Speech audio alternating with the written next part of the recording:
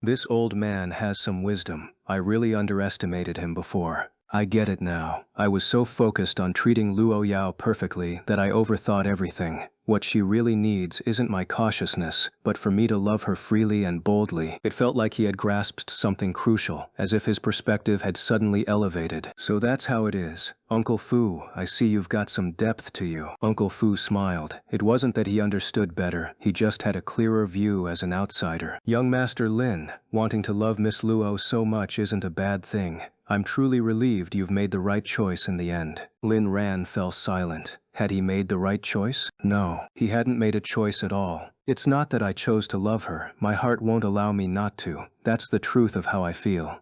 I love being close to Yao Yao. I adore every part of her. I love how she loves me, and I love how it feels to love her. Only by loving her can I be happy.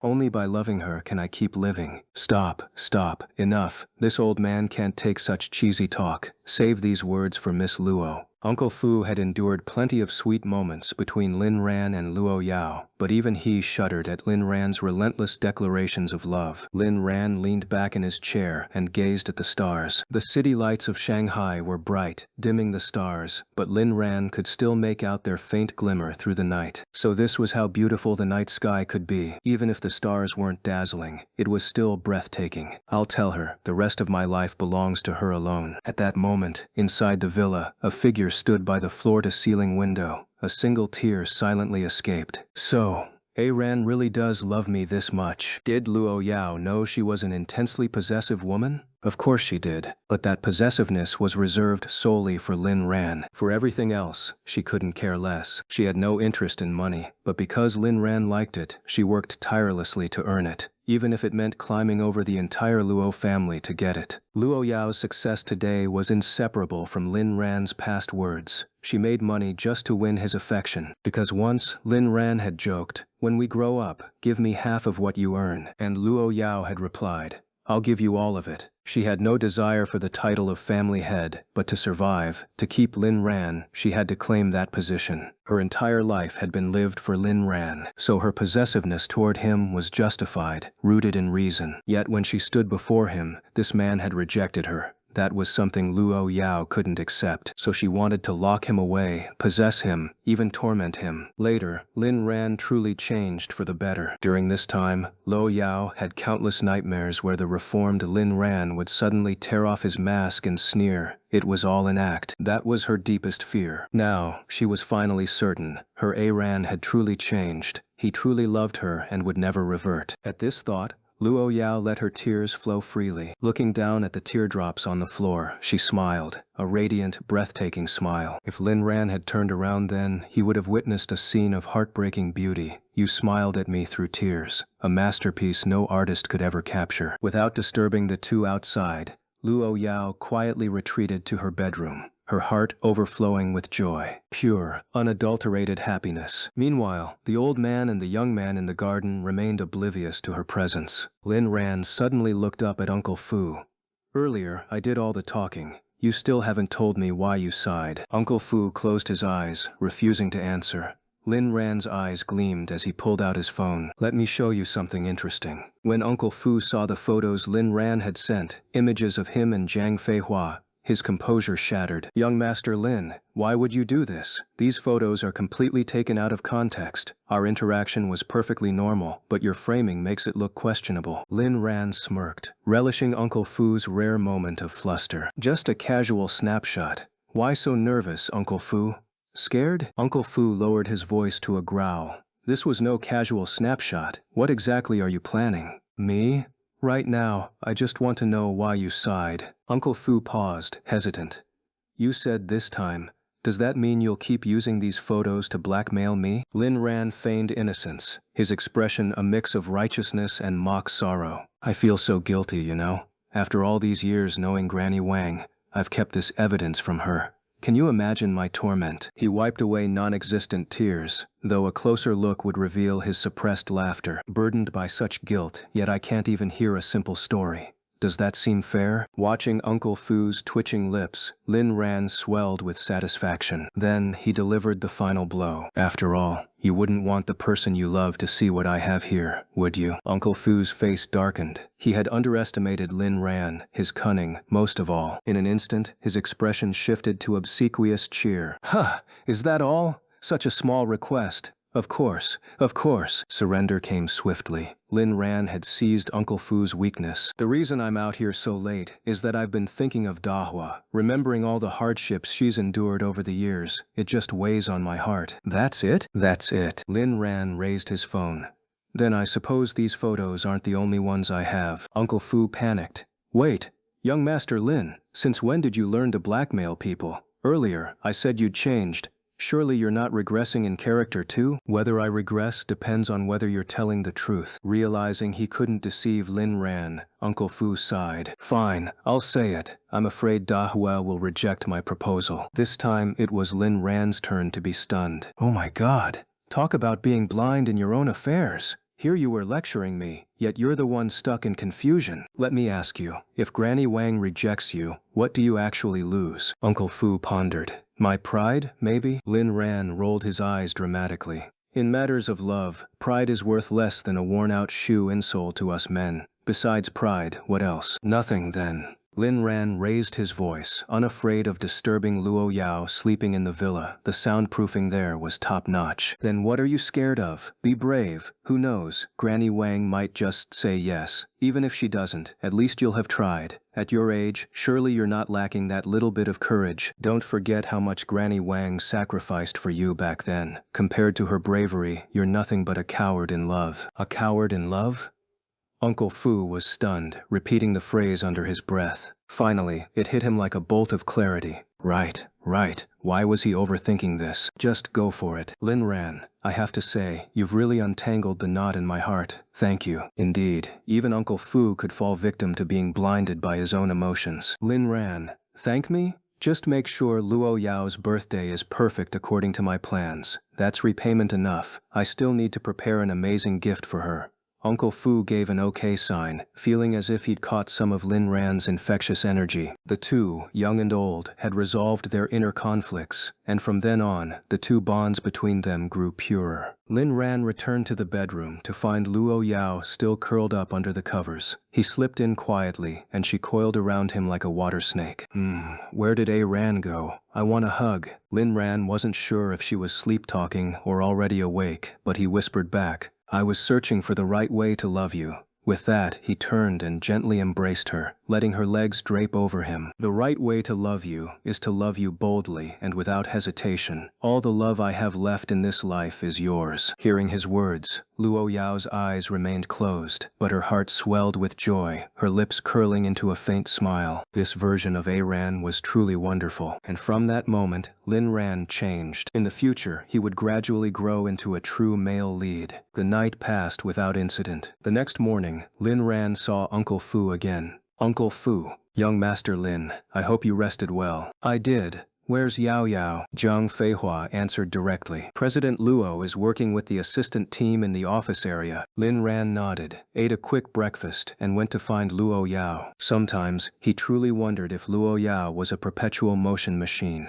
never stopping, never slowing down. But he knew why. Her goal had always been to crush every enemy and then retire with him. Lin Ran couldn't wait for that day to come. In their past life, Luo Yao had already achieved it, only for him to foolishly throw it away. Led by Zhang Feihua, Lin Ran and Uncle Fu arrived at the office area, Villa Nomin 8 of the estate. Though called a villa, at first glance, it was clearly a modern workspace. When Lin Ran entered, all the assistants lowered their heads, though inwardly they were delighted. Young Master Lin was here to flaunt his affection again. "Go on, flaunt away." He tiptoed behind Luo Yao and playfully covered her eyes. "Does Aran like playing games?" Lin Ran let go, feeling a bit deflated. "Boring. You didn't even try to guess. In this world, no one but Aran would dare joke with me like this." Hearing that, Lin Ran's mood instantly brightened. What did that prove? That he was the most special person in her world. What an honor. Just then, Lu Meng reported the day's schedule. President Luo, today we're inspecting the group's branch office. Also, we've just received an invitation. The Shanghai Business Association is hosting a banquet at the Li family's estate at 5 p.m. They've invited you, and they already know you're here. Luo Yao's itinerary was always confidential. Even the Shanghai branch and the Beijing headquarters hadn't known she'd arrived the day before. She had planned a surprise inspection and to remove a certain woman from the picture. But if the business association knew, it meant her plans had leaked. Still, Luo Yao had expected this. If her movements went unnoticed, she'd have wondered if the world had glitched. She nodded, then looked at Lin Ran. "Hey Ran, are you coming with me today, or staying here to rest?" "Of course I'm coming with you. Otherwise, in this unfamiliar place I'd be scared." Liu Meng. "Young Master Lin, could you not?" "Good. I'll wrap things up, and we'll head out soon." Lin Ran glanced at one of the busy assistants and froze, eyes widening. Looking around, he broke into a cold sweat. Their work went far beyond typical assistant duties. Some were typing at blistering speeds. Even Lin Ran, no expert, could tell. This was hacking. Luo Yao's assistant team was terrifyingly capable. If you could imagine it, they could do it. "Hey Ran, let's go." After quickly finishing her tasks, Luo Yao walked over to him. Truthfully, she wanted him by her side. The estate had too many maids, and they were all quite pretty. What if an accident happened? She couldn't risk her home being stolen. Even if Lin Ran could resist, she'd still feel uneasy. But replacing them with men?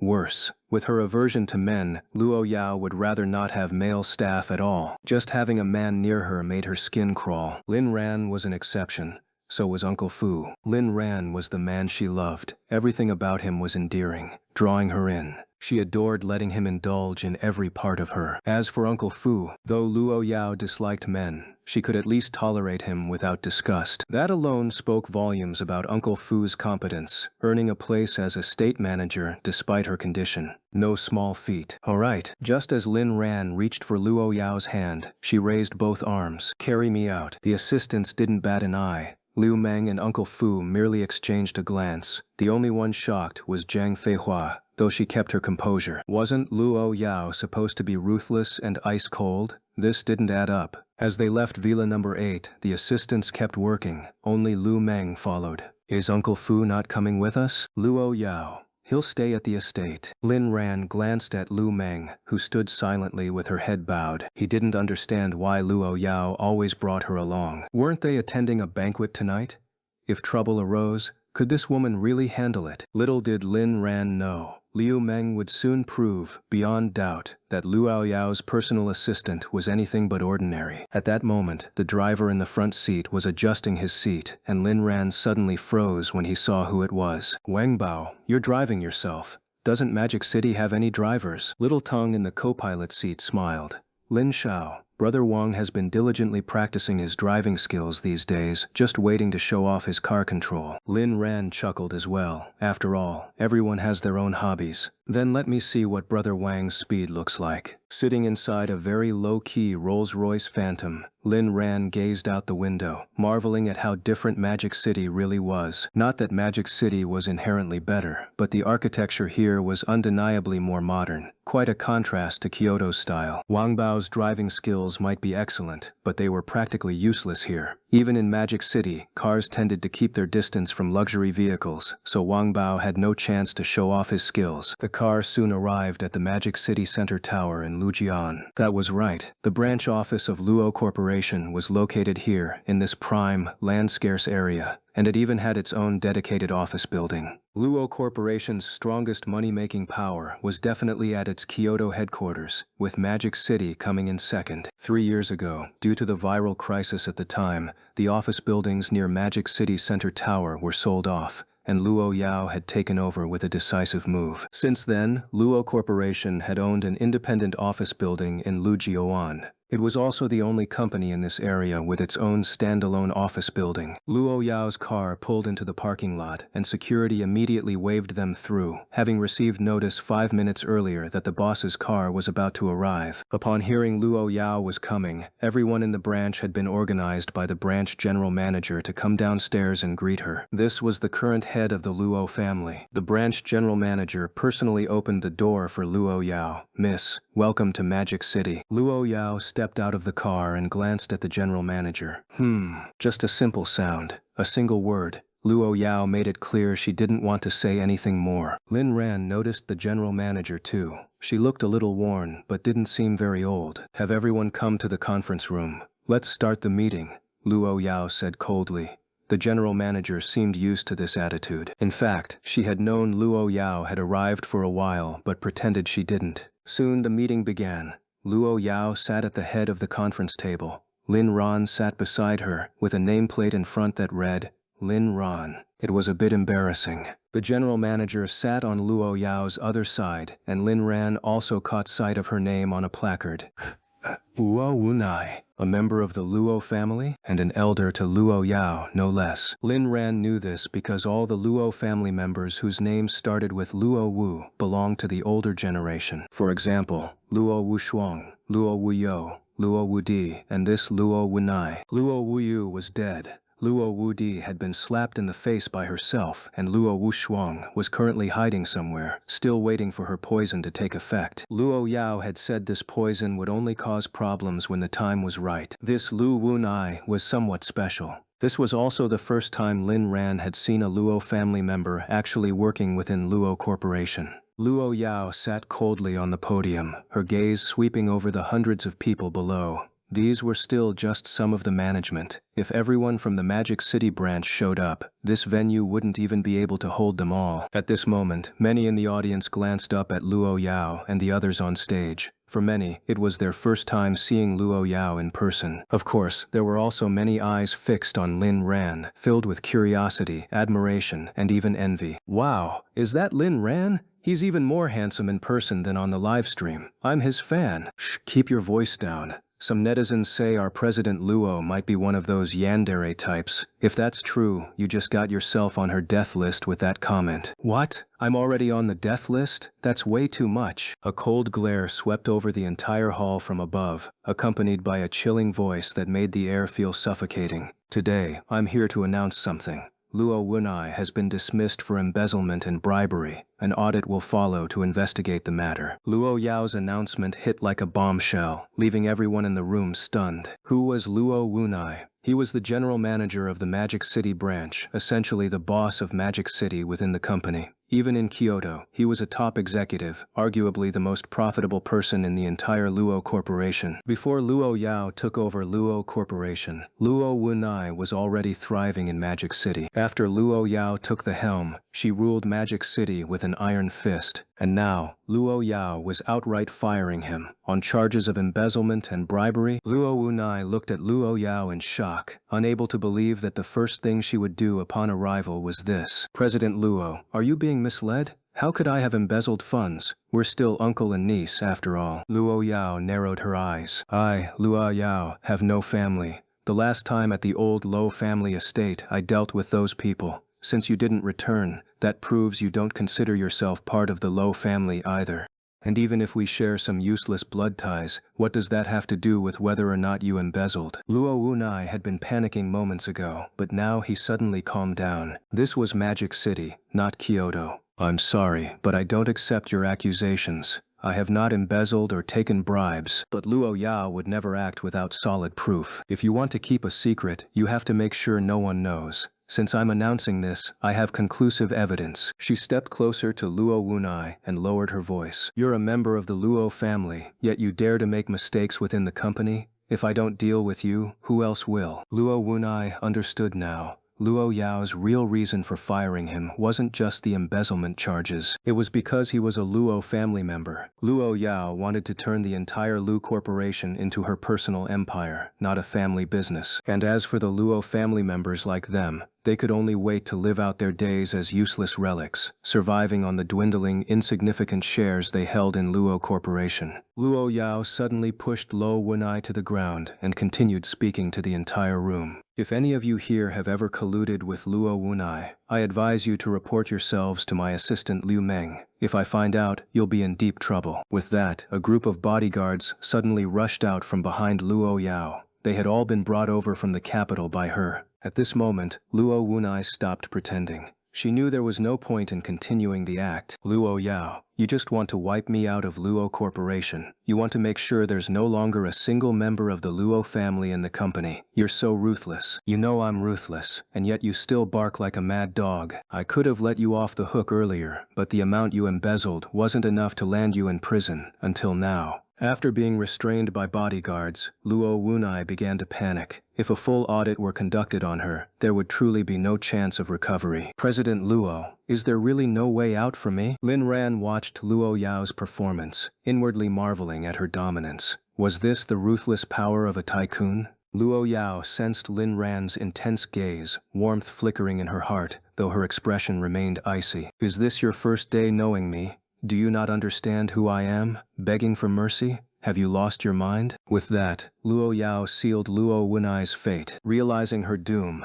Luo Wunai refused to go down without a fight. Luo Yao, do you think this is your turf in the capital? This is Shanghai. My security isn't just for show. Security? Where are they? Get these people out of here. And Luo Yao, she's trying to destroy everything. If I'm ousted today, every one of you could be next tomorrow. The room fell silent. Everyone lowered their heads. They had heard rumors of Luo Yao's mercilessness, but today they witnessed it firsthand. More formidable than the legends, some muttered. As for Luo Wunai, she was just a branch manager under Luo Yao, hardly worth risking their careers for. The true authority in Luo Corporation had always been Luo Yao alone. And embezzlement?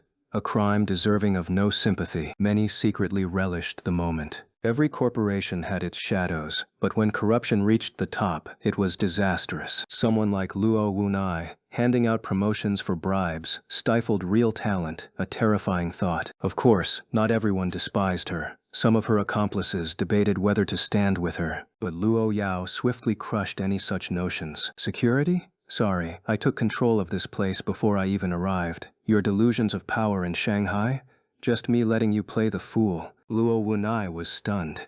How had Luo Yao infiltrated her domain without her noticing? She'd been so careful. Liu Meng, contact Shu Kai. Time to clean up. Right away, President Luo. Liu Meng shot Luo Wunai a scornful look. Embezzling billions in a single year? She'd signed her own death warrant. Luo Wunai shrieked. Luo Yao, you heartless monster. You'll never know love. Even your own aunt. You'd send her to prison? You're just a blur shot forward.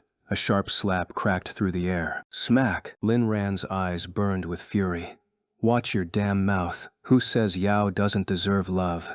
Am I invisible? I missed hitting you at the family estate last time. Consider this a make-up. He'd already been furious about the embezzlement. Those were Luo Yao's funds, which meant his funds too. But insulting his wife? Unforgivable. If he didn't slap her senseless, his surname might as well be Two Trees. Lin Ran realized something. Openly loving Luo Yao, standing up for her, it felt good. You puppet, how dare you hit me? Do you know who I am? I'm her aunt. I'll tear you apart. Her flailing claws never reached him, the bodyguards ensuring she stayed just inches short. Lin Ran smirked. Oh, you want to fight? Bold move. Smack. Another slap. Sometimes he wondered if he was the reincarnation of the slap god. With all that screeching, I thought the zoo left its gates open. Look at you, pathetic and powerless. Dazed from the force, Luo Wunai whimpered. I devoted myself to the Luo family, and this is how an outsider treats me? Lin Ran scoffed. Playing the victim now? Fine. Let me ask, what's your dream? He feared no one, except, perhaps, Luo Yao herself. His boldness came from standing beside her. For every admirer Luo Yao had, there was a hater waiting in the shadows. If they ever came for her, he'd be ready. Why hold back? Oh wait, I know. Your dream was to embezzle 100 million, right? Luo Yao rose, linking arms with Lin Ran, her gaze icy. Wrong, Iran. She took billions in a year. Lin Ran blinked. How much? Even he hadn't expected a branch manager to steal that much. The room gasped. Luo Yao turned back to Lo Wunai. What did you call Iran just now? An outsider? To me, he's everything. You're the outsider. Luo Wunai froze under Luo Yao's stare, the same one that had suffocated her years ago. Lin Ran added, she also called me your toy. Honestly, I'm proud to be your toy. You don't mind? Mind? I love it.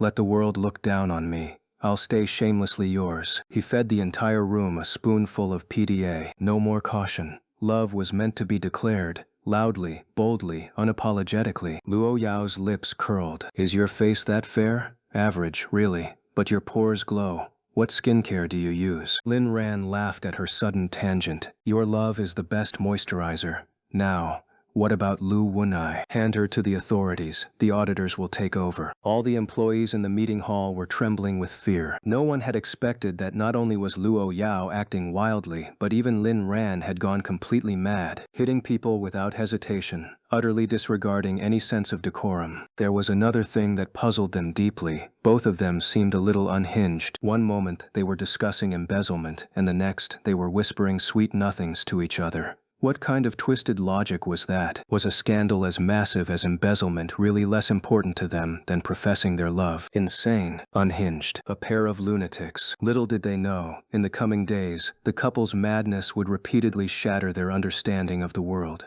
Luo Wunai was dragged away, her desperate screams ignored by everyone. No one stepped forward to save her. Luo Yao picked up the microphone and spoke again. There's nothing else to say. The general manager position will be filled by someone from headquarters. As for the rest of you, if you're involved, turn yourselves in to Assistant Lu Meng. Maybe I'll even give you a chance to reform. A chance? That was just empty talk to fool idiots. Only a fool would believe it. Also, Lin Ran is my husband and the co-owner of Luo Corporation. Everything I have is shared with him. This statement stands forever. If anyone dares to disrespect him or utter a single insult, don't blame me for making your life a living hell. Damn it. Just thinking about Lu Wunai calling Lin Ran a pretty boy or a plaything made Lu Yao's blood boil. She didn't mind the dynamic between them, but only she was allowed to think that way. No one else had the right to say it. Lin Ran was indeed her plaything, but he was a plaything she'd willingly die for. With that, Luo Yao slammed the microphone to the ground with a dramatic flourish and strode out with Lin Ran. This was her way of staking her claim. Let it be known, this man was hers. The speakers screeched with ear-splitting feedback, as if the entire hall might explode. But compared to the turmoil in the employees' minds, this explosion was nothing. Everyone stood frozen. What had Luo Yao just said? Everything she owned belonged to Lin Ran? Luo Corporation was a veritable money-making empire in China, the world's newest, top-ranking conglomerate, a position it would likely hold for a long time. For Luo Yao to willingly share such a colossal fortune with Lin Ran, just what kind of magic did he possess? I used to think Lin Ran was just Luo Yao's legally wedded husband. What's love got to do with the wealthy? But now, I can't help but envy him. I envy Luo Yao more. Did you see Lin Ran's face when Luo Wunai accused her of being love-starved? He looked ready to blow up the entire planet. Luo Wunai's downfall was her own greed. She was already filthy rich, yet she still embezzled? Now she's been wiped out by Luo Yao. Billions gone, enough to buy the lives of my ancestors for 18 generations. Those who colluded with Luo Wunai are screwed. Thank goodness I stayed clean.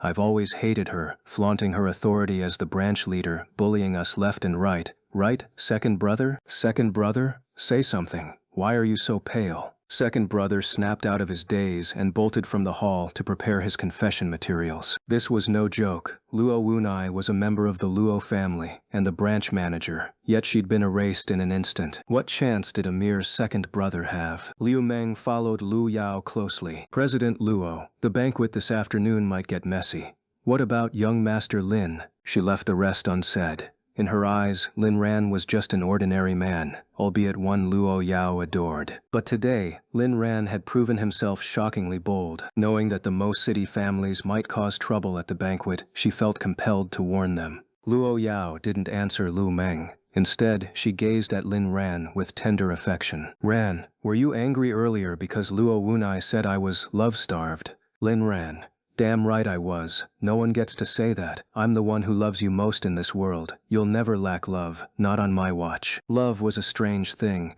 especially this kind of obsessive, all-consuming devotion. It was the kind of love only a yandere could embody. For ordinary people, lovers eventually became family. But for these two, they would remain lovers forever. Luo Yao realized she'd been smiling more lately, all because of Lin Ran. It's fine. I want Ran by my side. I'll make it clear to everyone. He's my beloved. Cross me if you dare, but if anyone messes with Ran, I'll show them true cruelty. Lin Ran.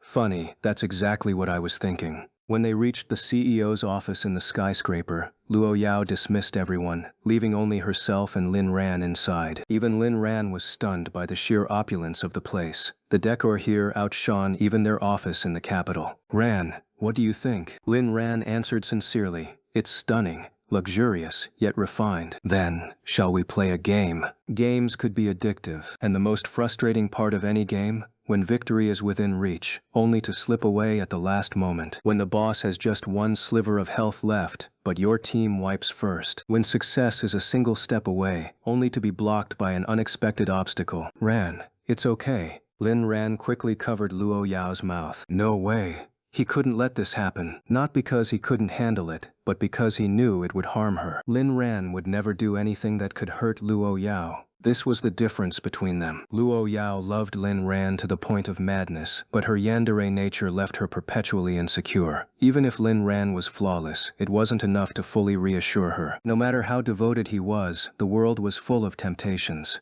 Just one glance at another woman, and Luo Yao would itch to eliminate her. Meanwhile, Lin Ran loved Luo Yao just as fiercely, but while she could hurt him, he could never bring himself to harm her. Physically or emotionally, he refused to cause her even the slightest pain. Even if it meant being torn apart, he wouldn't complain. This was his debt to her, and his greatest joy. A knock interrupted them. Lin Ran gestured for Luo Yao to rest while he called out, "Come in." She wasn't feeling well. Better to let her conserve her energy. Lu Meng entered, followed by over 20 executives. Without waiting for explanations, Luo Yao issued her first order. "Tear this place apart and renovate it. I don't want to see a single trace of Luo Wunai left." "Understood." Why tear it down? Because Luo Yao had just discovered that someone had been using this place, and for a long time at that. There was no need to guess. It had to be that woman, Luo Wunai. How dare she use Luo Yao's private office? She was asking for death. At this moment, the executives of the Shanghai branch were trembling in fear, not daring to utter a word. Their fates were entirely in Luo Yao's hands. President Luo. These were all self-reported. Lin Ran thought to himself, "Damn, there are this many? Investigate all the funds thoroughly. Make them spit out every cent they swallowed, then have them sign the statement and get out." The reason Luo Yao was letting them off wasn't out of kindness. She just didn't want unnecessary trouble. She wouldn't be staying in Shanghai for long. Soon she'd likely return to the capital. Did they really expect her to announce, "I'm sending every one of you to prison," and then have these people pester her team endlessly? For now, she'd throw them a smokescreen, letting them think they were spared. Once she returned to the capital, her legal team would pay each of them a visit, one by one. That was Luo Yao's way of doing things. Ruthless? Absolutely. But never reckless. "Thank you, President Luo." The executives were regretful about losing their high-paying jobs, but more than anything, they felt relieved. Luo Yao hadn't wiped them out completely. She'd left them a way out, allowing them to continue shining at other companies. Who said Luo Yao showed no mercy to her enemies? She was practically a saint. "Ran, what should we have for lunch? Should we go back to the estate or?" Lin Ran replied, "Let's just eat in the cafeteria." "All right." Why the cafeteria? Because it was the perfect place to flaunt their relationship. Lin Ran had noticed something. Luo Yao loved marking her territory in front of others, as if declaring, "This man is mine." Since that was the case, he might as well indulge her willingly. After all, it was something he'd always wanted to do too. In the capital, everyone in the Luo family knew who he was. In Shanghai, it had to be the same. When they arrived at the company cafeteria, it was packed with various food stalls, all serving delicious dishes. Surrounded by bodyguards, Lin Ran and Luo Yao actually queued up like everyone else. The other employees were stunned. The big boss was eating here? Most executives wouldn't even glance at the cafeteria. Their meals were specially delivered. Yet here was Luo Yao, the head of the country's top financial conglomerate, dining in the cafeteria like a regular employee. And she was even waiting in line? How down-to-earth could she get? "President Luo, young Master Lin, would you like to go first?" Luo Yao remained silent, but Lin Ran waved his hand. "No need. Here, there's no hierarchy. We're all just here to eat. No need to be nervous." Damn, what a classy President Luo. What a classy young Master Lin. "Yao, go sit over there and rest. Tell me what you want and I'll get it for you. I'll feed you once it's ready." Feed President Luo? The employee who had offered to let them cut in had been about to gush praise for Lin Ran's humility until those words left his mouth. He froze on the spot, thinking about his own boyfriend, who did nothing but play games, and then looking at Lin Ran. Tears welled up in the employee's eyes. Ugh, just kill me now. Luo Yao's expression was icy toward everyone, especially that employee who dared speak to Lin Ran. But the moment she heard Lin Ran's words, she instantly transformed into a gentle, doting wife. No, I'll stay here with you. Lin Ran thought for a moment. Fine, then wait here. What do you want to eat? Whatever you're having. Well, that answered nothing. Lin Ran knew Luo Yao had little interest in food. Her appetite was practically non-existent. But he still wanted her to experience different flavors, so he picked a few dishes based on his own preferences, local Shanghai delicacies that looked appetizing. The bodyguards carried the trays to their table, and Lin Ran, as usual, began feeding her. Luo Yao took a delicate bite of the crab roe soup dumpling. Look at them. Young Master Lin and President Luo are so in love. He's even feeding her. What's the big deal? If my husband were as rich as President Luo, I'd serve him on my knees. Ugh, the stench of romance is suffocating. Why can't my boyfriend be like young Master Lin? I'd love to talk to them up close. President Luo is my idol, but those bodyguards would never let me near. By the time you get close, you'd already be on their hit list. Hearing the hushed whispers around them, Luo Yao's lips curled slightly. She took another bite of the soup dumpling, then frowned, but said nothing. Just as she was about to continue, Lin Ran pulled the chopsticks back. Not good? I heard this is a famous local dish. Let me try. He'd caught her subtle reaction. At over 100 yuan per dumpling, even Lin Ran had been shocked by the price. The stall owner had insisted it was on the house, but Lin Ran wasn't the type to take advantage. He'd paid anyway. For that price, it shouldn't just be edible, it should be delicious. Then he took a bite and immediately regretted it. The overwhelming fishiness made him question his life choices. No wonder the auntie had insisted on extra vinegar. It was to mask this horrid taste. Lin Ran barely stopped himself from spitting it out. What the hell is this? Disgusting. He didn't understand it, but he'd respect it. Regional cuisine varied, after all. Even in the capital, there were plenty of terrible dishes. The bigger the city, the faster it became a culinary wasteland. Luo Yao found Lin Ran's pained expression adorable. Not good? It's fine. I'll eat anything you feed me. Lin Ran thought. That frown earlier said otherwise. Right. Sure. Then he remembered something Uncle Fu once said. That's because it's you feeding her, young Master Lin. And I'm not exaggerating. If you handed her a spoonful of poison, she'd swallow it without hesitation. Lin Ran shook his head with a wry smile. There's other stuff here. Let's try those. After sampling a few more dishes, none of which suited his palate, he finally settled on the wonton soup, which was decent. So he made sure Luo Yao ate her fill first, then had some wontons himself. As for the rest, well, Lu Meng and the others could have them. After lunch, Lin Ran and Luo Yao returned to the office. The regional manager had already arranged a new one for them. President Luo, young Master Lin. This office may not be as luxurious as the chairman's suite, but the key point is, Luo Wunai has never set foot here. That single sentence struck a chord with Luo Yao. Even Lu Meng looked impressed by the regional manager's insight. What's your name? Luo Yao asked. President Luo. I'm Qi Chengwei. That's a great name, Lu Meng praised sincerely. To become a regional manager at such a young age, impressive. You flatter me, Assistant Lu. I'm just scraping by under President Luo's leadership, Qi Chengwei replied humbly. Scraping by? Interesting.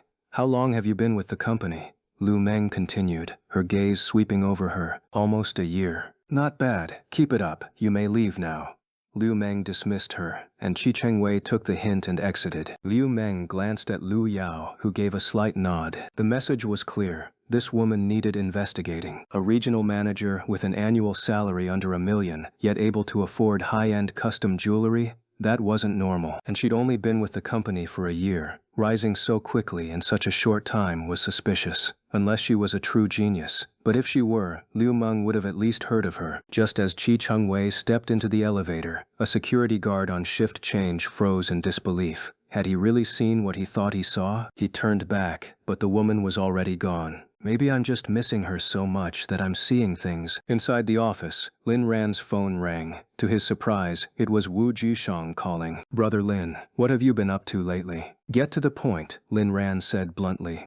Nothing gets past you. It's about Chen Qingtian. She wanted to invite you and your wife to visit Grandma Su when you have time. The old lady misses you both. Lin Ran fell silent. He realized he'd been neglecting the Chen family. After all, Su Jianguo had helped him resolve that PR crisis, though he could have handled it himself if needed. Got it, I'm in Shanghai right now, but I'll visit later. Damn, what are you doing in Shanghai? Lin Ran thought to himself. Nothing much, especially with his wife's relatives around. Just came with my wife. I'll hang up now, we'll talk when I'm back. Alright, stay safe, Brother Lin. Don't forget, there's a whole crew waiting for you to pay their salaries. Lin Ran hung up with a dark expression. It felt like waking up every day owing a crowd their wages, like a novelist staring down a daily word count. When the time came, Lu Meng came to hurry them along, like an editor demanding updates, or worse, a debt collector. President Luo, we can leave in 10 minutes. What mode of transportation? Luo Yao glanced at Lin Ran and thought for a moment. The car. A Ran gets airsick. Understood. Lin Ran was deeply touched by Luo Yao's attention to such details. Are we attending a banquet? Exactly. I'll show you the difference between Shanghai's demons and Beijing's monsters. Lin Ran. What's the difference? They're the same at their core, all bloodsuckers. Lin Ran looked awkward. Damn, sounds like we're no better. Luo Yao. Of course we're different. If someone crosses me, I'll turn them into a bloody mess, not just drink their blood. Well, that's worse. You're even more ruthless. The two finally left Luo Corporation and boarded a Rolls-Royce, spacious and comfortable. They set off for the Li family's private estate in the suburbs, where the evening's banquet would be held. The guest list was packed with heavyweight figures from the business world. To put it bluntly, someone of Lin Tianba's former stature would only qualify to serve tea here. Attendees included not only Shanghai's elite, but also prominent figures from other regions. After all, receiving an invitation from the Li family of Shanghai was an honor in itself. The most distinguished guests included representatives from the Wang family, the Lu family, and Samsung Group's decision-maker, Park Bo-gi. Why wasn't Luo Yao considered important? Because she wasn't a guest, she was a mad woman. When Luo Yao's car arrived, security stopped them. Invitation, please. Liu Meng, seated near the window, handed it over.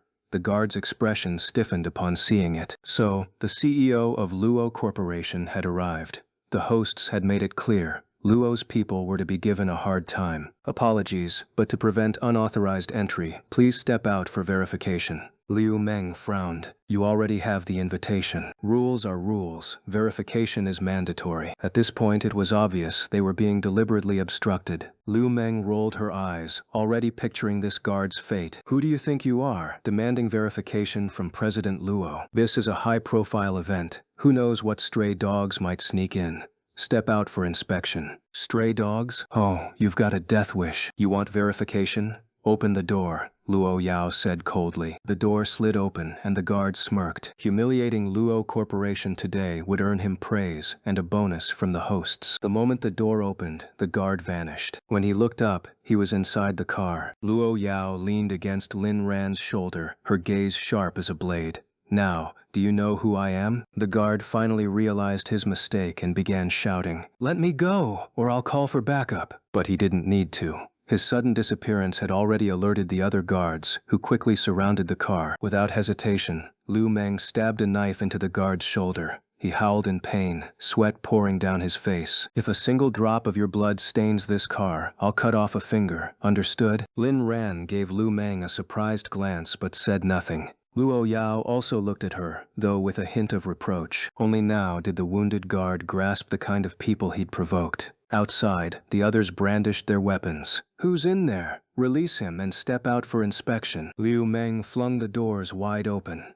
Lu Yao and Lin Ren sat in the plush rear seats, hidden from view. Inspection? You're not worthy. President Luo is entering now. Block the car if you've got a death wish. Wang Bao, drive. She didn't even bother closing the doors, letting the others see their comrade's fate. Wang Bao's eyes gleamed with excitement. All those hours of practice were finally paying off. Vroom. The Rolls-Royce let out a deafening roar and sped off in a puff of smoke. scaring the security guards so much that they all scattered in a hurry. Seeing the people outside making way, Wang Bao sneered disdainfully. Earning a few thousand a month, what's the point of risking your life? At this moment, the security guard lying at the back regretted it so much. It turned out that he was the only one risking his life for nothing. Liu Meng said, "Your blood is dripping." The security guard replied, In the banquet hall of the manor, the host was about to give a speech. "Where are the people from Luo Corporation? Why haven't they arrived yet? Maybe there's a traffic jam on the road. These young people just have no sense of time." The current head of the Li family is Li Chifen, a man in his 50s. He is dressed in a rather archaic style, similar to what you'd see in a martial arts movie. In his own understanding, it's a very steady way of dressing, but it makes him stand out like a sore thumb in this modern era. Surprisingly, this kind of silly style of dressing even received a round of praise from those around him. "Master Li, that Luo Yao girl is just a nouveau riche. Let's not wait for her, shall we?" The head of the Lu family didn't come today. Instead, it was the second young master of the Lu family, Lu Lutong. He brought his 2 sons and a daughter with him. Although he's called the second young master, this guy is already in his 50s. When Lu Lutong looked at Li Chifen, there was not only politeness, but also jealousy in his eyes. He envied Li Chifen for becoming the family head in his 50s, while he, Lu Lutong, was still vying for the inheritance rights in the Lu family at the same age. The Lu family has a large number of descendants. Lu Lutong has as many as 8 brothers. It's truly a case of 9 sons competing for the throne. Moreover, the most likely candidate to become the next family head is not him, but his 9th brother. Adding to his frustration, his father, although in his 80s, is still in good health and shows no sign of stepping down. This makes Lu Lutong extremely anxious. Right, Wang Datong? Wang Dakong, the eldest young master of the Wang family, looked disdainful. His female companion was a beautiful internet celebrity streamer, conforming to the standard popular aesthetic. At this moment, Wang Dakong said mockingly, "Today, I'm just here on behalf of my father to take a look. I won't make any comments." Lu Lutong was very dissatisfied with Wang Datong's words. In the past, the Wang family was quite powerful in Shanghai, but in recent years it has declined. If it weren't for its good foundation and the strong network of connections that the old master of the Wang family has built over the years, the Wang family would have been kicked out of the top 3 families long ago. However, Lu Lutong still envied Wang Datong very much. Why? Because regardless of the size of the Wang family, he is the first in line to inherit. The reason is simple. He is the only son. At this time, Park Bo-gi, the person in charge of Samsung, said seriously, "Guys, let's start quickly. A woman like Luo Yao, who has no manners and is extremely vicious, is not qualified to talk to us." Li Qifeng naturally knew that Luo Yao must have been stopped. His goal was to give her a warning. The last time Luo Yao attended such a gathering, she was just a cold-looking nobody. Unexpectedly, in just a few years, that girl who once broke someone's bones because they touched her had become the first tycoon. Such a transformation makes all the established families extremely envious. "Master, something bad happened. Luo." A security guard heard the report about Luo Yao's situation from the walkie-talkie and was about to relay it to the master when he was suddenly interrupted by a huge noise. Vroom. The roar of the engine stunned everyone. How could there be the sound of a car here? This is the private banquet hall of the Li family manor. Bang! The high-end agarwood door was rammed open, and the Rolls-Royce rushed in blatantly, causing everyone to scream in panic. The car made a cool drifting maneuver and stopped right in front of the head of the Li family, only 1 centimeter away from him, which shows that Wang Bao's driving skills are really good. In fact, he practiced his driving skills hard after being blocked by 2 cars on the way to protect Lin Ran back to the manor in Beijing last time. When the Rolls-Royce rushed in, its emblem flew off and landed right on the head of the Li family head. Li Chifen pretended to be calm, but a bead of cold sweat on his forehead was clearly visible. But he couldn't show too much anger because of his pretense. Dressed in ancient-style clothes and with the Rolls-Royce emblem on his head, he pretended to be calm and shouted, "Who is in the car, daring to act so recklessly in my Li family manor?" The car door opened, and a blood-covered security guard was thrown out. "Sorry, the car went out of control. I'll have someone compensate you for the losses here, old dog." Old dog? Through the open car door, Li Chifen looked at Luo Yao sitting inside. This is the so-called first-class tycoon lady. He was so angry that he almost exploded on the spot. He is the current head of the Li family. The Li family is only slightly weaker than the Lu family in Shanghai. Even the head of the Lu family wouldn't dare to talk to him like this. Now, Luo Yao actually called him an old dog. Yellow-haired girl, what did you call me? When their Li family was dominating the business world, the Luo family was just an ordinary second-rate family. Unexpectedly, in just a few years, that girl has turned the family into a top-notch financial group, even surpassing them. Any established family would be extremely jealous of such a transformation. Looking at the security guard on the ground, covering his finger and moaning in pain, Li Qifen's face turned very ugly. Calling you an old dog is already giving you face. After all, it's not your choice to be a dog, right? Li Qifen couldn't take it anymore. He had never been insulted like this in his life. Just then, Lu Lutong interrupted.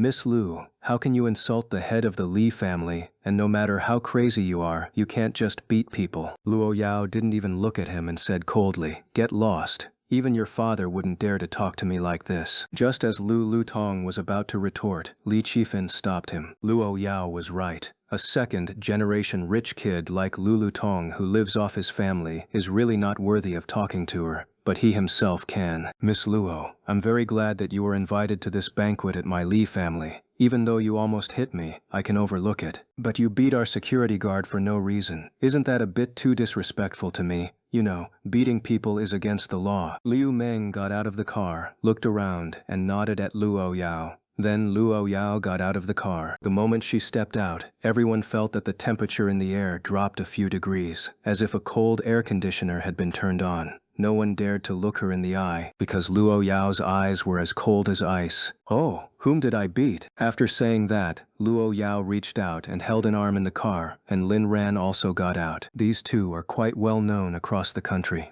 Even among these wealthy families, people have heard of them. Some have even watched Lin Ran's live streams and really like his personality. There are even fans of the short dramas produced by Nuanyao Media. So, even among the wealthy families, Lin Ran has his fans. A Ran! This old dog is being so shameless and falsely accusing me of beating someone. You know I'm not that violent, right? Even Li Qifen was momentarily taken aback by Luo Yao's gaze. Compared to their last meeting years ago, she now carried an even more chilling aura. But he was the Li family head, a man who had seized his position by overthrowing his own father. He wasn't one to be easily intimidated. Are you seriously denying that you attacked this security guard? Luo Yao hooked her arm around Lin Ran's, not even sparing a glance at the guard on the ground. Instead, she looked at Lin Ran beside her and asked, "Hey Ran, did I hit anyone?" Lin Ran smiled and shook his head, nudging the guard with his foot. "Did we lay a finger on you?" The guard immediately trembled like a leaf in the wind. No, I ran into your car by accident. I cut off my own fingers to apologize, and the wound on my shoulder was my own fault too.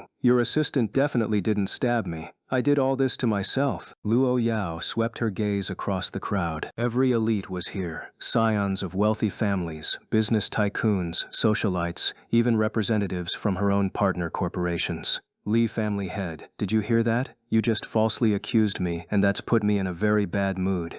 Now, you'd better apologize, or I might just have someone blow up your estate. Arrogant brat, you've got quite the mouth on you. Lin Ran immediately stepped in front of Luo Yao. My wife's breath is fresh as a daisy. Meanwhile, you're out here wearing a Rolls-Royce on your head like some wannabe tycoon. Li Qifen's headpiece, reference the white-browed Eagle King from Heaven's Sword and Dragon Saber, resembled a Rolls-Royce emblem. While many had managed to keep straight faces at Li Qifen's appearance, Lin Ran's remark nearly broke them. They stifled their laughter, finding him utterly hilarious. And truth be told, Li Qifen did look ridiculous. His preference for traditional robes clashed absurdly with the ultra-modern accessory on his head. The whole ensemble was undeniably comical. Li Qifen felt personally insulted, but he couldn't just kick Luo Yao out. After all, Luo Corporation was a key player in tonight's banquet. If the main attraction left, who would be left to witness the humiliation he had planned? Humph.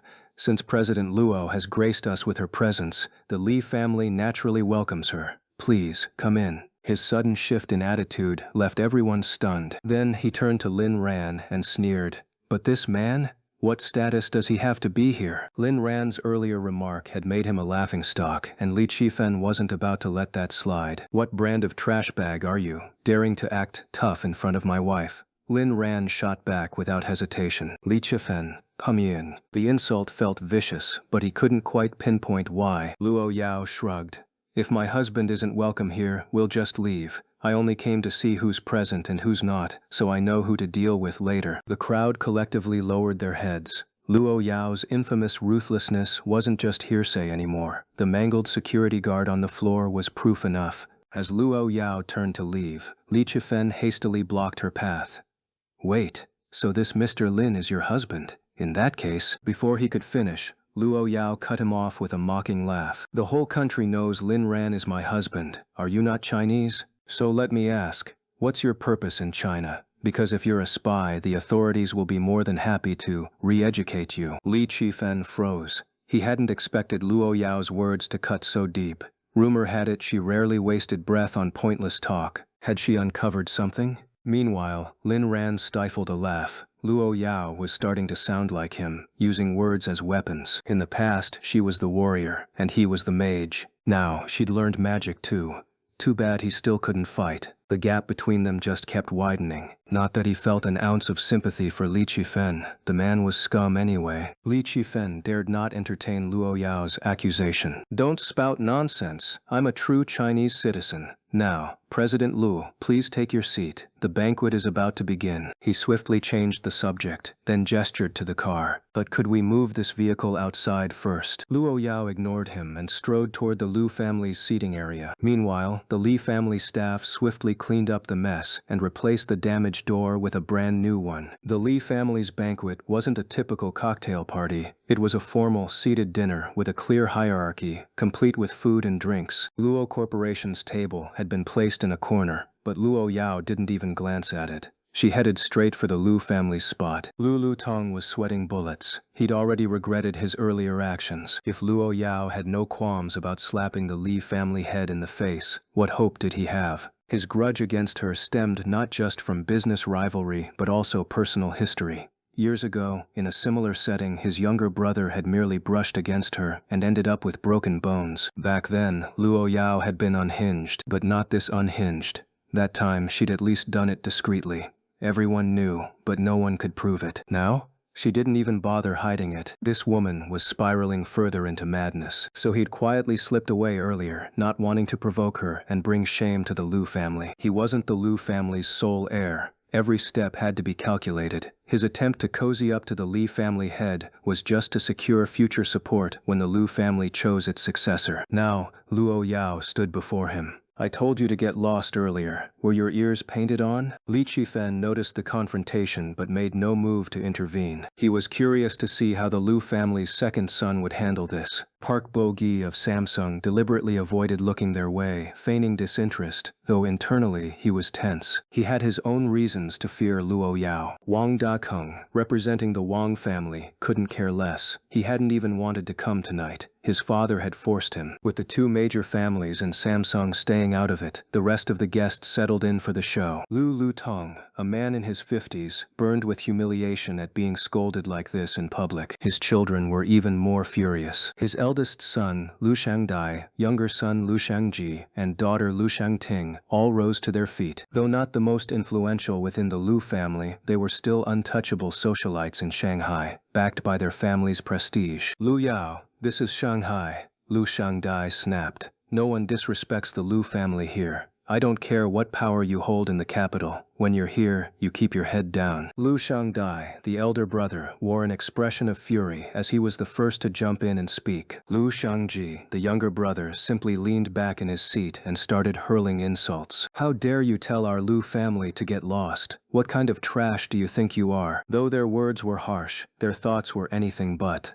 The moment they laid eyes on Luo Yao, they were stunned. What kind of celestial beauty was this? She could outshine anyone, anywhere. Both brothers instantly fell for Luo Yao. But as the young masters of the Lu family, they couldn't afford to lose their arrogant demeanor, so they put on their usual playboy act, their true nature. Luo Yao narrowed her eyes. She had seen that look in the eyes of countless men before. It was one of the reasons she had grown to despise men, their gazes. Not just Luo Yao, even Lin Ran's eyes emitted a dangerous glint. He, too, could tell there was something unsettling about the way these two were looking at Luo Yao. Luo Yao remained silent, but Lu Meng gestured politely. Everyone was baffled. "This young lady hasn't performed yet. Once she's done, our President Luo will take action." otherwise it'd be quite rude. Lu Shangting glanced boldly at Lin Ran. I may not like you people much, but I'm a fan of Lin Ran. If you let your husband spend a night with me, maybe I'll consider putting in a good word for you. Liu Meng froze on the spot. She never expected the most reckless member of the Lu family to be this seemingly harmless girl. This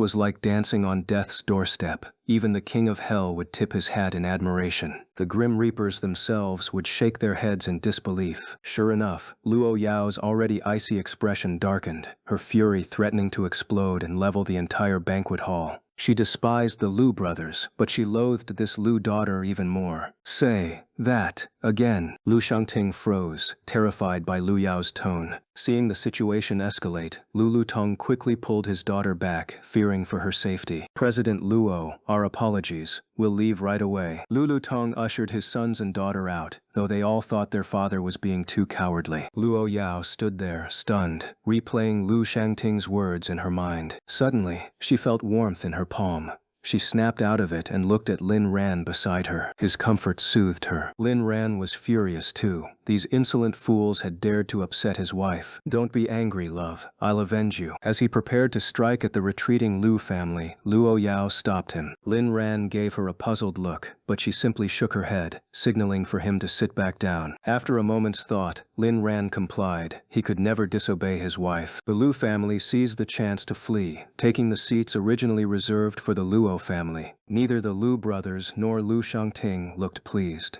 In Mo City, they were always the ones humiliating others. This was the first time they'd been publicly shamed. Liu Meng picked up the Lu family's nameplate, threw it to the ground, and stomped on it. Everyone saw it, including Li Qifen, but opinions were divided. Most thought, Lu Lutong is too spineless, embarrassing the Lu family. Luo Yao is terrifying. She scared the Lu family off, so domineering. Li Qifen, however, saw it differently. Lu Lutong wasn't entirely useless. At least he had the sense to know that escalating the conflict would only bring them misery. To swallow his pride and retreat in front of so many elites took some courage, knowing when to bend. Interesting.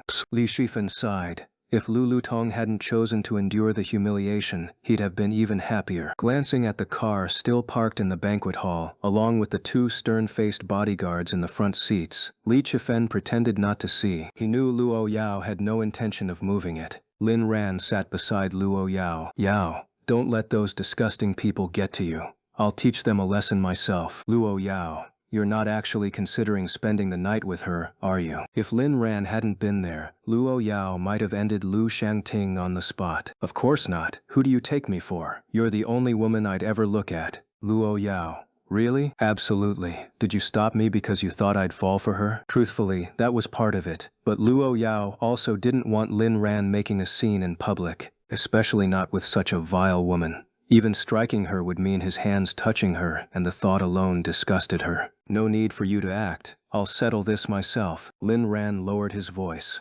Yao, you're not the type to wait for revenge. Even against the Lu family, he didn't think Luo Yao would hold back. Who said I'm waiting? Lin Ran.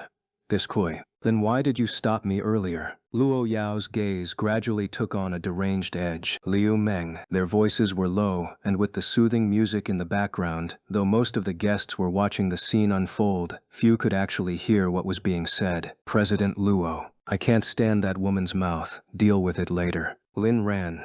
Caliph, send Liu Meng. Well, considering Liu Meng's performance in the car earlier, she was more than capable. Liu Meng. Understood. Some people just never learn. If they didn't stir trouble, they wouldn't end up dead. The banquet officially began, with the head of the Li family, Li Qifen, taking the stage to deliver his speech. Everyone. Tonight's banquet is hosted by our Li family. First, I'd like to express my gratitude for your esteemed presence, which has brought immense honor to our humble home. The crowd inwardly scoffed. Humble home, my ass. What a load of pretentious crap. Of course, as many of you are aware, the three major families of Modu have partnered with Korea's top conglomerate. We are confident that this collaboration will not only reclaim our share in the Chinese market, but also secure the upcoming bidding project. At this point, Li Qifen glanced at Luo Yao, only to find her completely ignoring his speech, instead flirting playfully with Lin Ran. Damn it. Was she deliberately disrespecting him? Certain projects in our Chinese market have been monopolized by unscrupulous enterprises, pushing long-established families like ours to the brink. Naturally, we won't stand for this, which is why we formed this alliance. And now, these very same unscrupulous individuals are attempting to take the largest project, the Sci-Tech City bid.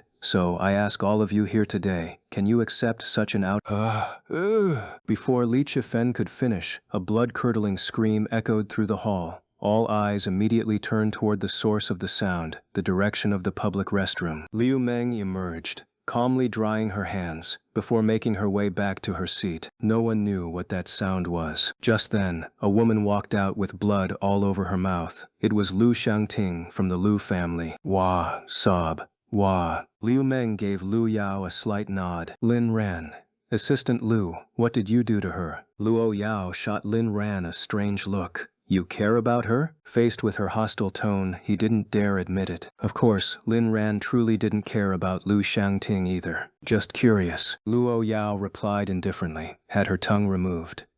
Lin Ran stared at Lu Meng in disbelief, and Lu Meng lowered her head. What shocked Lin Ran was that after knowing Lu Meng for so long, he never realized she was such a ruthless figure. Yet today, Lu Meng completely overturned his perception of her. Earlier in the car, her knife strike had been swift and decisive, even carrying a hint of Luo Yao's style. Now, she had silently turned someone into a mute. I've underestimated Assistant Lu. Liu Meng bowed her head even lower, unwilling to meet Lin Ran's gaze. You flatter me, young Master Lin. Why didn't she dare look at him? Because she was afraid Luo Yao might misunderstand. As Luo Yao's personal assistant, few understood her better than Lu Meng did. Lin Ran. But I want to know, what do we do now? Luo Yao smirked, looking at him.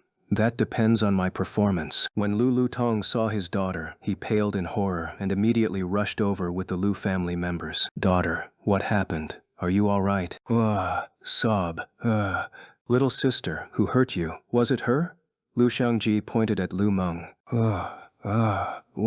Lu Shangdai frowned at his sister and pushed her hand aside. Instantly, everyone's eyes widened. Lu Shangting's mouth was gushing blood. Her tongue? It's gone? In an instant, all eyes turned toward Luo Yao, while Liu Meng sat there calmly with a gentle expression. Most of the onlookers felt chills down their spines, their faces filled with shock. Why are you all looking at me? Don't make baseless accusations. I didn't do it. Everyone had seen Lu Meng come out of there. If it wasn't her, then who? Lu Lutong, heartbroken, ordered someone to take his daughter to the hospital, but Lu Shangdai stopped them to question her. Little sister, do you know who did this? Lu Shangting was in so much pain she nearly passed out, but she still shook her head violently. She truly didn't know. She had been in the restroom when suddenly the door was kicked open. Before she could see anything, someone grabbed her hair, covered her eyes, and then a cold sensation in her mouth turned into unbearable agony. Unable to bear his daughter's suffering any longer, Lu Lutong finally snapped. After sending her away, he roared at Luo Yao. President Luo,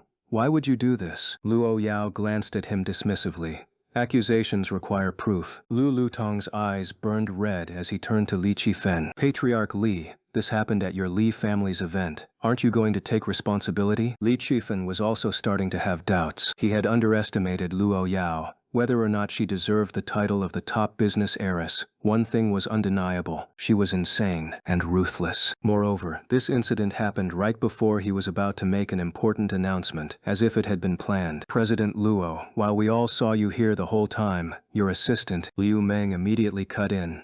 Patriarch Li, evidence is required. I'm just a weak woman. How could I do such a thing? Or do you have proof? The Li family couldn't provide any evidence, and even if they could, they wouldn't dare. At high-profile events like this, recording was strictly prohibited. All cameras had been covered beforehand. Even if they hadn't been, there were no cameras inside the restroom, only outside. But today, even the outside cameras had been covered. There was no footage of whether anyone else had entered the restroom besides Lu Meng and Lu Shangting. Liu Meng had taken advantage of this to act boldly. Luo Corporation's goal was to humiliate them openly.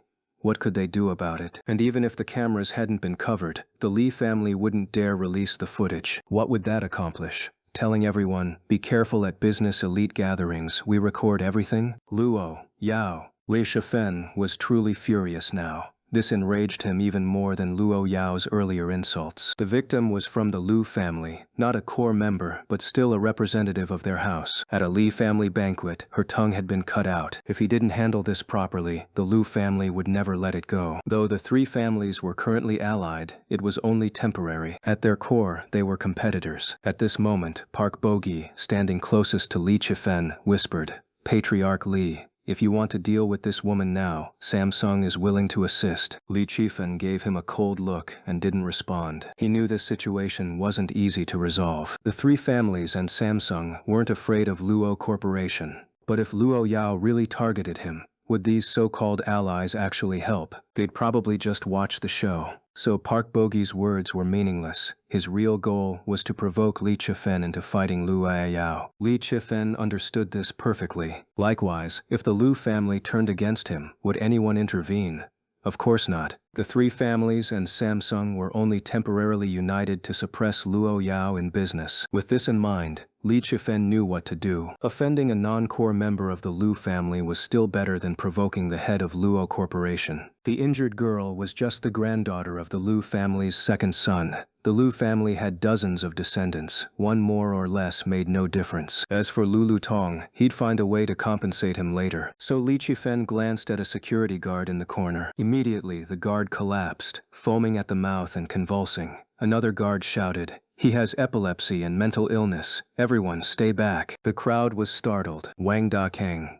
Damn, the Li family's wild, hiring anyone. At that moment, the man on the ground stopped convulsing, knelt, and began wailing. "My name is Guo Bei. I'm sick, I have a mental disorder. I think I cut someone's tongue out during an episode. I'm guilty, please arrest me." Then he collapsed again, twitching violently. Everyone fell silent. No one had expected that the Li family would have a madwoman in their midst. Some narrowed their eyes, seeing right through the little charade. Among them was Lulu Tong. Having survived the ruthless succession battle among the Lu family's 9 heirs, he was no fool. He instantly grasped the underlying scheme. "Patriarch Li, what exactly do you mean by this?" Li Chifen cut him off abruptly. "So this is how it is. My apologies, I jumped to conclusions without verifying the facts. Brother Lu, rest assured, since this is the Li family's mistake, I'll give you a satisfactory resolution. After the meeting concludes, I'll personally offer my apologies." Li Chifen's words were carefully measured. Addressing Lulu Tong as Brother Lu was a deliberate show of respect, especially coming from the current patriarch of the Li family. He then admitted fault, acknowledging the Li family's responsibility and willingness to accept consequences. Most crucially, his promise to personally apologize hinted at substantial concessions. Lulu Tong paused only briefly before nodding. "If that's the case, I'll have to honor Patriarch Li's request. We'll discuss this further afterward." Internally, Lulu Tong felt somewhat appeased. Among noble families, could affection ever outweigh profit? Though he pitied his daughter, $2F her death could secure his claim as family patriarch. He wouldn't hesitate to push her into the grave himself. Lu Shangdai and Lu Shangji exchanged silent glances. They couldn't comprehend their father's cold calculus but dared not oppose him. Instead, they shot venomous looks at Luo Yao. By now, their former admiration for her had curdled into hatred. Given the chance, they'd make her suffer. Meanwhile, Lin Ran's eyes gleamed with menace. These two were now marked men. Daring to covet his woman?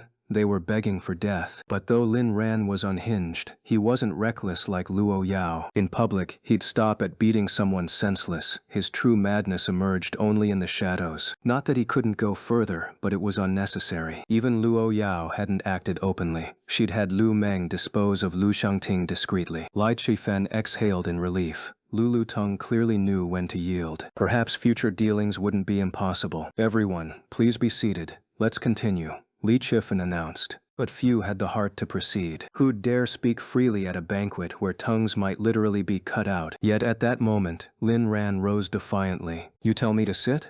Watch this." He jabbed a finger at Lu Shangdai and his brother. "What the hell are you staring at? Need your eyes gouged out?" Luo Yao blinked her lovely eyes, admiring Lin Ran's growing audacity. He thrilled her more by the day. The Lu family seethed at being challenged by this pretty-faced nobody. But with Luo Yao backing him, they could only swallow their rage. Li Chifen's brow furrowed. Could this farce even continue? "Mr. Lin, I must insist you sit down. You're making this exceedingly difficult. Lin Ran had realized Luo Yao's true purpose. She'd never come for diplomacy, only chaos. So he flipped the table with a crash. Difficult? Then don't bother. Plates shattered. At least only one course had been served, minimizing the waste. Li Qifen finally snapped. Guards. Luo Yao's eyes remained closed, her voice glacial. Old dog, I'd advise against moving. I know why you invited me today, to collude with the three families and Samsung against my Luo Corporation. You think I fear you? Her eyes snapped open, radiating a bone-chilling aura. Imagine if the Wang and Lu families learned your true colors. Would they still partner with a man who'd sell anything, even allies, for profit? The room froze. Every attendee gaped. Li Qifen barely stifled a gasp.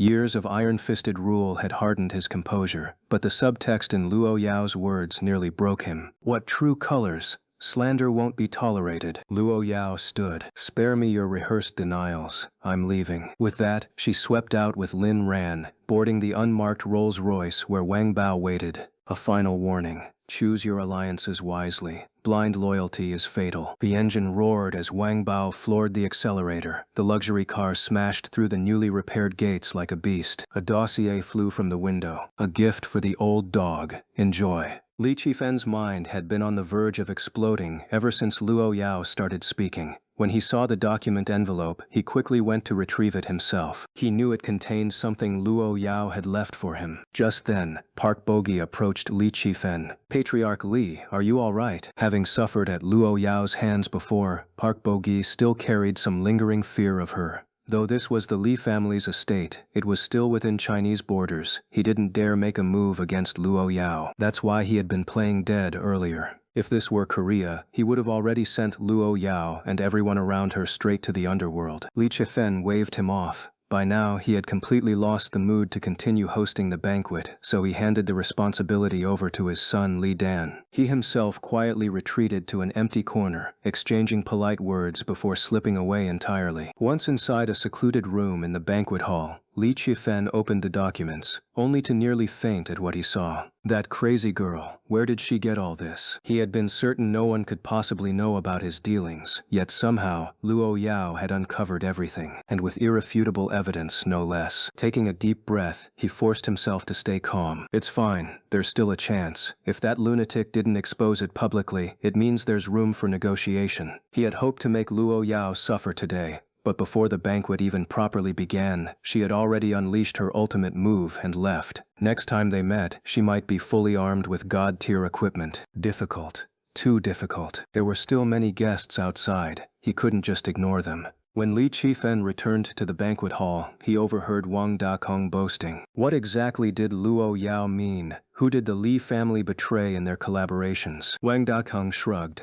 Who knows? After all, you can know a person's face but not their heart. When the price is right, anything can be sold. Even betraying one's country isn't unheard of. Wang Dakong shrugged with an air of indifference. Young Master Wang, your family's situation isn't looking too good these days. I heard your father is planning to list 2 more plazas for sale. Wang Datin scoffed. The Wang family isn't like the Li family. We may sell properties, shares, or land, but we'd never betray our country or our partners. Li Qifen happened to step out just in time to hear Wang Dateng's remark, and his face instantly darkened. Seems like it's time to have a word with old Wang and tell his son to keep his mouth shut in public. Meanwhile, Luo Yao and the others had already left the estate. This time, not a single person dared to block their car at the gate. Everyone scrambled to the sides, obediently letting them pass. Some people just need a good beating to face reality, Lu Meng mused. Luo Yao rested with her eyes closed. Some people still won't get it even after a beating. If violence alone could make people see the truth, there wouldn't be so many delusional fools in the world. Today's events left Lin Ran inexplicably exhilarated. Was going out with Luo Yao always this thrilling? Yesterday in Shanghai, they'd flipped a dining table. During the day, they'd completely reshuffled the corporate branch. And tonight, they'd crashed the Li family's banquet, only to stroll out unscathed. The only casualty was the Rolls-Royce hood ornament, still embedded in Li Qiufen's forehead. Hearing Lu Meng and Lu Yao's reflections, Lin Ran couldn't help but add his own. Some people, they need to die once before they understand. He was talking about himself. He wouldn't have learned to love properly without that death. Liu Meng and Lu Yao both turned to stare at Lin Ran. puzzled by his words. Realizing his slip, Lin Ran quickly corrected himself. What I mean is, those who can't see reality won't learn how to behave unless they're forced to face death. He was still projecting. Lu Meng and Luo Yao kept staring silently. I meant they're asking for it. Oh right, young Master Lin makes a good point. That, at least, Liu Meng understood. By the time they returned to the estate, it was past 8 in the evening. Lu Meng had already arranged for dinner to be prepared. After all, Lin Ran had flipped the table at the Li family's place, leaving everyone hungry. Jiang Feihua, ever the attentive host, escorted them to the dining room. The moment they saw the table, both nodded in approval. Noticing their reactions, Jiang Feihua sighed in relief. The meal she'd treated Uncle Fu to yesterday hadn't been in vain. The masters were clearly satisfied. This time, the servants brought out the dishes. Lin Ran had intended to sit across from Luo Yao, but she surprised him by settling onto his lap instead. Feed me, Aran. Turning her head slightly, Luo Yao's gaze made Lin Ran's heart swell with sweetness. The imported ingredients tasted just as exquisite as before. The servants, already bracing for another round of affection overload, yesterday's display had been more than enough, were still caught off guard by Lin Ran's boldness. Some even flushed red. Young Miss and young Master Lin are really unrestrained. Others thought, all right, you're really treating us like we're not even here. Can I sneak a peek? Why does something so embarrassing look so sweet when they do it? Probably because of their looks. Both of them are drop-dead gorgeous. Young Miss is almost done eating, and so am I. Even Jiang Feihua kept her head down, overwhelmed by the sheer audacity of their public displays. But at least they approved of her table arrangement. A sly glint flickered in her eyes. She bit back her words just in time. Uncle Fu had warned her, never interrupt when young Miss and young Master Lin were dining. No dish explanations, no unnecessary chatter. The kitchen had prepared an excessive spread, so much that even Lin Ran found it wasteful. The table was too small, forcing dishes to be served in batches. Back in Beijing, Uncle Fu would never allow such extravagance. We may be rich, but we don't waste. Next time, fewer dishes will do. No need for this much. Understood, young Master Lin. Finally, Jiang Feihua found an opening to speak. Young Miss, young Master Lin, how did you find tonight's dishes? The professional manager was polished, courteous, and refined. Yet Lin Ran couldn't bring himself to like her. After his rebirth, Lin Ran had gained one crucial ability. His instincts were rarely wrong. Something about Jiang Feihua was off. Of course, he trusted Luo Yao already knew. Uncle Fu's presence here confirmed it. He was supposed to be guarding the Beijing estate. Food just needs to be fresh and nutritious. We're not food critics, and my wife only has one requirement. Jiang Feihua's eyes lit up. This was valuable intel.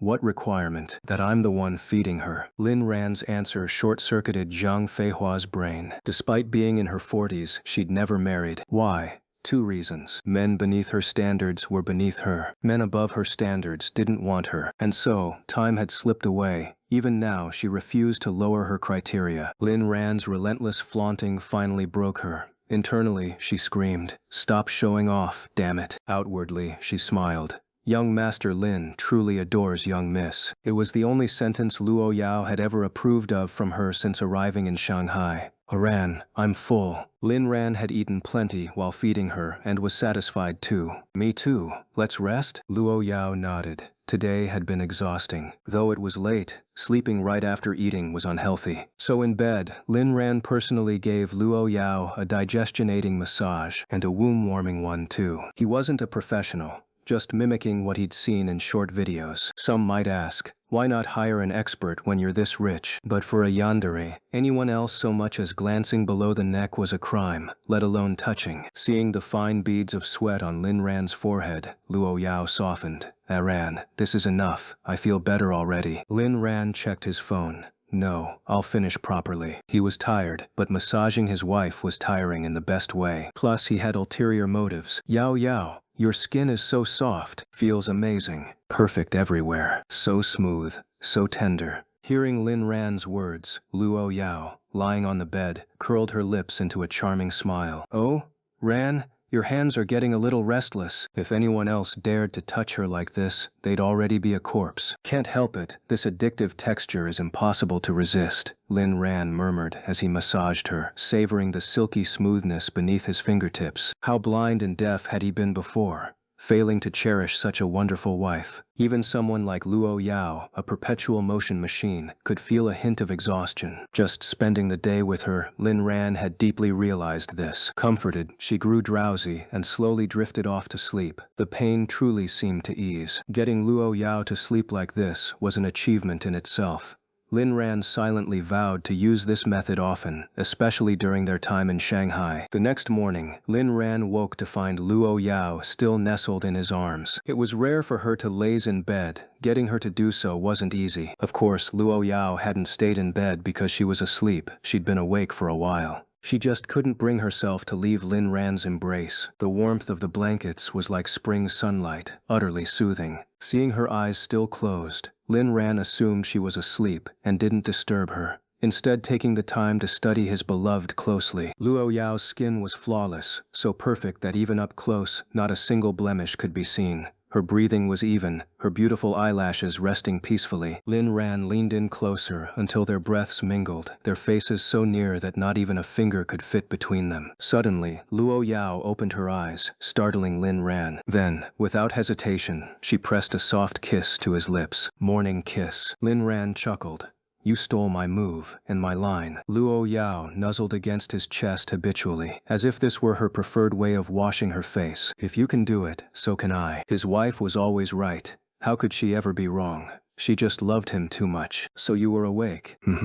Yeah. Once she'd had her fill of snuggling, Luo Yao stretched out her arms, and Lin Ran effortlessly lifted her up. For the first time, Luo Yao realized how blissful it felt to linger in bed. They didn't know how other couples behaved, but if love were a crime, they'd surely be sentenced to a lifetime of solitude. This kind of love existed only in fantasies and sci-fi movies, yet they'd somehow achieved it. During breakfast, Liu Meng arrived. Luo Yao had an extra meal prepared for her, much to the envy of the others. What an honor it was to dine with the mistress of the house. In truth, Luo Yao just wanted to squeeze every minute out of Liu Meng afterward, making up for the time lost to her lazy morning. Eat in silence, sleep without words. That might be others' rule, but Luo Yao had never followed such formalities. In fact, if not for Lin Ran feeding her, she'd eat incredibly fast due to her aversion to food, a habit ingrained since childhood. When you grew up fighting for every bite, speed became second nature. In that dark place, you grabbed whatever was edible, taste be damned. Her anorexia had crept in little by little from those days. Even after achieving success, food held no appeal. But lately, Lin Ran had been spoiling her palate. Thanks to his efforts, Luo Yao was starting to see food differently. At the very least, it was something that made Lin Ran dote on her,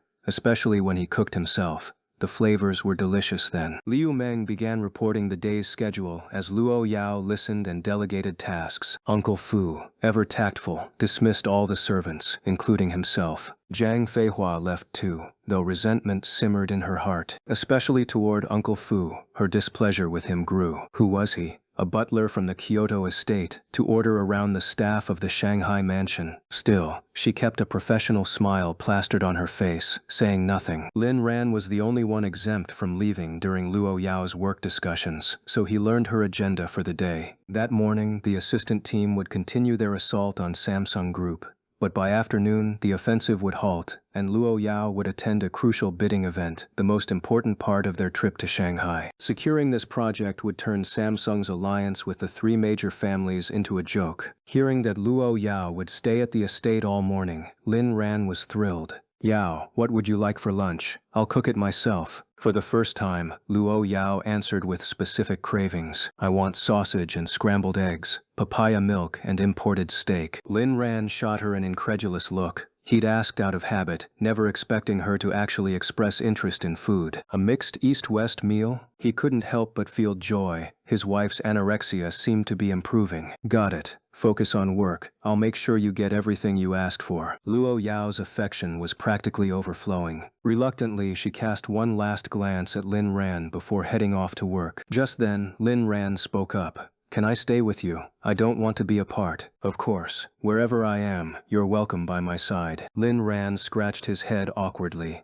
Actually, sitting works fine too. He accompanied her to the office, and though Luo Yao didn't say it aloud, her heart swelled with happiness. Throughout her work, Lin Ran stayed by her side, massaging her shoulders, rubbing her legs, and feeding her snacks during brief breaks. Liu Meng, having worked with Luo Yao for so long, could barely take it. She grumbled inwardly, "No way I'm suffering this sweetness alone." So, she opened the door between the assistant team and the office, force-feeding them another hefty dose of affection. When the time came, Lin Ran returned to the villa and embraced his role as a house husband. Since Luo Yao had actually requested a meal, he had to put extra care into it. The Shanghai staff had never seen Lin Ran cook, only in live stream replays. As for the taste, rumor had it the entire production crew had collapsed afterward. But watching his movements now, he seemed quite skilled. Even the professional chefs were impressed, not because he could cook, but because a man of his wealth still did it himself. One could only wonder if he handled his own bathroom trips too. "Master Lin, you're quite the expert." Lin Ran could cook, but there was still some gap compared to professional chefs. Even so, he still received praise from the chefs. It wasn't flattery, they genuinely thought Lin Ran was quite skilled. Lin Ran himself felt a little embarrassed. Here were actual professional chefs assisting him, an amateur. "It's all right. My wife just likes it when I cook for her myself. Oh, by the way, could you prepare that papaya for me? I'll blend it myself later." By the time Lin Ran finished all the dishes Luo Yao had requested, Luo Yao had just returned to the villa. The moment she saw Lin Ran, she suddenly felt a pang of guilt. She had ordered so much. Ran must be exhausted, but Lin Ran wasn't overthinking it anymore. After his realization the night before, he had let go. Why bother overcomplicating things? He would just love Luo Yao boldly and freely, the way she liked it. "Dinner's ready, honey. Wait for me at the dining table. I'll be right there." Luo Yao obediently sat upright at the dining table. When Lin Ran arrived, he immediately lit the candles on the table. "It's not even nighttime. Why light candles?" Lin Ran smirked. "Who says candlelight is only for dinner? Every meal with you can have it, whenever we want." Then he called out to the air, "Smart home system, close all the lights and curtains for me." "Understood, master." After staying here for the past couple of days, Lin Ran had gotten the hang of the smart home features. Now, he felt the staff here were somewhat redundant. They barely did anything, just stood around, yet received hefty monthly salaries. This kind of job was practically a worker's paradise. Before meeting Luo Yao, back when he hadn't fallen out with the Lin family, Lin Ran had often wished for such a cushy job with high pay. Who would have thought that after meeting Luo Yao, he'd become the one providing such jobs and salaries? This kind of reversal wasn't just unimaginable, he wouldn't have dared dream of it. The curtains automatically closed, the lights dimmed, leaving only the flickering candlelight on the table, casting dancing shadows on their faces. If a painter were here, it would have been another masterpiece. Of course, Uncle Fu thoughtfully captured the moment and sent the photo to Lin Ran. Zhang Feihua frowned, feeling Uncle Fu was being a bit impolite. But Lin Ran was thoroughly pleased with Uncle Fu's initiative and admired the photo closely. Lin Ran held up a piece of steak with chopsticks, feeding it to Luo Yao. She bit down on the chopsticks, her gaze never leaving Lin Ran's face. The flickering candlelight painted an ethereal glow across their features. Sun Yuo and Lin Ran in their minds. No illustration will be provided this time. Let the words above fuel your imagination. Lin Ran was stunned. You're actually this good at capturing moments?" Uncle Fu chuckled. "Young Master Lin, look how well I photographed you. Now compare it to the ones you took of me." Lin Ran nodded. "Next time, I'll make sure to take a better one of you." He immediately set the photo as his wallpaper. Luo Yao watched his actions quietly, warmth blooming in her heart. Lately, even Lu Meng had remarked that Lu Yao seemed less icy when she wasn't in one of her frenzied moods. All of this was because of Lin Ran. Of course, when she did lose her temper, she was still as terrifying as ever. After the candlelit lunch, the couple got into the car. Yesterday's Rolls-Royce had its hood ornament damaged, so today they simply switched to another one. Liu Meng was already handing Lo Yao documents on the tablet as soon as they got in. The bidding for Huasha's new Tech City project has drawn many competitors, but realistically, only 3 have the strength to win. Either Samsung and the 3 major families, the collective bid from the South China New Commerce Alliance, or, most likely, us. Luo Yao wasn't concerned about who would win. She only cared about their current funds and how solid their follow-up plans were. A few days ago, our large-scale fund transfer to the Shanghai branch already drew dissatisfaction from the big 4 banks. Only then did Luo Yao open her eyes. And what are they dissatisfied about?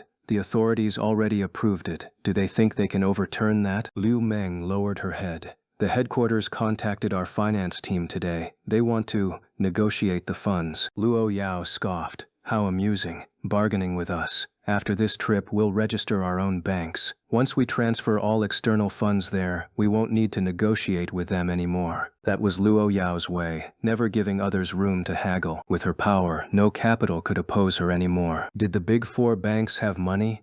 Of course, more than Luo Yao. But was that money theirs? No. It belonged to the state, yet some branch managers, drunk on their petty authority, dared to demand more benefits. Luo Yao would make sure they heard a firm no. Liu Meng frowned. But the authorities might not approve, right? Luo Yao arched a brow. They will. We can generate higher profits, increase tax revenue, and stimulate even greater economic growth. This bank will focus solely on commercial partnerships, with Lin Ran as the major shareholder. Lin Ran nearly choked on air beside her. Listening to this was already nerve-wracking. He had never pried into Luo Yao's true influence, though he'd always had a rough estimate. Turns out, he'd still underestimated her. She could strong-arm the banks? Even break away to establish her own? What kind of power was this? And not just some small bank. She was aiming to compete with state-owned enterprises. Most shockingly, he would be the bank's owner? This wasn't in the original storyline at all. Whatever, just end it. The world had officially become something Lin Ran couldn't comprehend. How about A Ran Bank? Lin Ran's face darkened. That's a bit too on the nose. People might think I'm showing off. Then Warm Yao Bank. I think that's more subtle, Luo Yao suggested. At this point, Lin Ran had given up trying to dissuade her. It was futile. The more lavish the gifts he accepted, the more at ease Luo Yao felt. That was just how their dynamic worked. After a pause, he nodded. That name works. It's direct. Shows how much I love you. Their conversation sent shockwaves through Liu Meng's mind, equivalent to a magnitude 12 earthquake. This wasn't just love. It was like cutting off your own flesh to feed your lover. Absurd. Staggering. Liu Meng almost wanted to cry. How she wished she could be as domineering as Luo Yao, overwhelming men with sheer wealth. Maybe this was the true meaning of making money. Aran, once we're at the Grand Hall later, if you see anyone you dislike, just tell me. I'll deal with them. Lin Ran gave her a strange look. Are you planning to stir up trouble? Who knows? If they don't provoke me, I won't stir up trouble. But if they dare to mess with me or bully you, I'm not someone to be trifled with either. Soon, the car arrived in front of a grand and imposing auditorium. Wang Bao presented his identification, and the vehicle, along with the security team, entered the parking lot. The people gathered here today weren't just the wealthy or influential. They were the true titans of the business world and high-ranking officials. Luo Yao and her group stepped out of the car and, guided by the ushers, walked into the auditorium, which was dignified yet simple in appearance, devoid of any slogans or banners. Once inside, the atmosphere transformed completely. The room was filled with business magnates, many of whom were familiar faces. Lin Ran had no worries about this bidding competition. In his previous life, Luo Yao had smoothly secured this project and successfully built the tech city. As for how the construction ultimately turned out,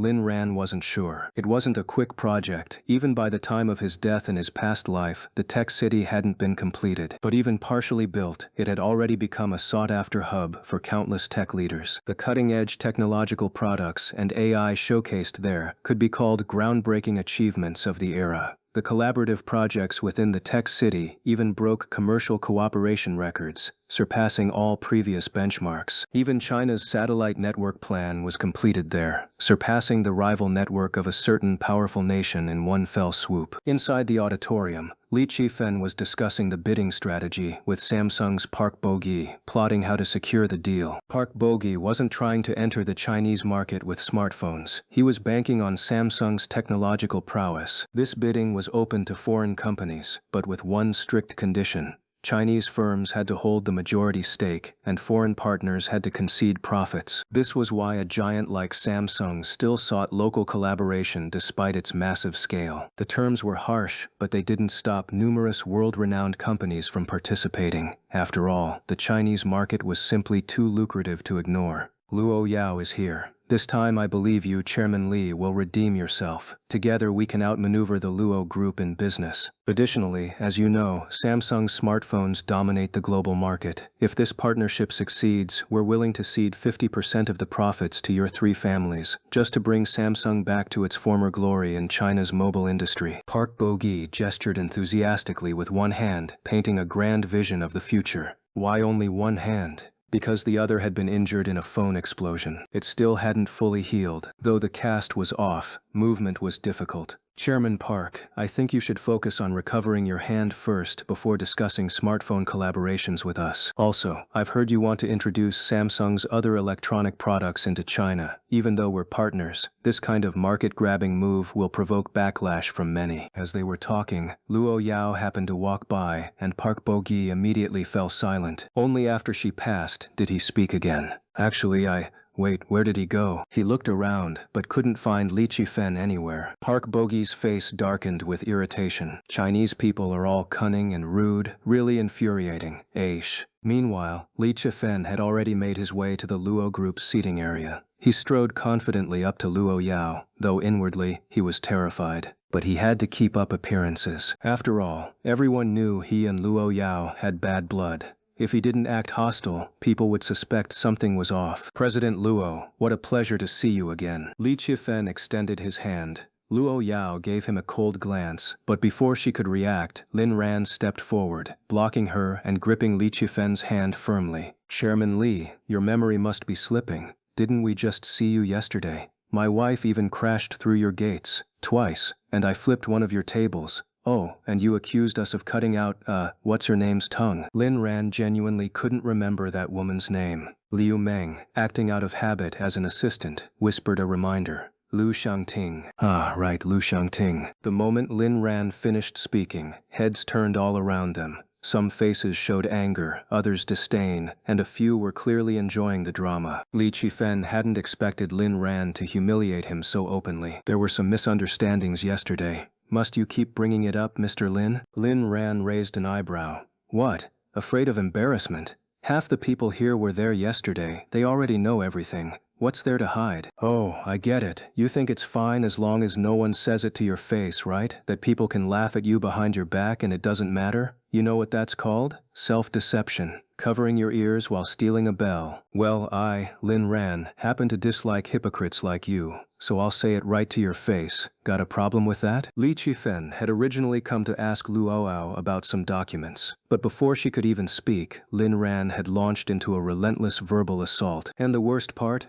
Li Qifen couldn't do a thing about it. Everyone could see how much Luo Yao doted on Lin Ran. He was practically her lifeline. Li Qifen had confirmed this yesterday. After the banquet, he'd immediately ordered an investigation into Lin Ran and Luo Yao's backgrounds. Though the information was scarce, two things became clear. First, never provoke Lin Ran. Cross Luo Yao, and she might just compete with you in business. But cross Lin Ran, and she'd come for your life. Second, Lin Ran and Luo Yao weren't faking it. This wasn't some business alliance or arranged marriage. The Lin family wasn't even worthy of an alliance with Luo Yao. From what little he'd gathered, it was obvious the two were deeply in love. Realizing this had shocked Li Qifen. A woman who'd killed her own parents and wiped out half her family's bloodline. How could she have such emotions? It was unbelievable. But this also meant Luo Yao had a weakness. This was the only reason Li Qifen hadn't panicked yet. He wouldn't touch Lin Ran unless absolutely necessary. After all, no one wanted to provoke a mad woman. Mr. Lin,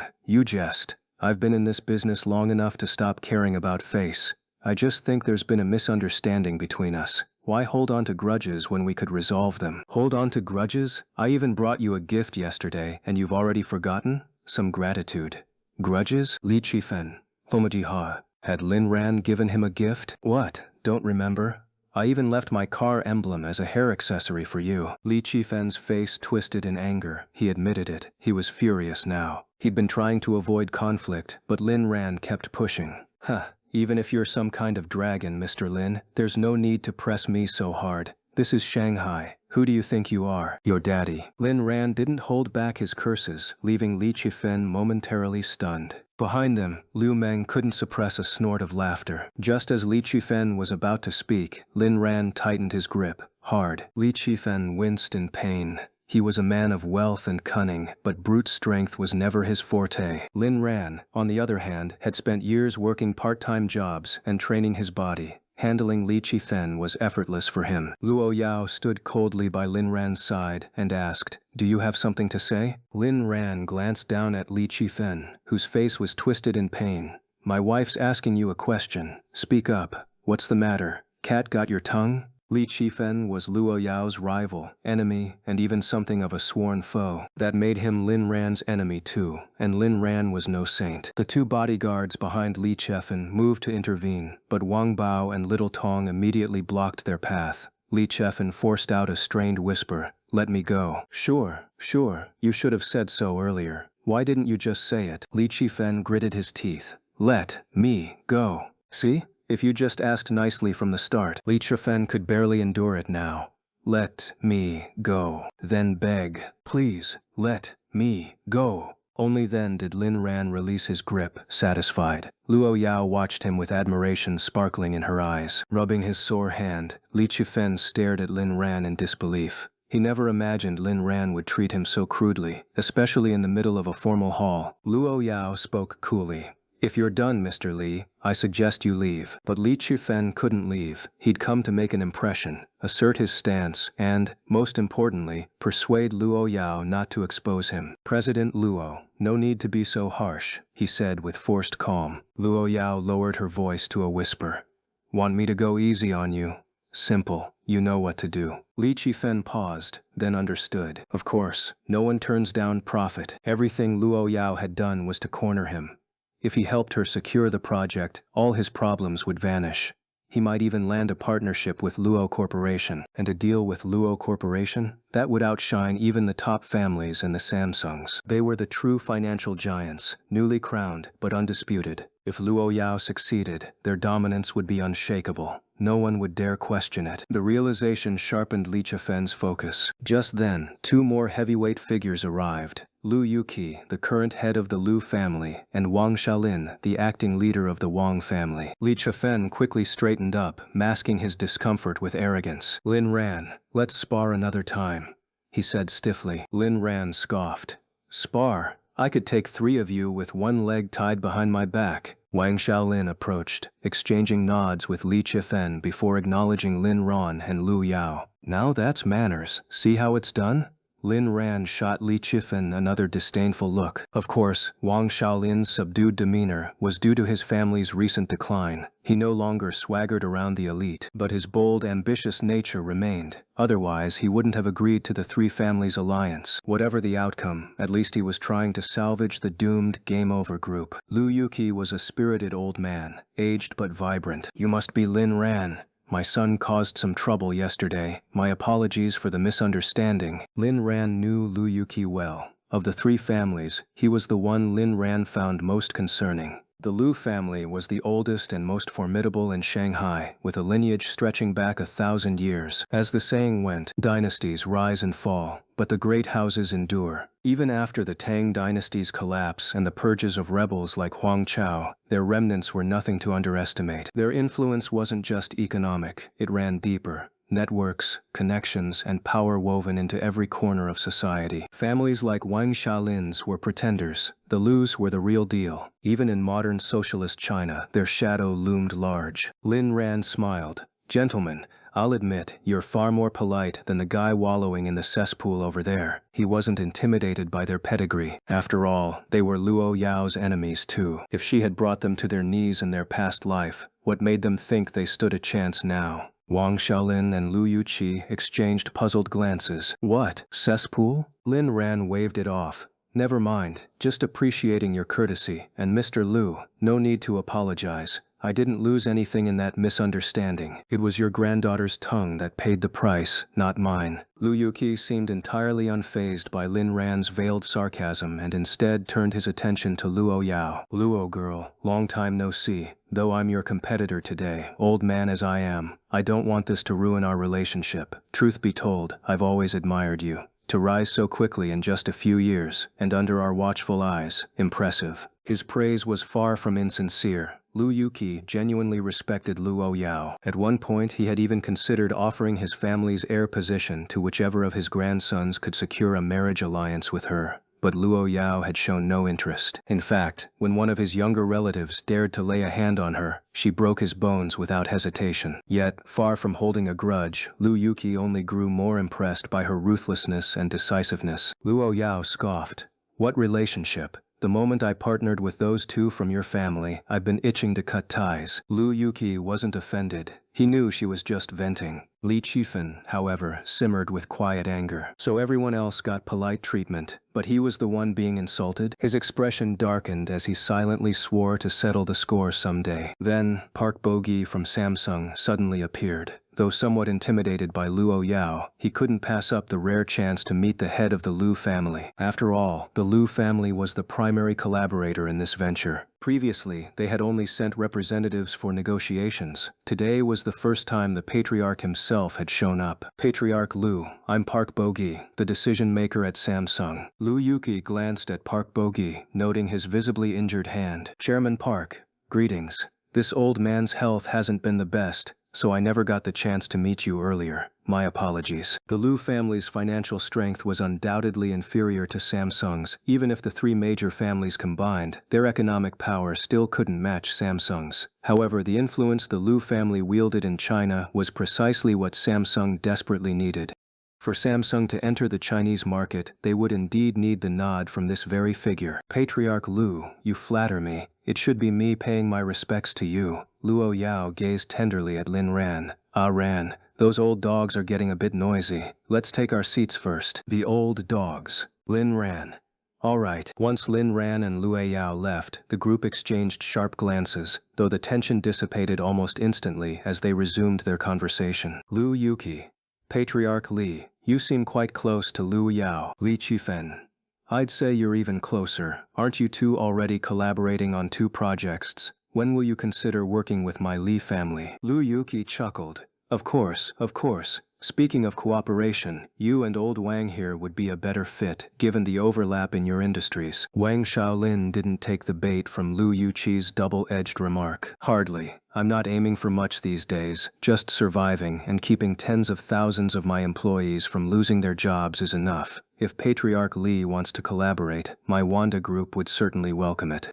Wang's self-deprecation carried a note of resignation, but it was the truth. Wanda Group had indeed shrunk considerably. Park Bo-gi, noticing the lively discussion, decided to join in. "Gentlemen, once Samsung re-enters the Chinese market, your businesses will undoubtedly reach new heights." The 3 patriarchs, Lu, Li, and Wang, gave Park Bo-gi a strange look, their eyes briefly flickering to his hands. "That's not necessarily guaranteed." Other business elites in attendance longed to join their conversation. While they dominated their respective fields, they paled in comparison to the 3 major families, Samsung, and conglomerates like Luo Yao's. If you spoke to them, they might offer a polite but meaningless platitude in return. If they were feeling less courteous, they wouldn't even spare you a glance. It was like returning to your hometown for the new year. Whether you could sit at the table, which table you were assigned to, who got to speak, and whether you could stand up and command silence, all of it was predetermined. When you're insignificant, your words carry no weight.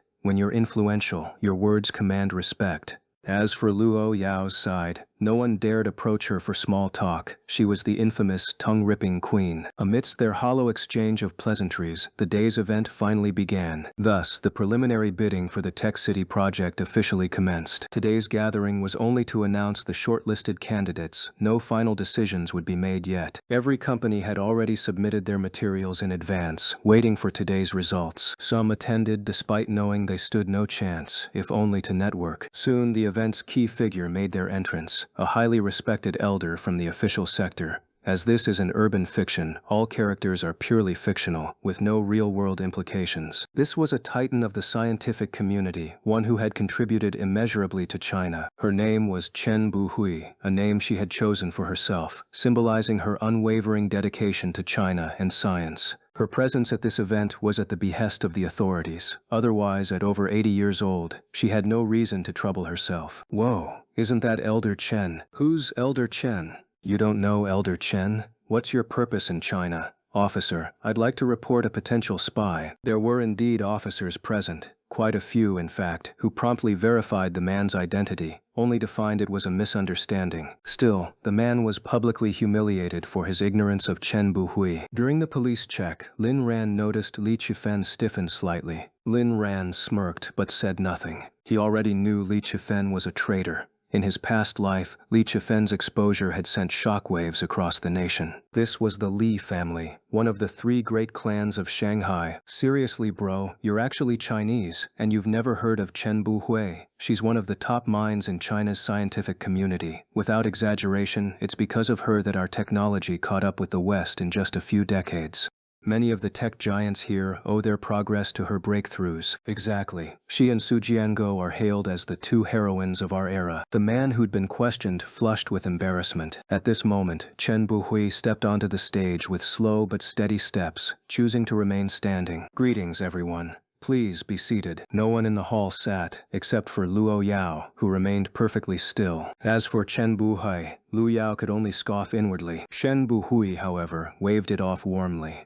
"There's no need for formalities here, nor should you worry about media misinterpretations. Today's meeting has no media presence." With that, she took her seat first, giving others the courage to follow. For some reason, Lin Ran felt Chen Buhui's gaze lingering on him occasionally, as if she were particularly interested in him. He shook his head at the thought.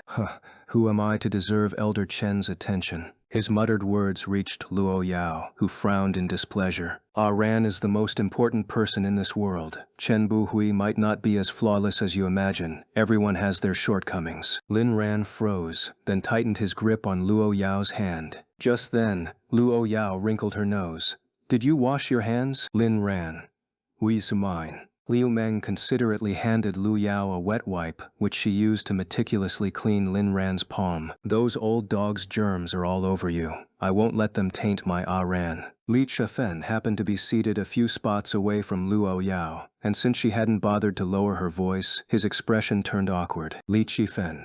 So I'm the one with germs, and you're not?" Chen Buhui, now seated at the podium, retrieved a document. "The reason we've gathered everyone today is to announce the shortlisted candidates for this bidding process in a fair and transparent manner. Your proposals have been reviewed by a panel of 100 experts from the Chinese Academy of Sciences and regional institutes, all of whom have signed confidentiality agreements." The large screen in the hall lit up, displaying all participating companies with 0 votes. "Now, we'll proceed with an open vote to select the top 3 candidates, after which a final round of competition will determine the winner." The faces of the 100 experts, each representing their respective teams, appeared on the screen. Absolute fairness doesn't exist, but we can strive for relative fairness. Many of you recognize these experts. Their team's reputations speak for themselves. The winning company will receive the full support of all expert teams in executing this project. As soon as Chen Buhui finished speaking, the room erupted in applause. Official procedures were fair, unlike some small websites that engaged in shady backdoor deals. In reality, the slots had already been predetermined. Of course, what surprised everyone even more was the official approach. The expert panel wasn't just about voting, it was more about future support for the Sci-Tech City project. In other words, the higher the votes a company received, the more experts would be assigned to support them. Those who didn't receive votes had no choice but to accept it, as the majority ruled. As long as a project was approved, it meant the majority of experts endorsed it, leaving little room for dissent. The official strategy was truly impressive. Moreover, the various research institutions under the government had no right to refuse. At this point, it was clear that the Sci-Tech City project wasn't just some simple money-making venture. The authorities were clearly aiming to elevate it to an unprecedented level. Some companies already regretted their decisions. While they had recognized the project's importance, they had still underestimated just how crucial it was. Had they known earlier, they would have formed alliances with more companies to bid together. Under the watchful eyes of the crowd, the results were soon announced. Third place, South China Chamber Alliance, 18 votes. Second place, Luo Corporation, 28 votes. First place, Modue Chamber, including the Samsung Group, 29 votes.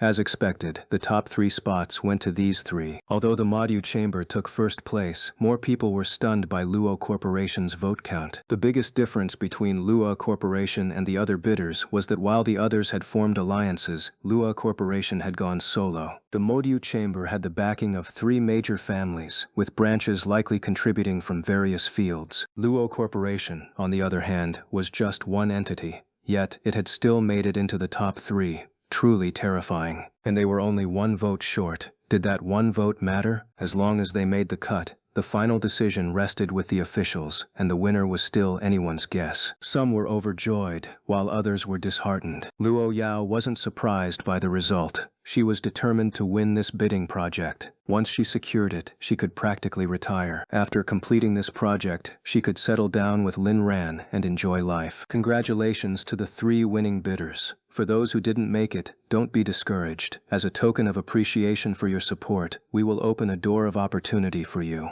If you encounter any difficulties in the future, within the capabilities of the Chinese Academy of Sciences, we will assist where we can. This was the officials' way of compensating the losers. The unsuccessful bidders felt slightly better. I hereby announce that the 3 companies must supplement their proposals within 3 days and demonstrate their capabilities and commitment. We will conduct a final vote, and the official results will be announced via the government account in 5 days. To ensure the smooth execution of the project upon successful bidding, we require a financial verification. Please consolidate all funds into your designated bidding account within 3 days. If the bid fails, the funds will be returned to you in 5 days. If successful, the funds will remain in the account for project use. Chen Bahui added a few more rules before declaring the event concluded. To be honest, this wasn't Lin Ran's first time participating in a bidding process. He had accompanied his mother to similar events as a child, but this kind of aggressive bidding was new to him. Moreover, the process was very different from ordinary bidding procedures, highly unusual. They even had to prepare at least 10% of the project's funds up front. This was a multi-trillion-dollar project. 10% meant hundreds of billions. Even a conglomerate with a market value of 5 trillion wouldn't have that much liquid capital. But the terrifying part was that Luo Yao could actually produce it. At this moment, Lin Ran gained a new understanding of Luo Yao's wealth. No wonder the black card with a 10 billion limit she gave him was just pocket money. He had once thought it was an exaggeration, assuming she was just spoiling him out of love. Now, it really was just pocket money. Yao, I've never asked before because I didn't want you to think I'm with you for your money. But I'm genuinely curious. How much do you actually have? Luo Yao, do you really want to know, Ran? Lin Ran nodded. I love money. My dream used to be counting cash until my hands cramped. But then I realized that once money reaches a certain point, it really just becomes numbers. Luo Yao, actually, it's not that much. The funds for this bid are all Luo Corporation can spare without affecting operations. If we lose this money, all we'll have left is the cold, hard numbers in my personal account. Personal account? Cold numbers? Right. Just our private assets, nothing much. A measly few hundred billion, a few dozen luxury mansions, villas, estates, and a few hundred high-end cars. That's it. If that happens, we'll just have to live like paupers again. Lin Ran swallowed hard. Do you have some kind of misunderstanding about what poor means? Though Lin Ran wasn't entirely familiar with the cash flow of major conglomerates, his instincts told him one thing. In this world, apart from the government, Luo Yao was the only one who could pull out this kind of money. Even many countries couldn't match it. It was absolutely insane. Is that so? But since Ran likes money, I'll keep earning it. I'll make sure you have the most money in the world. Lin Ran. Yao, don't overwork yourself. The wealth you've accumulated already surpasses many nations. No private enterprise in the world can match this. The only reason the government hasn't come knocking is thanks to China's benevolence. They already have. Don't worry, our money is clean. Spend it however you like. Lin Ran. Alright then, so, does this mean I can buy whatever I want? Luo Yao nodded. Lin Ran suddenly found the world absurd. Here he was, busting his ass trying to build a business. Build what? What was the point of entrepreneurship at this stage? Maybe he should just hand Nuan Yao Group over to old Wu and spend the rest of his days lazing around, loving Luo Yao. Without Luo Yao's money, Lin Ran would be penniless. His funds were tied up in libraries, schools, Surung Group, and Nuanyao Group, none of which had turned a profit yet. He had originally planned to use his year-end dividends to buy Luo Yao a birthday gift. But compared to Luo Yao's wealth, his earnings were like ants at the feet of a giant. Of course. What would Ah Ran like to buy the most? What did he want to buy the most? Lin Ran thought, no. He still had to keep working. It didn't matter how much he earned. Whatever he gave Luo Yao would be a token of his heart. Wasn't that his original intention? Stay true to the mission. Forge ahead. What I want to buy depends on what you want the most. Besides, the things I truly want can't be bought with money. What is something that money can't buy? Luo Yao voiced her doubt. Your love for me. No amount of money could ever buy that. Liu Meng lowered her head, thinking to herself, Young Master Lin, this is a public setting, and not just any public setting. What are you even saying? Lin Ran, however, didn't care in the slightest. He had completely let go, unfazed by time or place. Luo Yao wrapped her arms around Lin Ran's neck. If not for her relatives being present, she would have pinned him down right then and there. My love isn't for sale. You'll always have it. Even though he already knew the answer, he was still moved to tears. He felt like dropping to his knees right then and there to be Luo Yao's loyal dog. Woof woof woof. People always called him Luo Yao's little lapdog, but he wanted to say to those who looked down on him, what's so bad about being a dog? Meanwhile, the three major families, along with Samsung Group and members of the South China Chamber of Commerce, had all crowded near the exit of the main stage. They wanted to exchange a few words with Chen Buhui up close, hoping to leave an impression and gain an edge in the upcoming competition. Even the heads of these financial conglomerates rarely got the chance to meet such a titan of technology, and when they did, they had to show the utmost respect. In China, heroes were never to be disrespected. Even the companies that had lost the bid were restless. Though they hadn't been selected, it didn't mean they lacked strength. Any one of them pulled at random had a net worth that would make your jaw drop. Without Luo Yao's backing, Lin Ran would have been the poorest one there. Yet, the two of them remained unmoved, making no effort to cozy up to anyone. The Luo Corporation hadn't secured such high votes through connections. It was their flawless proposal and overwhelming capability that had done the talking. Competence was also a key criterion in the government's evaluation. The three major families, despite their immense financial power, had to band together just to qualify for the bid, and even then it was a close call. At least they had Samsung, the biggest cash cow with the smallest stake, yet desperate to claw its way in. The South China New Chamber had united numerous large enterprises, along with investments from American capitalists, just to form a coalition strong enough to compete. This alone showed just how astronomically expensive this tech city project was. And yet, Luo Yao had secured bidding rights all on her own, proof of the terrifying might of the #1 financial empire. Security stepped in to block the crowd.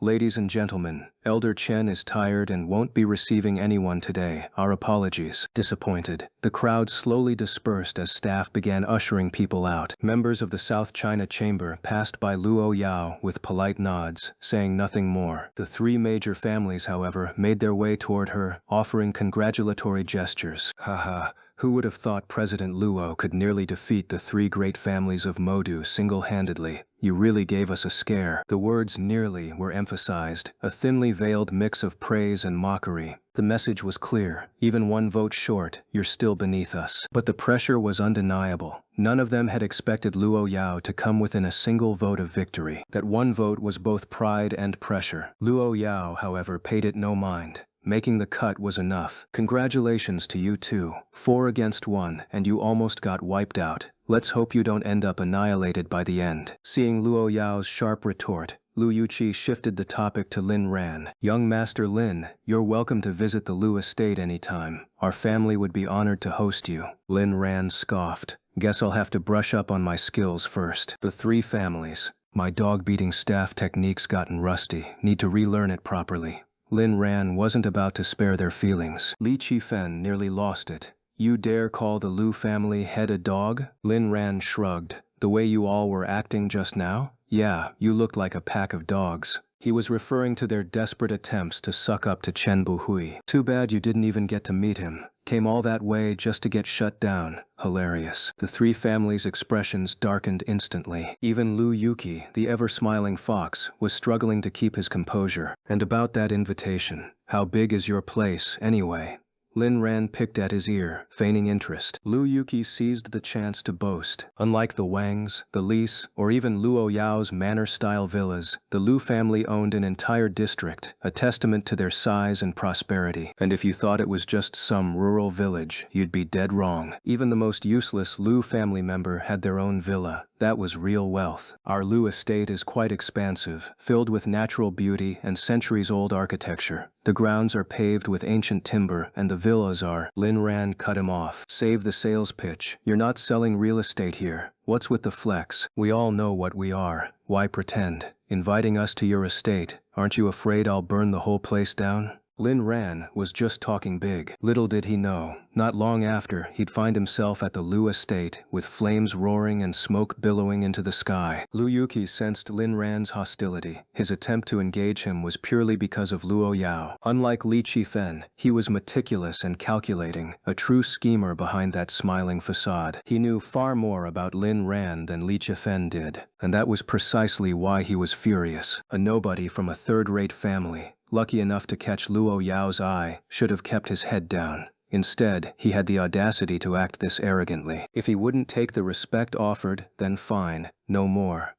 Did he really think the Lu family was to be trifled with? If young Master Lin isn't interested, so be it. No need to make me out to be the villain. With a cold snort, Lu Yuqi turned to leave.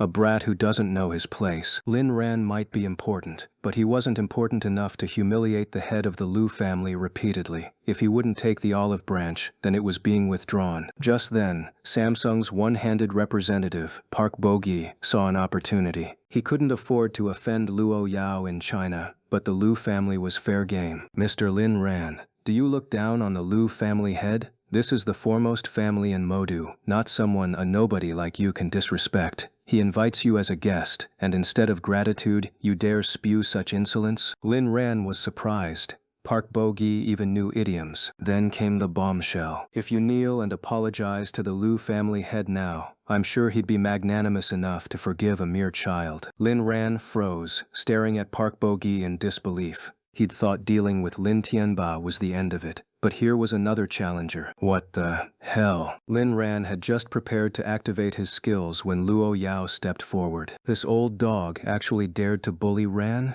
She'd make them regret it. Park Bo-gi, you have the audacity to make my man kneel? You've got some nerve. Park Bo-gi, what nerve? Luo Yao kicked him instantly, and Park Bo-gi crumpled to the ground. Of course, she had only aimed for his stomach, but her movement was so fast that no one had time to react. By the time they realized what had happened, Park Bo-gi was already writhing on the floor. Ugh. Park Bo-gi groaned in pain. Luo Yao had gone easy on him. Just one kick was already lenient.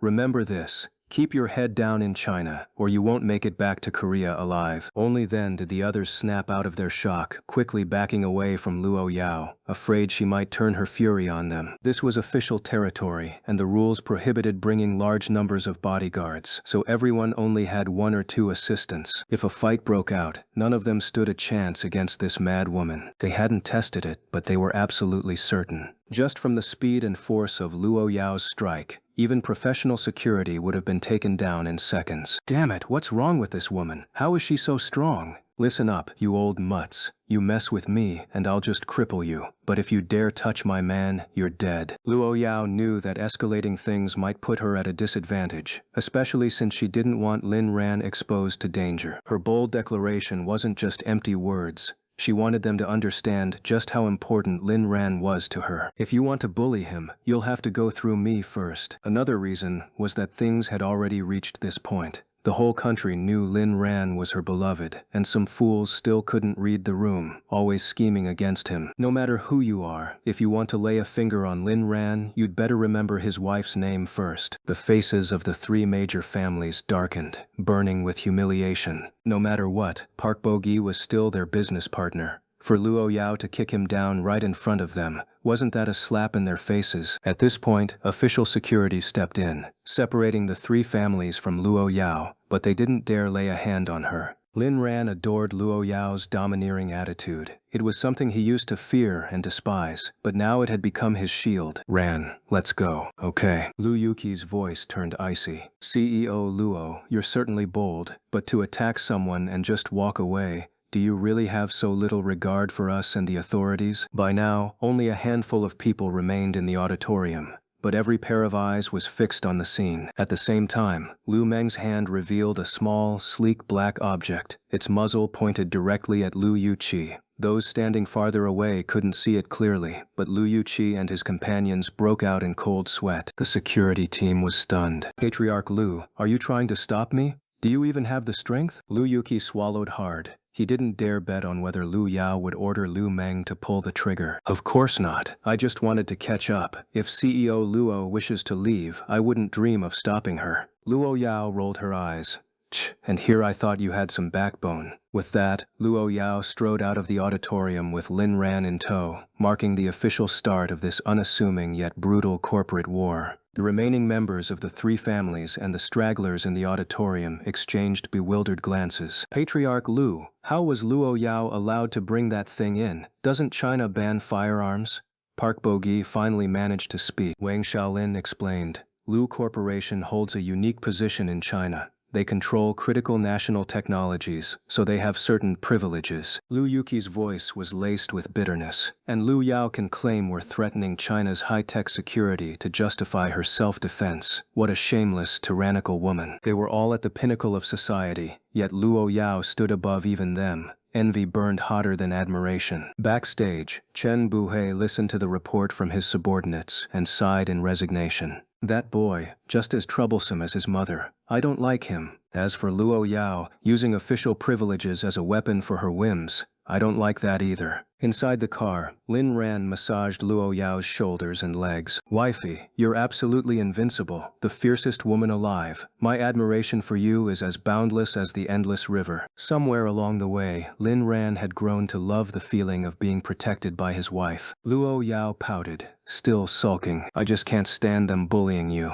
especially that Park Bogi. How dare he make you kneel? If I don't bankrupt Samsung, I don't deserve to be your wife. Lin Ran grinned brightly. No need for that. Whether Samsung goes bankrupt or not, you'll always be my wife. The reason they treat me this way is because they fear you. Whether it's respect or hatred, it all stems from their terror of you. Was Lin Ran right? Absolutely. Luo Yao knew it too. I know, and I understand, but it still pisses me off. I didn't do enough today. Next time I see the Triple Alliance, I'll beat them so hard they won't know which way is north. Lin Ran. What alliance? Samsung and the three little families. Triple Alliance. Duh. Everyone else facepalmed. What kind of lame joke was that? Only Lin Ran beamed, thinking his Luo Yao was utterly adorable. Ruthless? Where? Alright, next time, I'll help you beat them up. Don't be angry, wifey. What do you want to eat? I'll cook for you. Then, as if remembering something, he added, this isn't a reward. I just want to see you happy. Kindness should be spoken aloud.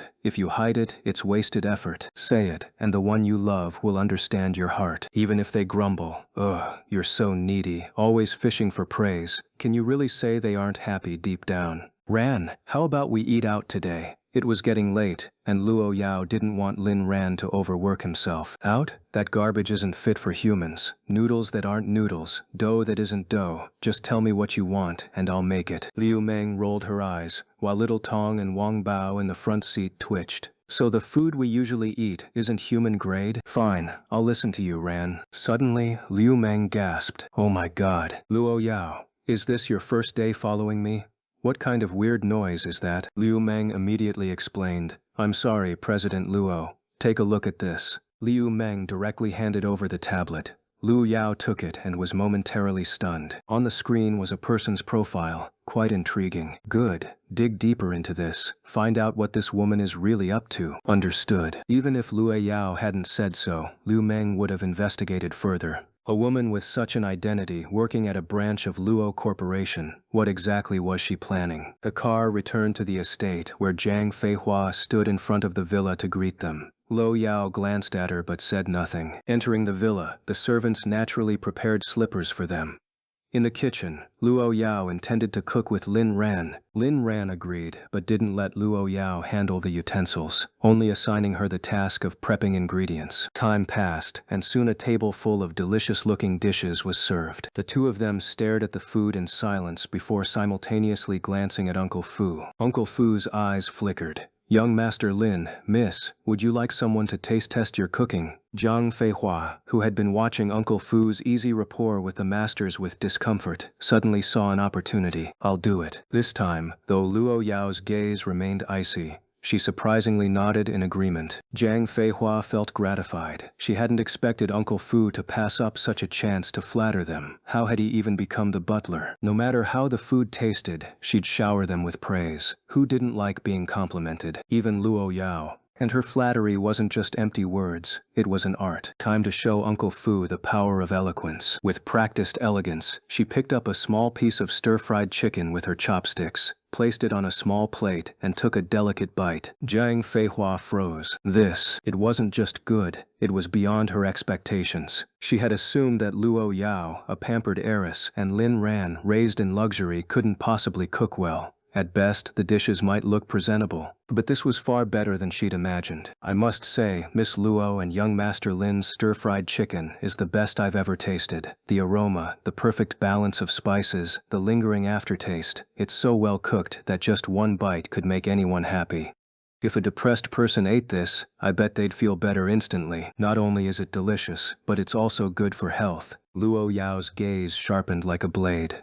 Finished? Zhang Feihua stiffened and immediately lowered her head. If you're done, try the other dishes. Not daring to disobey, Zhang Feihua sampled the rest of the dishes, each time with the same refined manners. She had initially thought Lin Ran might just be good at stir-fried chicken, but every dish was exceptional. As a professional manager, she had tasted plenty of gourmet food, yet Lin Ran's skills rivaled those of top-tier chefs. She wasn't exaggerating, she genuinely found the food delicious. But if the food was so good, why wasn't she allowed to praise it? Wasn't the point of tasting to get feedback? After finishing, Zhang Feihua offered a polite smile. Miss Luo, young Master Lin, the food is excellent. You may eat now. She figured keeping it simple would avoid Luo Yao's irritation. Surely that couldn't be wrong. Yet, to her surprise, the masters didn't touch their chopsticks. Even Uncle Fu watched her calmly. Under the trio's gaze, Zhang Feihua's confidence wavered. Was she making another mistake? Had they discovered something? She expected them to say something, but they remained silent, staring at her for a full 5 minutes. Zhang Feihua was on the verge of breaking. Who could endure such scrutiny without fear? Cold sweat trickled down her back. Should she kneel and confess? The sweat grew heavier, her discomfort mounting, until she realized something was seriously wrong. She couldn't take their stares anymore. She felt dizzy, and then she collapsed. Miss Luo, young Master Lin, I think I'm sick. Uncle Fu looked unsurprised. Lin Ran sighed. Luo Yao coldly said, send her to the hospital. The estate had private doctors, but they were for the masters. Sending Zhang Feihua to a public hospital was perfectly reasonable. After Zhang Feihua was taken away, Lin Ran shook his head in disbelief. Yao Yao, your cooking is terrifying. I watched you prep every step, and I was the main chef, yet you still managed to send someone to the hospital. How do you do it? Luo Yao was silent for a moment. Even she didn't know. Last time in the capital, when Uncle Fu had collapsed, she'd even sent the food for inspection. The results came back. No issues. Yet people still couldn't eat it. Maybe the heavens sent you, Ran, to love me so I don't have to cook? Luo Yao cracking a joke? Lin Ran had truly lived to see the day. He chuckled. You're right. From now on, I'll cook for you.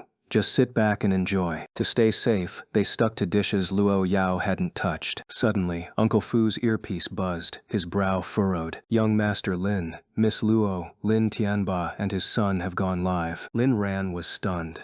What? Who's live? He wondered if he'd misheard. Lin Tianba and Lin Jian, along with Lu Yueme, all three are on camera. Lin Ran nearly laughed out loud. What a joke. Every nobody wants a piece of the influencer pie now, huh?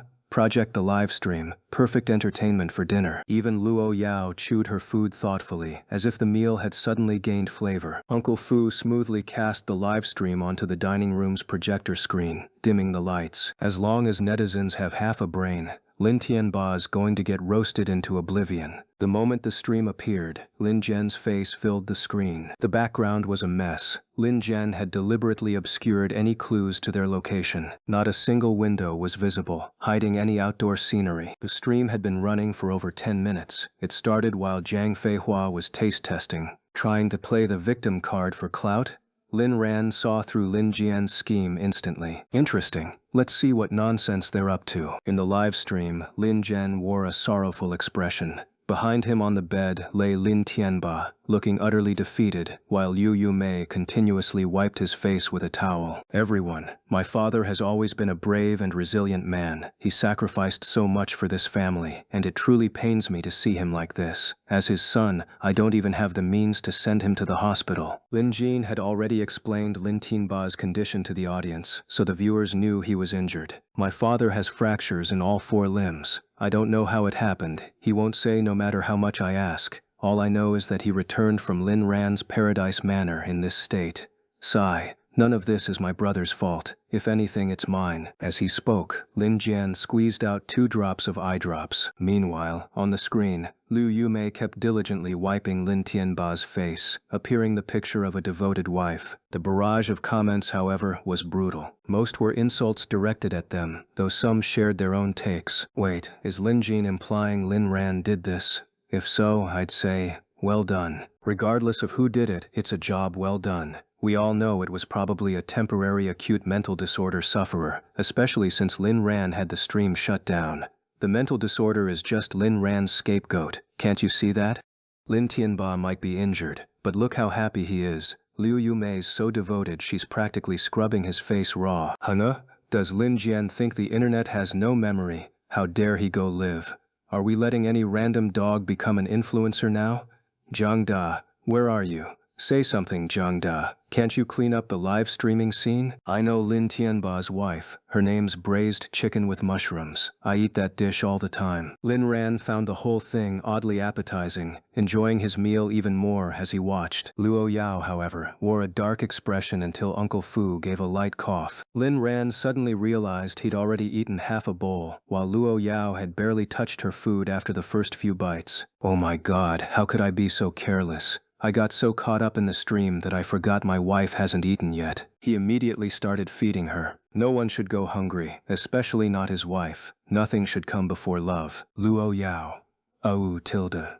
Munch, munch, munch. Ah Ran, do you enjoy watching this so much? Should I drag them here to perform chest-smashing boulders or something for you? Lin Ran shook his head. Seeing their misery occasionally makes for good entertainment, but too much of it is just disgusting. While Lin Ran and Luo Yao enjoyed their romantic dinner, the Lin family was live streaming while gnawing on plain steamed buns. For his debut stream, Lin Jin was committed to playing the victim, even forcing himself to eat a bun. He took a bite and immediately frowned. Why did the buns he ate before taste so much better? They used to be soft, with a hint of sweetness. But this one was dry and crumbly, so hard it practically turned to dust in his mouth. Baffled, Lin Jin forced himself to swallow it, then quickly took a sip of Red Bull to wash it down. Folks, I swear I'll get my father's legs treated. I'll make sure he walks again. Believe in me. Support me. Bros drinking Red Bull while begging for sympathy? Is this the new poverty flex? Lin Jian's just a kid. What's he ever done wrong?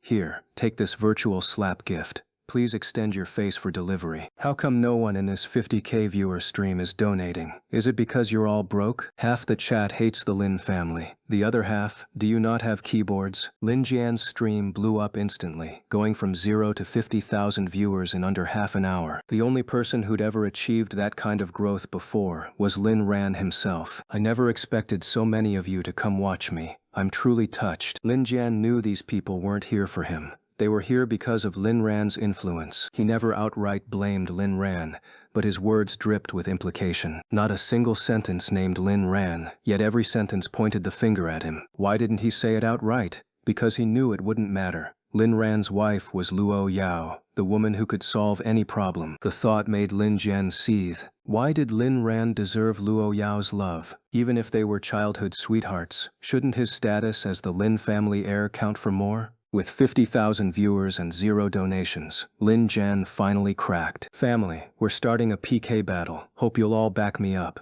There were more ways to monetize a stream than just donations. If no one donated, he could always switch to selling stuff. As soon as PK mode started, someone connected. The moment the other streamer saw a 50k viewer room, they froze. Then they saw who was streaming and froze harder. Lin Jin, too, froze when he saw the other person. It was none other than Shi Nancy, one of Liu Ruxia's most devoted simps. Last time, Shi Nancy got arrested for spreading rumors and spent days in detention. After his release, he behaved, but his hatred for Lin Ran lingered. Then the online narrative flipped again and again until Shi Nancy realized he was the clown all along. After digging deeper into Lin Ran's past, Shi Nancy suddenly felt like the villain. Remembering how he'd joined Lin Jian in bullying Lin Ran back in high school made him want to slap himself. So, he chose redemption. He wanted to apologize to Lin Ran but never got the chance. Truth was, he couldn't even get near him. Only then did he realize how far apart they were. The fact that he only got fined and detained was only because Lin Ran went easy on him. Or maybe Lin Ran just forgot about him like a passing fart. Lin Jian, why are you streaming? Lin Jian's face twisted with awkwardness and resentment at the sight of Shi Nancy. They'd fought before, with Lu Ruxiu standing between them, yelling, "Stop fighting, you two." Now, it was a reunion of enemies. With the advantage of his viewer count, Lin Jin immediately threw down the challenge. "Shi Nancy, since we're here, let's PK." Shi Nancy wore an expression like he'd just eaten shit. He was just a small-time streamer. Earlier, he'd told Liu Ruxia that he was running a business, which wasn't entirely a lie. He really was. But the part about making a lot of money? Pure fabrication. After all, anyone actually raking in cash wouldn't be driving an 8-hand, flood-damaged Mercedes. People who make real money never brag about it. Take Luo Yao, for example. Would she go around flaunting her wealth to everyone?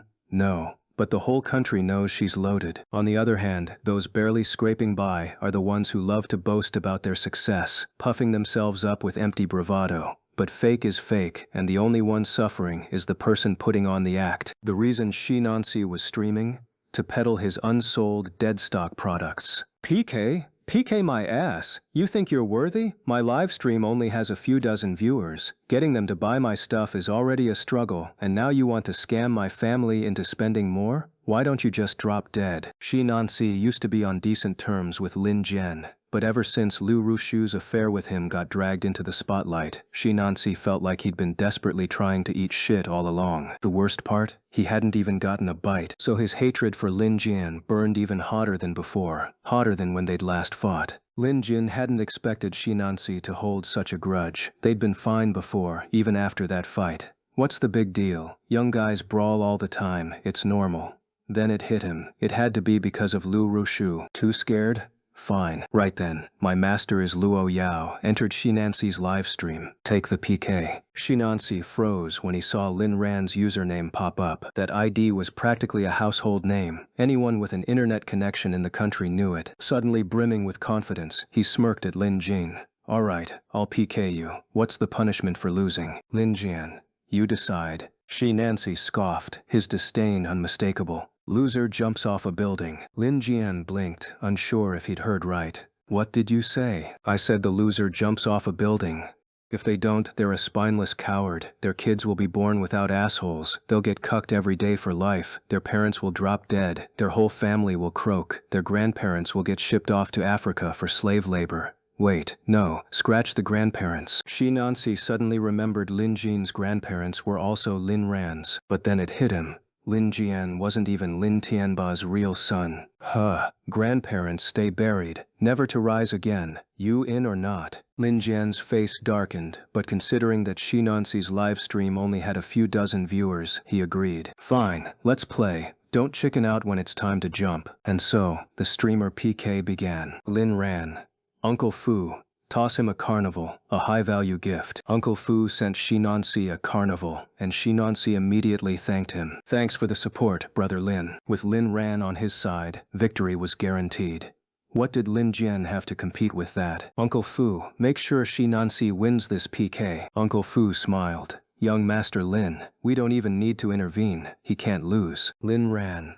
Zars. Bezimt. Look at his live stream room. At that moment, a flood of viewers poured into Shinansi's livestream, all because Lin Ran was there. My master is Luo Yao was the hottest ID on the internet right now. Everyone knew it belonged to the husband of the nation's top tycoon. Lin Ran, what are you doing here? Oh, I get it. You want Lin Jian to jump off a building? I came to this live stream to troll gift, but I never expected to see the legendary whale here. Young Master Lin, do I still have a shot at success? Sorry readers, I'm on hiatus again. Coming from Lin Jian's live stream, I'm gifting. I want to see Lin Jian jump. That punishment is next level savage. Shinansi was stunned by the sudden surge of traffic. Was this his lucky break? He never dreamed the person handing him this fortune would be Lin Ran, the Lin family outcast he'd once looked down on. Viewers showered him with gifts. Most were small, but the sheer volume was overwhelming. Meanwhile, Lin Jian's live stream was also flooded with free hearts. Lin Ran couldn't help but laugh. The internet had finally wised up. Even Lin Jian was fuming. How could his live stream with 50,000 viewers not have a single paid gift? This made no sense. Even if a dog was on screen, it wouldn't be this bad.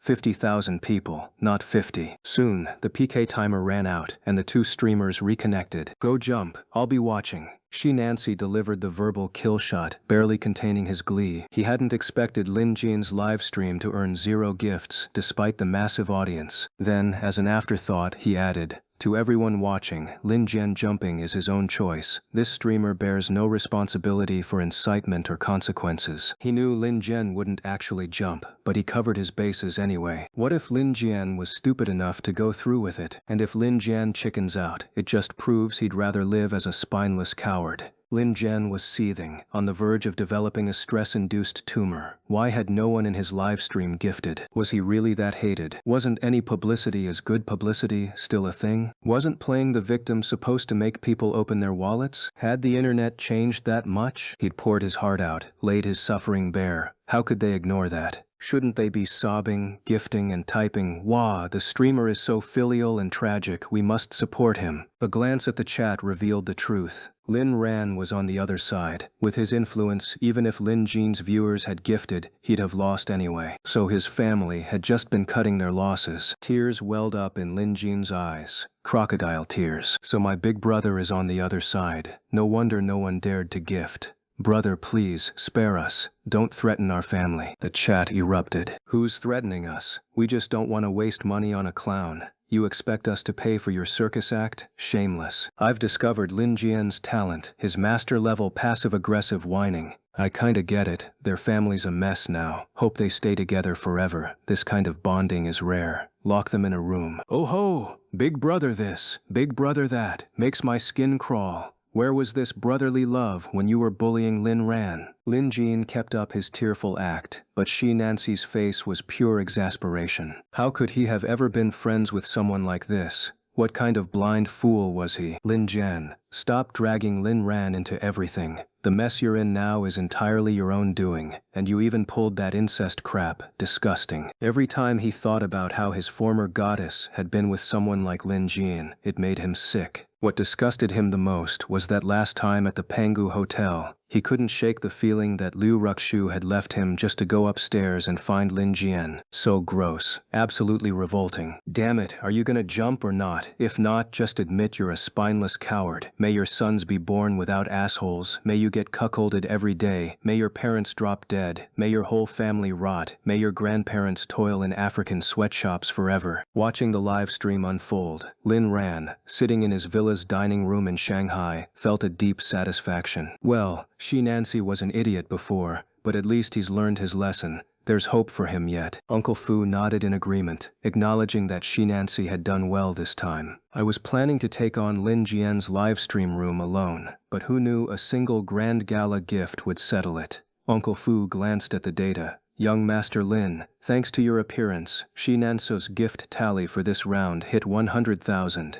That one grand gala of yours might have been small, but its impact was huge. Shinanso really owes you his thanks. Lin Ran shrugged. No need. It's enough that he's corrected his mistakes. I'm not out to destroy him. We were classmates once, after all. Truthfully, Lin Ran had almost forgotten about him. He'd grown far beyond such petty grudges. Would someone who's already crossed the finish line mock those still struggling at the starting line? Lin Ran was aware that Luo Yao had reported Shinansi, landing him in trouble. But that was Shinansi's own fault. Why spread rumors in the first place? Is it mistakes we hate? No. What we hate are those who screw up and still act like they're untouchable. Lately, Lin Ran had been paying attention to online trends. Some things kept resurfacing like brainwashing. So many people crash and burn, yet some make comebacks while others get banned even with 800 alt accounts. It all comes down to character and attitude. If you own up to your mistakes and face the consequences without evasion, do you really think netizens would keep hounding you? Uncle Fu stayed silent. He didn't entirely agree. Actually, young Master Lin, you could afford to make mistakes. No one could touch you. Worst case, you could just build your own platform. Lin Ran's face darkened. He hadn't expected Uncle Fu to joke like that. Smart answer. After all, my wife is Yao Yao. I fear no hardship, right, babe? How long do you think Lin Jian will last? Seeing Lin Ran happy made Luo Yao's heart feel lighter. Ah, Ran, I want to ask you something. What is it? Out of all the Lins, who do you hate the most? The most? Lin Ran pondered. He hated every single one of them. In his past life, the masterminds behind his death were Lin Jian and Liu Yumei. But was Lin Tianba blameless? Lin Ran didn't know how it felt to be hastily buried in a desolate mountain. He was already dead by then. But seeing his own ending chilled him to the bone. That was when he realized his true standing in the Lin family. No affection, no loyalty. Liu Yumei and her son had orchestrated it, but Lin Tianba had allowed it to happen. The wife and son wielded the knife, but the husband was the real murderer. Sometimes, silent complicity was worse than the act itself. So Lin Ran's hatred for Lin Tianba rivaled, even surpassed, his hatred for Liu Yumei and her son, more than his disdain for Liu Ruxua. In the past, I hated Lin Tianba the most. And now, I don't hate anyone. I don't have time for hatred. Every second is reserved for loving you. The only person I hate now is myself, for not seizing the chance to let you have me sooner. Luo Yao paused for a moment. Perfect answer. I love it. Lin Ran gently stroked her head. Besides, if I wanted, I could send the entire Lin family plunging into hell in an instant. After all, I have you. But right now, I'd rather watch them squirm like clowns, only to realize the world itself is their nightmare. As he spoke, Lin Ran pulled out his phone and called one of his bodyguards stationed at a hotel in Beijing. Young Master Lin, what are your orders? Lin Ran. Ji Laoban, go stir up some trouble for Lin Jian, but don't reveal your location. Understood. Hanging up, Jia Laoban grabbed a set of keys from the counter. Then he leashed the stray dog by the door. He'd been rotting away these past few days, just gaming and working out at the counter. Finally, Lin Ran's orders had arrived. When he reached the room, Lin Jian was still inside, desperately justifying why he wouldn't jump, refusing to admit fault or call himself a spineless coward. Everyone, PK battles between streamers are just for fun. Don't take the results too seriously. If you like me, show your support by shopping from my store. All products are carefully curated. Just as netizens were lovingly engaging with Lin Jian, the door unlocked. The entire Lin family turned toward the entrance. You lot are being too loud. You're disturbing my guests. Pack up and get out. Lin Jian frowned. We paid for this room, and your soundproofing is crap.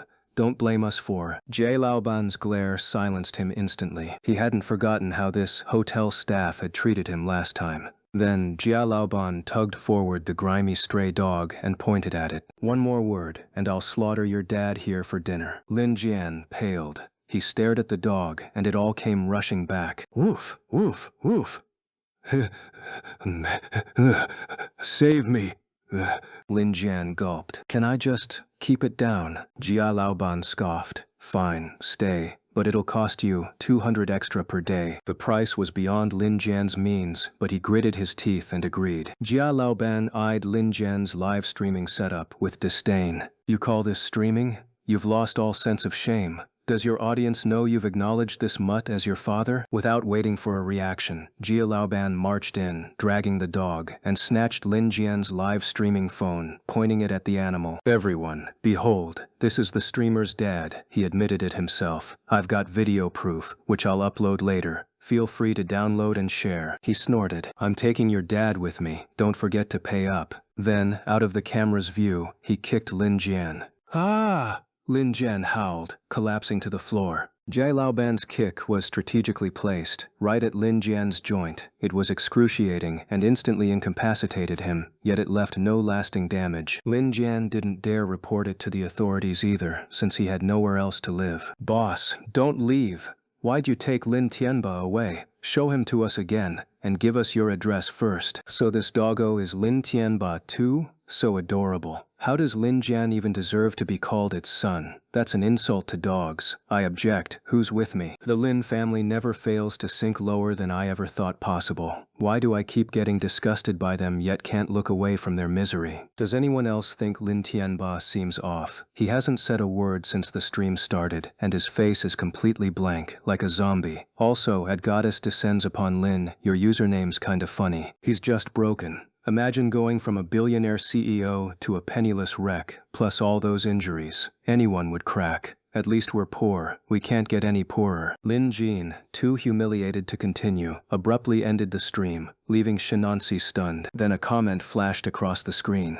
"Shinansi, keep it up. Consider our past grievances settled. If you ever need help, come to Nguyen Yao and ask for Old Wu. We're classmates. No need to feel awkward. Remember, you're an entrepreneur. Swallowing pride for money isn't shameful. Profit matters more than face."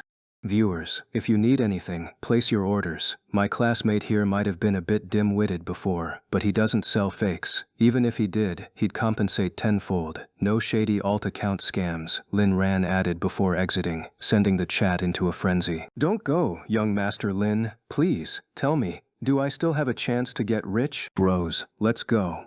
This streamer's products are crazy good value. Are you really Lin Ran's classmate? Is he as, well-endowed and domineering in real life?" Nancy watched his orders skyrocket and nearly teared up. "I used to hate Lin Ran. He was too handsome, my rival for school heartthrob status. But then I realized he's actually kind, easygoing, and helpful. As for his size, I never measured, at $%. He'd almost mentioned Lin Ran being his love rival too, but stopped, remembering Luo Yao might be watching. No need to stir trouble. Everyone knew Luo Yao was unhinged. Sigh. If I'd realized this sooner, Lin Ran and I might have been friends. Even if I couldn't be as successful as Wu Zhejiang, a tenth of that would have been enough. Too bad Lin Jian ruined me. Liu Rushou ruined me." Meanwhile, Lin Ran had the screen sharing shut off. "Wife, Shinansi's kinda interesting. Maybe giving him a chance isn't so bad." Luo Yao. "Why interesting? Anyone who hates the Lin family is interesting to me." Uncle Fu interjected.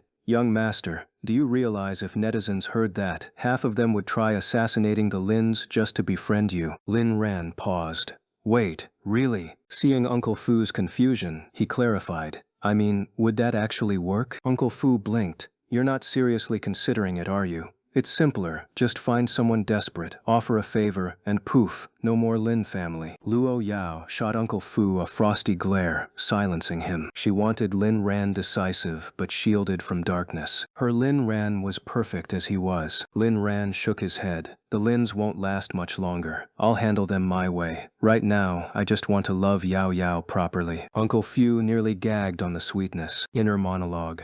Ugh. Someone hand me an eye roll emoji. At bedtime, the couple drifted off. Deep into the night, a figure slipped into Jiang Feihua's hospital room. The most covert messages travel by the oldest methods. "Why did you ask to meet?"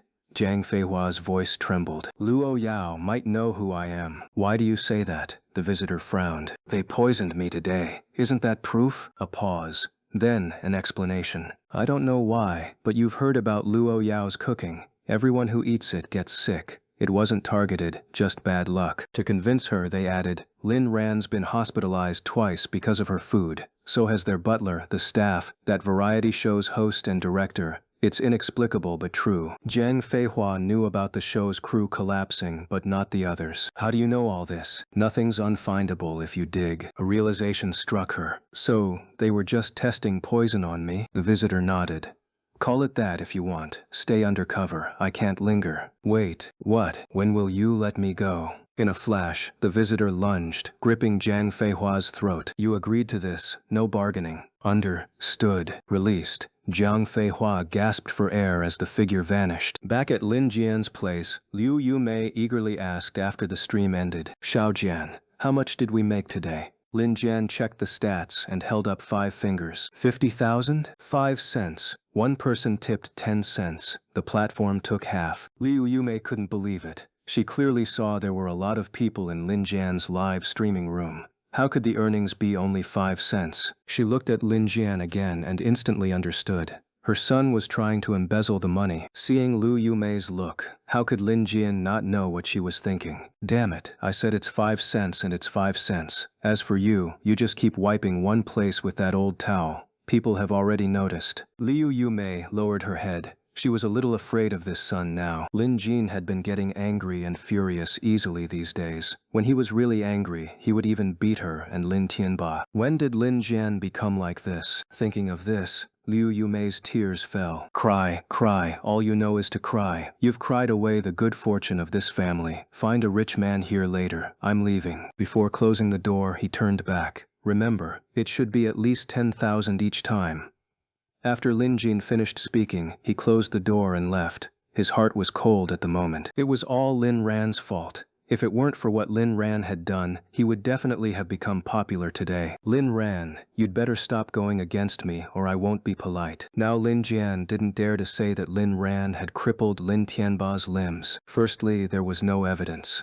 Secondly, he was afraid of Luo Yao, so he just used some sarcastic remarks. He tried to lead everyone to think about Lin Ran. As for those who said he was slandering later, sorry, he had never said that Lin Ran had broken Lin Tianba's limbs. If Lin Ran didn't leave him any way out, he could fight to the end and tell the truth about this matter. Let everyone know that Lin Ran was not only heartless towards his family, but also a son who beat up his own father brutally. A heartless son stabbing his father, simply called son stabbing father, or CI die. He took out his phone and checked the background. Lin Jian was instantly stunned. The orders in the yellow shopping cart had exploded. Lin Jin instantly regained his energy and couldn't contain his excitement. Sure enough, as long as there was enough traffic and a large number of people, there would always be someone willing to buy. Ha ha ha! Jia Laoban. Damn it, keep your voice down. What the hell are you laughing about? Lin Jian immediately shut up and thought, just you wait. Once I make money, I'll never live in this shabby place again. The withdrawal rule on Douyin is 14 days. Lin Jin was just waiting for the time to get his commission. Even his brand owner didn't expect that they had just tried it out, but the orders had directly exploded. The next day, in Shanghai, this bidding had entered a fierce stage. First, Samsung had a big problem. Some insiders said that Park Bo-gi, the person in charge of Samsung, had his hand blown up by his own phone. Samsung's stock price plummeted. If even the boss was injured by his own product, let alone ordinary consumers. Samsung phone explosions were not something new. Previously, such incidents had been suppressed by Samsung, but this time, for some reason, they couldn't be suppressed. Even in South Korea, they couldn't suppress the heat. This also made South Korean consumers for the first time doubt their so-called high-end products. To calm the storm, Park Bo-gi personally recorded a statement, "My Samsung phones will never explode." He didn't expect that right after he posted the statement, a senior executive within Samsung exposed the truth on the spot. The chairman's hand was blown up by the phone. We all saw it, and there are medical records in the hospital. This made Samsung's already falling stock price hit a record low. A small incident could often lead to very serious consequences. To save the market, Samsung had to invest a large amount of money to stabilize the stock price. Of course, Luo Yao had manipulated Samsung's stocks in advance and made a fortune from it. It could be said that part of the funds for Luo Yao's bidding this time came from Samsung.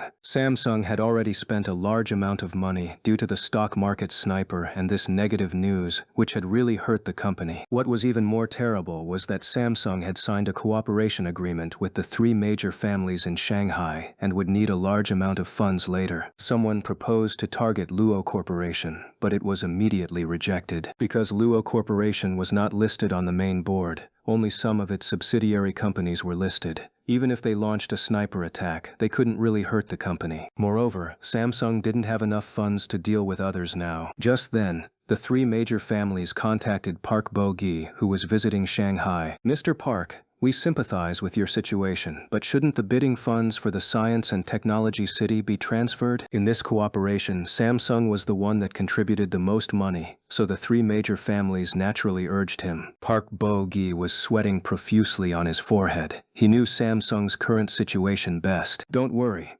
Samsung may not have much else, but we have money. The funds will definitely arrive within 24 hours. If he withdrew at this time, he would have to pay a large amount of liquidated damages. Even if he didn't have to pay, he couldn't withdraw because he understood the importance of this project. It was not only about making money, but also an opportunity for Samsung to re-enter the Chinese market. He couldn't give up, so he began to use his power to raise money and vowed to make Samsung gather these funds. All the senior executives in South Korea opposed it, but it was useless. Finally, they could only send someone to Shanghai to persuade Park Bo-gi in person. This person was Park Bo-gi's son, the most likely successor of Samsung, Park Guk-gi. At the same time, Qin Yinshang and her son, the other so-called wise pair who had just severed their relationship with Park Bo-gi, also came to Shanghai. From then on, all the Qin Yinshang's Park family members had come to Shanghai. When Luo Yao learned this news, she smiled. There's a way to heaven but you don't take it, and you rush into hell when there's no door. Let's take them all down. Back at the manor, Luo Yao also got into intensive work, and Lin Ran still accompanied her. Yao Yao, sometimes I feel like a gigolo you've hired. Luo Yao didn't mind this statement, but Lu Meng beside her had a look of disbelief on her face. Mr. Lin, what on earth are you talking about? Really? Then how much do you charge for a gigolo service? I'll hire you for life. Just one Luo Yao is enough to hire me for the whole show. Is it a good deal? Sure, I like a straightforward gigolo like you. Liu Meng's heart was trembling. What kind of gigolo needs a Luo Yao to be hired? As long as Luo Yao says a word, the people who chase her can line up from here to France. Even though they know that Luo Yao has a flawed personality and a very strong possessive desire, they still rush forward. After all, Luo Yao is rich and extremely beautiful. And in this society, everyone is short of love. The assistant team sent over a document. Liu Meng took it and handed it to Luo Yao. Miss Luo, you need to sign this document and then we can transfer all the funds to the official public account for verification. Luo Yao nodded and signed the document. From then on, the official announced the situation of all the participating companies in the Science and Technology City bidding. Luo Corporation had passed the capital verification and its account was temporarily sealed and retained. If it failed in the bidding, the funds would be returned. No one expected that Luo Corporation would be the first to pass the capital verification. The financial might of the top conglomerate in the data realm is truly terrifying. Even the three major families had previously assumed that Luo Yao's impressive figures were just for show, doubting whether she could actually mobilize substantial funds when needed. Now they realize they may have underestimated her, gaining a clearer understanding of Luo Corporation's assets. After all, passing the capital verification means having at least hundreds of billions in corporate accounts. This isn't just valuation. Once this matter was settled, Luo Yao had her assistant team submit a supplementary proposal. The rest would depend on the official outcome. Of course, she couldn't just sit idle. At the very least, she needed to stir the pot. The reason she expedited all the above tasks was to free up time for something even bigger, to throw the three families and even Samsung into disarray. As for the South China Chamber of Commerce, she wasn't too worried. With so many member companies, internal divisions were inevitable, and a divided group was the easiest to handle. Luo Yao believed that even without her intervention, the South China Chamber would eventually collapse on its own. The same went for the three families.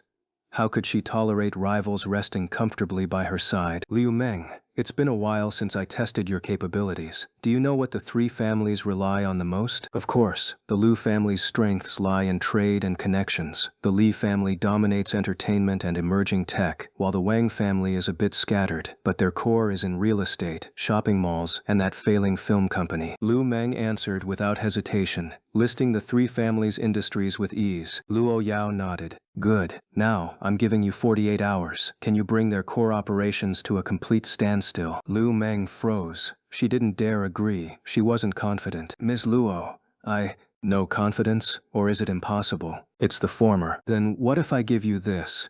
Luo Yao handed her a USB drive containing hacked intel on the three families, gathered by her team days prior. Miss Luo, you're giving this to me?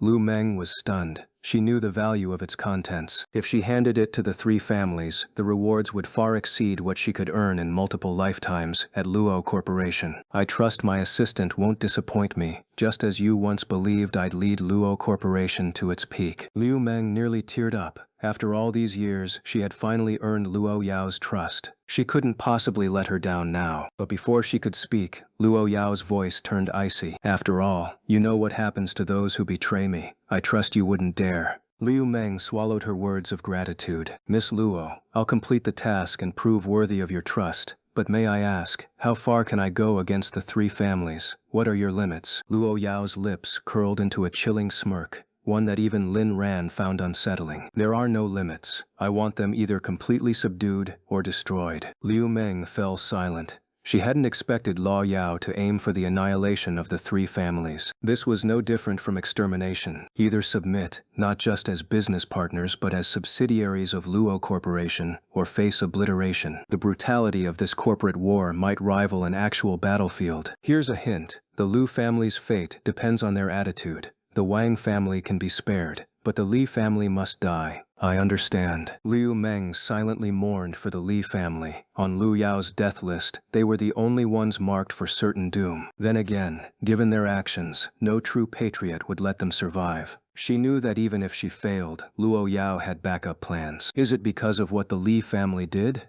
Liu Meng couldn't resist asking. Luo Yao shook her head. Because they're the core of the alliance. The core? Shouldn't it be the Lu family? Luo Yao stayed silent, letting Liu Meng figure it out. Soon, realization struck. The division of labor in the tripartite alliance became clear in her mind. Samsung provided capital and tech for market entry. The Wang family handled infrastructure. The Lu family managed connections and logistics. But the heart of the tech city was high-tech projects, something only the Li family and Samsung excelled in. Yet Samsung was an outsider. In truth, the true core in China was the Li family. When Liu Meng returned to the assistant team, Lu Yao reverted to her gentle demeanor. "Ah Ran, did I scare you just now?" Lin Ran shook his head. "My wife is too adorable to scare me. There aren't many times you've managed it." "Oh? Like when?" "Like back when I was blind. You terrified me then." He was referring to their cat-and-mouse days, when Luo Yao's actions had indeed been frightening. So for those dreaming of a Yandere partner, remember, you need resilience, both physical and mental. And you'd better have a strong will to resist all other temptations. To a Yandere, you belong only to them. Betrayal? They'll make sure you stay forever. Literally. At first I was terrified of you. The lengths you went to for me back then, thinking about it now still breaks my heart. Lin Ran's chest ached at the memory. Luo Yao pressed a finger to his lips. Ah Ran just hadn't come back to me yet. I know he never stopped loving me. Do you still fear me? Have I scared you recently? Lin Ran hesitated. Fear? In their past life, it was when Luo Yao followed him in death after his passing. That was the moment he truly fell for her, and it had horrified him. Helpless as a spirit, watching her sacrifice. Even now, the memory sent chills down his spine. Sometimes, it still haunted his dreams. Time couldn't erase it. Like victims of bullying, some scars never fade. In this life, the most terrifying moment was when Luo Yao hovered near death. That despair eclipsed even the past. Yet none of his fear stemmed from her actions, only from the thought of her being hurt. The scariest moment was when Luo Wuyo nearly killed you. I'd never panicked like that before. If you were really gone, maybe I'd find the courage to follow you too. Luo Yao gazed at Lin Ran with pleading eyes. Ran, shoo, I know what you want to say, but remember, you're my treasure. Do you recall what you told the Chen family that time? You said, to the world, Ran might be a nuisance, but to me, he's my entire world. Well, you're my entire world too. Looking back now, the way you once went crazy for me was actually quite endearing. It's just that I was blind. Luo Yao slid into Lin Ran's arms, adding an ellipsis to their love story. Relatives always seem to be the chasm blocking true love. Meanwhile, Liu Meng embarked on her mission. Luo Yao had assigned this task to Liu Meng to test her capabilities. Liu Meng was highly capable, but whether she could handle a major challenge would be determined this time. Failure? Impossible. Luo Yao had a backup plan. If Liu Meng couldn't hold her ground, Luo Yao would step in herself, but Liu Meng would also lose her chance at a complete transformation, a fact even she was aware of. At the same time, in the palatial main hall of the Liu estate, Liu Yuqi hosted the heads of the Li and Wang families as guests. Over tea, they engaged in leisurely conversation, exuding the refined demeanor of high society. harmonious on the surface. With Luo Yao and Lin Ran out of the picture, the world feels so much quieter, Lu Yoqi remarked. Li Chifen, though insincere, chimed in with flattery. You're absolutely right, Master Lu. Even President Park, despite Samsung's greater assets, is just a small country businessman with a petty mindset. It was wise not to invite him for tea today. Though they spoke these words, they knew full well that Samsung's deference in China was only due to their reliance on the three families for market access. On the global stage, Samsung alone could crush all three families combined. Their real agenda today was to discuss this very issue.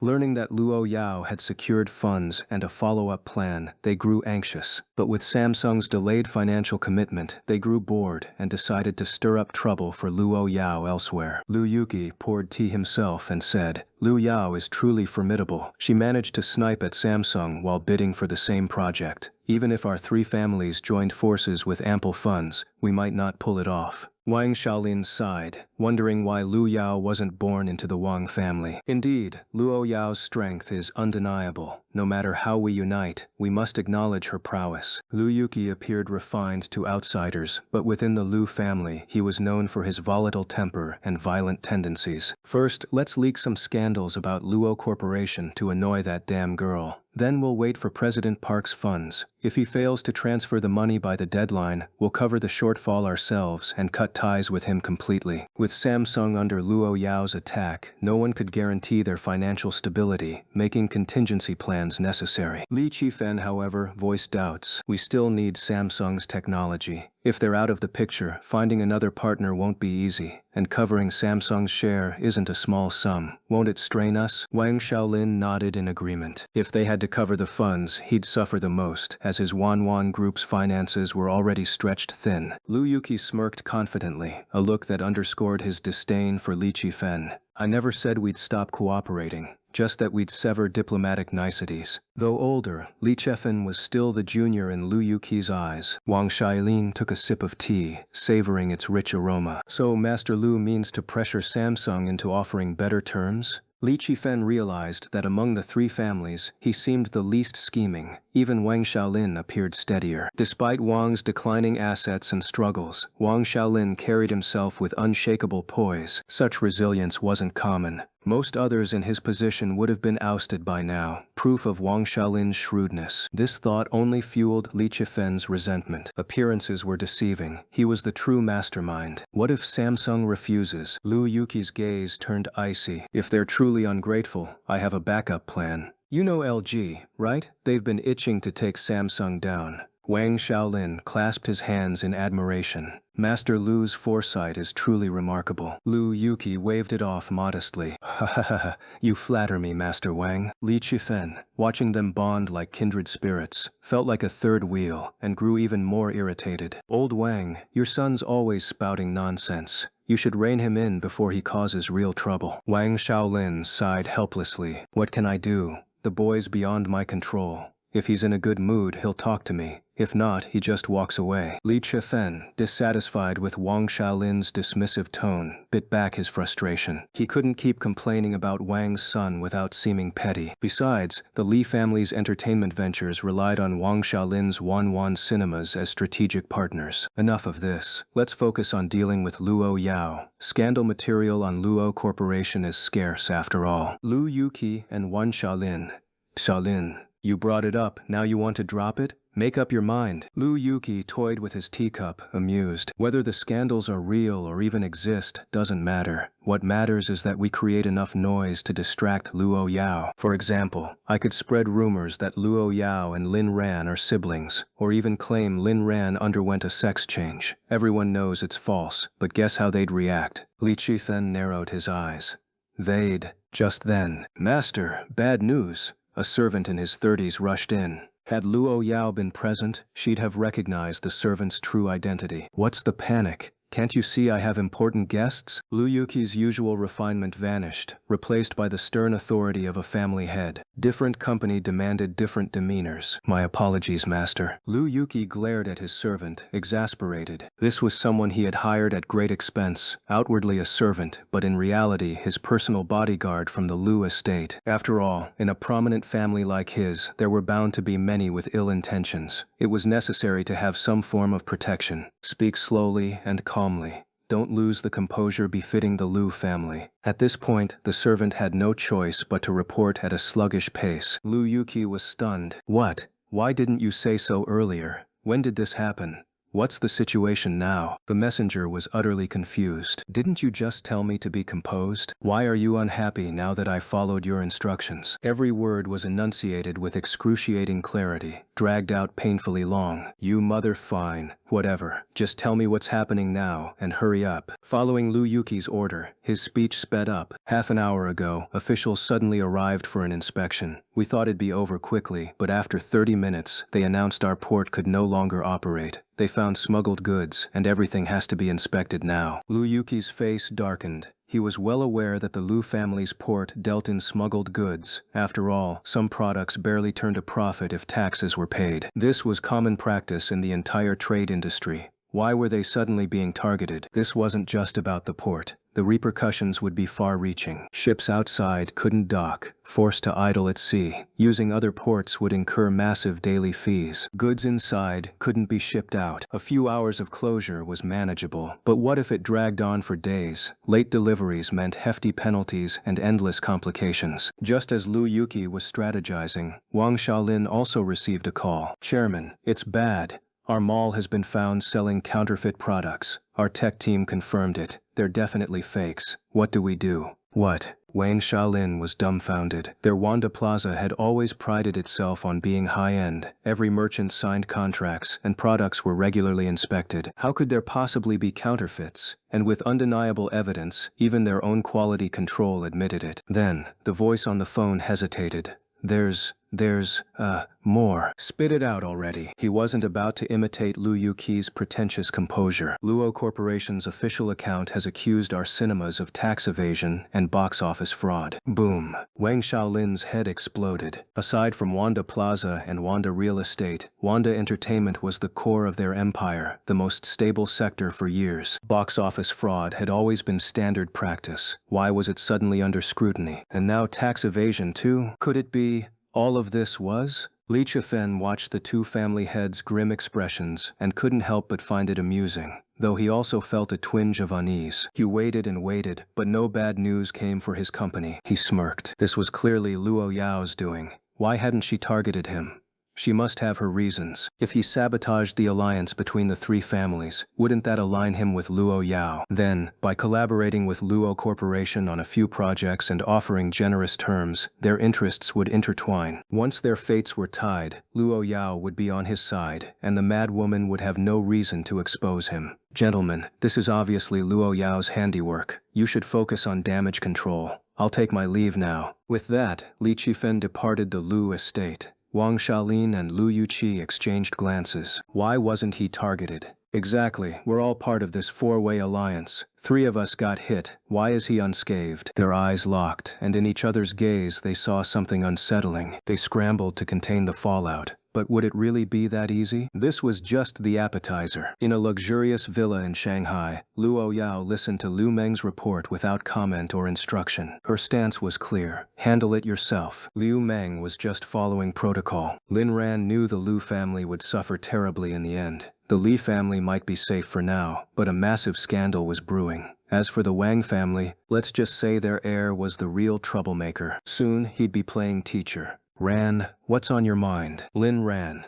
I was wondering what kind of extraordinary woman could single-handedly take on the entire capital market. Then I realized, it's my fairy-like wife. Such smooth talk. But I like it. Lin Ran's flattery was exactly the kind of emotional fuel Luo Yao craved. Lin Ran feigned offense. This is my genuine admiration, and you call it smooth talk? I'm hurt. Of course, he was only teasing. Alright, my Ran is the most sincere. I misjudged you. Liu Meng, standing nearby, was on the verge of suffocation. Boss Luo, you're spoiling him rotten. Just then, Zhang Feihua approached. After follow-up tests confirmed she was fine, she had returned to the estate. Young Master Lin, Miss Luo, a woman named Xian Yinshang, and a man named Park Gukchang are here to see you. They're the ex-wife and son of Samsung's leader, Park Bo-gi. Lin Ran and Luo Yao exchanged glances. What do they want? An apology? Luo Yao's eyes narrowed. Maybe they're here to engage in friendly exchanges with humanity's friends. Lin Ran face-palmed. Luo Yao could be downright wicked sometimes. Who in their right mind would enjoy that? Still, he had to admire the mother-son duo's audacity. Tell them to kneel outside the villa. If they last an hour, I'll see them. Luo Yao issued the command. Understood. Zhang Feihua's shock vibrated at the frequency of a V-12 engine. The ex-wife and son of Samsung's boss, forced to kneel just for an audience with Luo Yao. After Zhang Feihua left, Lin Ran frowned. They might be dangerous. We should be prepared. Luo Yao replied coldly. No need. They're no threat to us. She had absolute confidence in strategy, resources, and sheer power. If it came to a fight, sorry, but she was the undisputed apex of this story. Soon, Qian Yinshang and her son were kneeling outside the villa. If this scene were witnessed by industry insiders, what a sensational headline it would make. Of course, Luo Yao didn't hold back either. She had someone secretly record everything. If this footage were uploaded to South Korean websites, wouldn't it shatter the morale of those little Koreans? Why do we have to kneel here? I'm the heir of South Korea's top chaebol. Chen Yinshang looked at her son with exasperation. She had already come to terms with reality, or more accurately, with Lu Yao's dominance. They were simply not on the same level. This was a woman who had single-handedly taken on the entire business world, including giants like Samsung. Luo Yao forced Samsung into a corner while simultaneously dealing with the three major families of Shanghai. That alone is reason enough for us to kneel. Son, there's a Chinese saying, endure humiliation to carry out a greater mission. If you can't even handle this small grievance, you'll never outmaneuver Park Gukki. Park Gukchang still wore a resentful expression. But Luo humiliated us before, and now we're here begging her? Are there no other options? Qian Yinshang lowered her voice sharply. Shut up, you useless fool. This is Lu Yao's territory. If she hears you, all this kneeling will be for nothing. Park Gukchang had no choice but to comply. When it came to cunning, he was leagues behind his mother. Fine, I get it, he muttered, though his heart still burned with defiance. Inside the room, Lin Ran watched the surveillance feed with amusement. Well, what a pity. If only we were still in Beijing. I'd have loved to see them freeze their asses off. I can make them kneel in Beijing for you if you'd like. Lin Ran quickly waved his hands. No need, my dear wife. How about we play a game instead? Let's bet on why they're here. Luo Yao nodded, though she didn't seem particularly interested. Sure, what's your guess? Lin Ran thought for a moment. I bet they're here to ask for your help against Park Bo-gi. Since he's divorced Qin Yinshang, little Park Gukchang can't inherit Samsung anymore. Luo Yao nodded again. Lin Ran raised an eyebrow. Your turn. My turn for what? The bet. What's your guess? Anything's fine, Luo Yao replied indifferently. Anything? A bet requires predictions. Whoever's right wins. Don't tell me you don't even know that, wife. Luo Yao couldn't be bothered to think. She just enjoyed interacting with Lin Ran. Then Ran can guess for me. Lin Ran laughed helplessly. Alright, fine, I'll guess for you. Then you'll bet they're here to kowtow and apologize. Let's see you lose for once. Maybe then you'll learn how cruel the world can be. Luo Yao agreed. Deal. Lin Ran's expression turned sly. A bet needs stakes, doesn't it? Luo Yao shook her head. I'll let you win. Just tell me how much you want. Lin Ran froze. It dawned on him that Luo Yao didn't care about the bet at all. Her focus was entirely on him. For some reason, his heart ached. You haven't even heard what the stakes are. No matter the amount, I'll give it to you. Good heavens, someone save this poor soul. Whose wife is this perfect? Oh right, mine. Never mind then. Lin Ran pouted. I don't have money to bet with you. It was true. On paper, he owned multiple businesses, but in reality, none of his wealth was in his name. Luo Yao.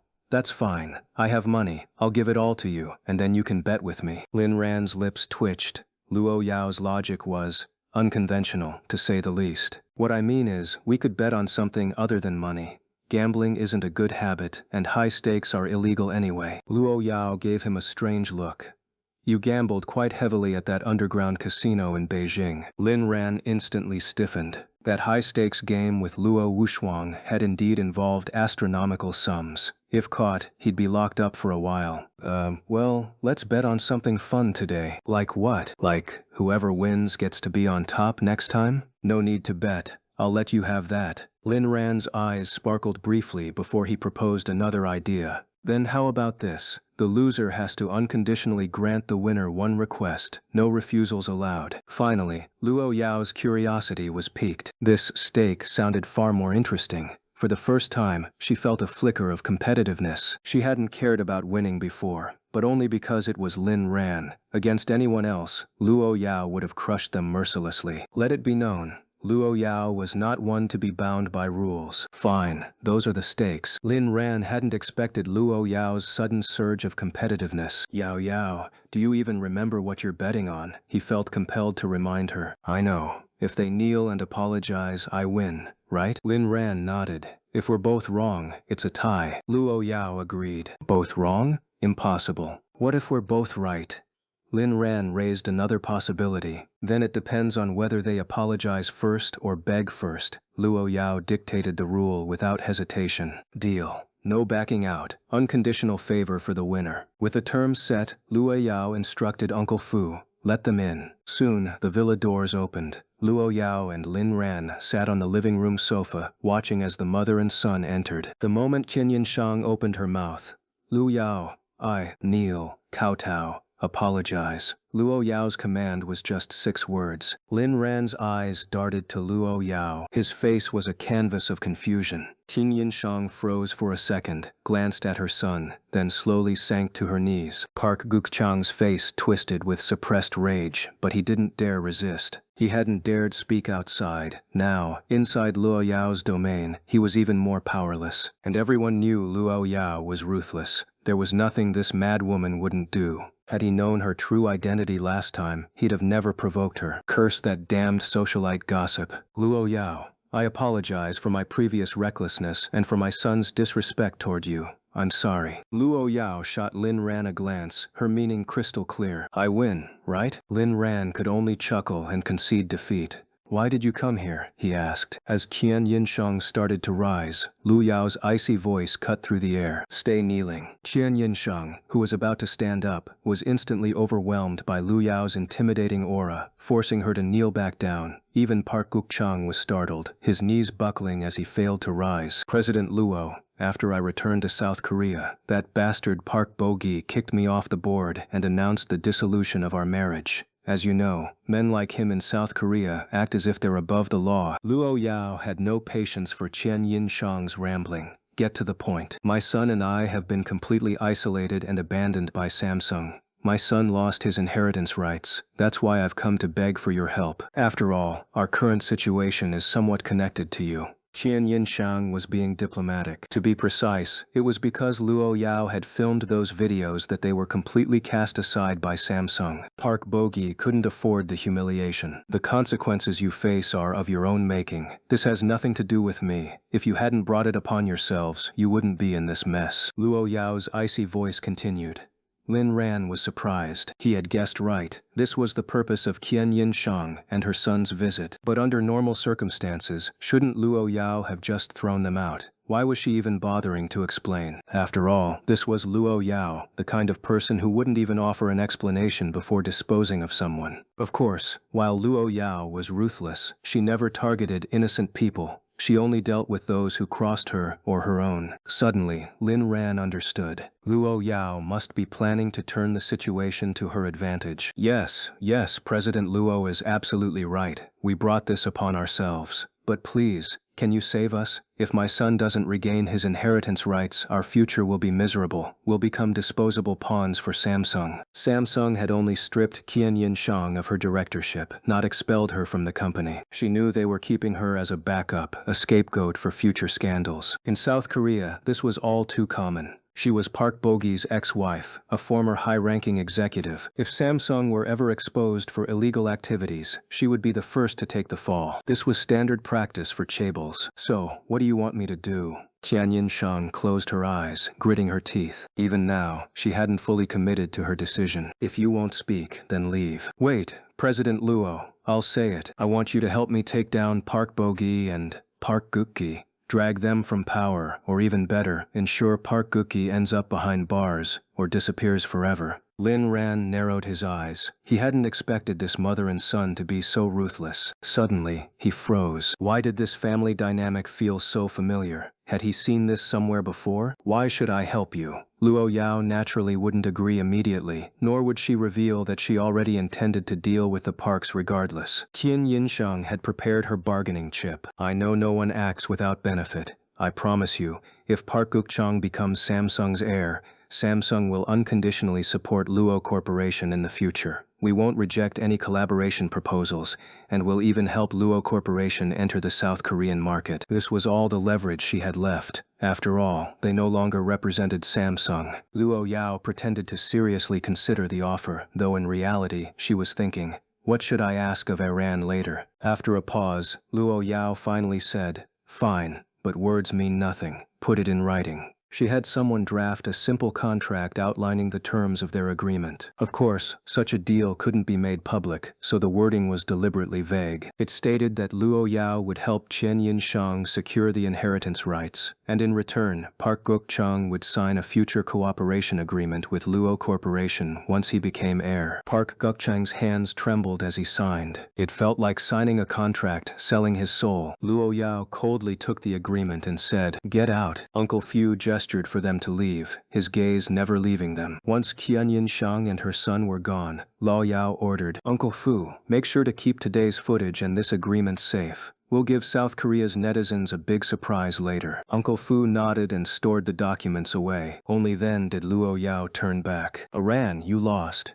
Iran, you dared to bet against me. How bold." Lin Ran accepted defeat gracefully. All right, my dear wife, you win. Losing to you is an honor. After all, you're in a league of your own." In Luo Yao's world, there were no rules. She made them all. It proved the saying, the weak complain about their circumstances, the strong dictate them. Lin Ran suspected that even if Luo Yao had bet on Chen Yinshang and her son committing seppuku, she still might have won. "I haven't decided what to ask of you yet. Can I save it for later?" Lin Ran. "Of course, redeem it whenever you like." Luo Yao felt exhilarated. This kind of bet was quite entertaining. "Iran, remember, you can't refuse." Lin Ran nodded. Winning or losing didn't matter to him. If he had won, he might have requested something like, "Call me Kar" during Kar. But since Lu Yao won, he was just as happy. "You can make endless demands of me in this lifetime. I'll fulfill every one." The words sounded sweet, but the meaning was different. One was given willingly, the other was earned through victory. In every relationship, there's always one who makes a fuss. When your partner asks, "Why didn't you buy me a gift?" how do you respond? And when you ask what they want, they reply, "If I have to ask, it's not meaningful. What I want doesn't matter. What matters is why you didn't give it to me unprompted." There's a difference between you offering and me begging. This could be your woman or your man. When a man acts spoiled, even women can't resist. When a man loses his temper, even women break down. This kind of bet is so fun. Iran, let's do this more often. Lin Ran. Gambling isn't a good habit. Luo Yao instantly transformed into a pouty coquette. "Please? Pretty please? Can we? Huh? Come on, say yes. If you refuse, I might just lock you up, Tilda." Finally, Lin Ran succumbed to Luo Yao's sincerity. Fine, all right, no problem at all." It was time to rest again. Lying on the waterbed, Lin Ran gradually grew accustomed to the sensation. But as for how comfortable it was, well, let's just say he wasn't quite used to it yet. It still felt a bit awkward, especially when he wanted to use his phone. Luo Yao felt her period was almost over, but not entirely. With so many relatives, some leave early while others linger. The next day, neither Lin Ran nor Luo Yao woke up early. Luo Yao, in particular, had started to enjoy the luxury of sleeping in. Now that Lu Meng was handling most of the work, she had even more free time. At such a critical moment, she was ironically the most relaxed one. It wasn't until the sun was high in the sky that she and Lin Ran finally made their way to the work area where Lu Meng was busy. President Luo, the Lu family's port just resumed operations this morning, and I had it shut down again, Lu Meng reported. And as for Wang Xiaolin's side, Flop Entertainment's stock price plummeted today and is still dropping.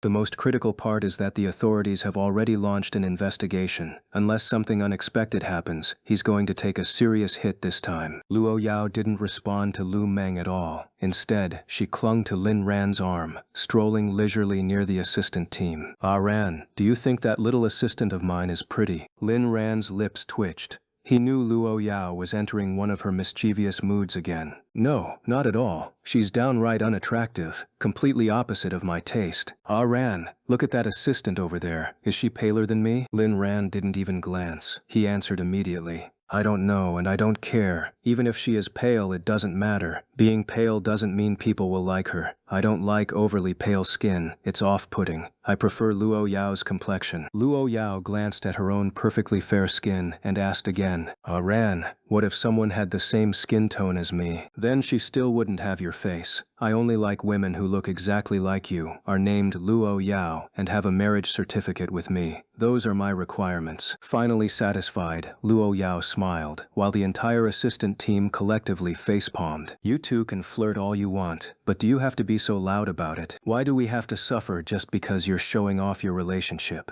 "Ah, whatever. For the sake of the year-end bonus, we'll endure it. Besides, we don't dare say anything anyway." Lu Meng interjected. "Young Master Lin really loves President Lu. The two of you are a perfect match, both talented and beautiful, truly made for each other." Only then did Luo Yao turn to Lu Meng and nod in approval. "What were you saying to me earlier?" "Liu Meng. So you didn't hear a single word of what I just said?" "President Luo, I've already—" Liu Meng suddenly stopped herself. Reporting to Luo Yao was a habit, but this time it was clear Luo Yao wanted her to handle things independently. Besides, every move she made was undoubtedly being monitored anyway. Whether she reported or not, Luo Yao already knew. Might as well just focus on the key points. "I didn't touch the Li family. I left them for the Lu and Wang families to deal with. It's a way to sow discord between them." Luo Yao finally nodded.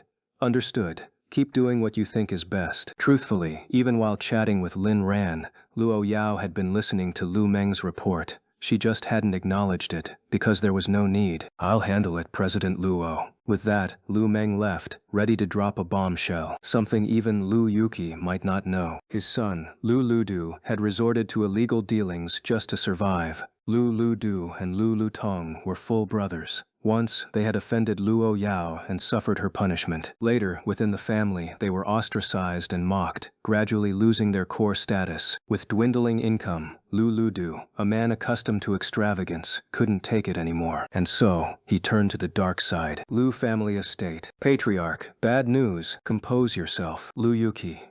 "Damn it, speak faster. I told you to be calm, not to slow down your speech." "Oh, right. Today we received a report claiming our port was used for drug trafficking, so it was sealed again." Lu Yuki scoffed. "Impossible. Absolutely impossible. Any family with even a shred of status in China would never touch that stuff. This is just Luo Yao's dirty trick. That woman is ruthless." "Patriarch, it's entirely possible." Lu Yuki glared at the servant furiously.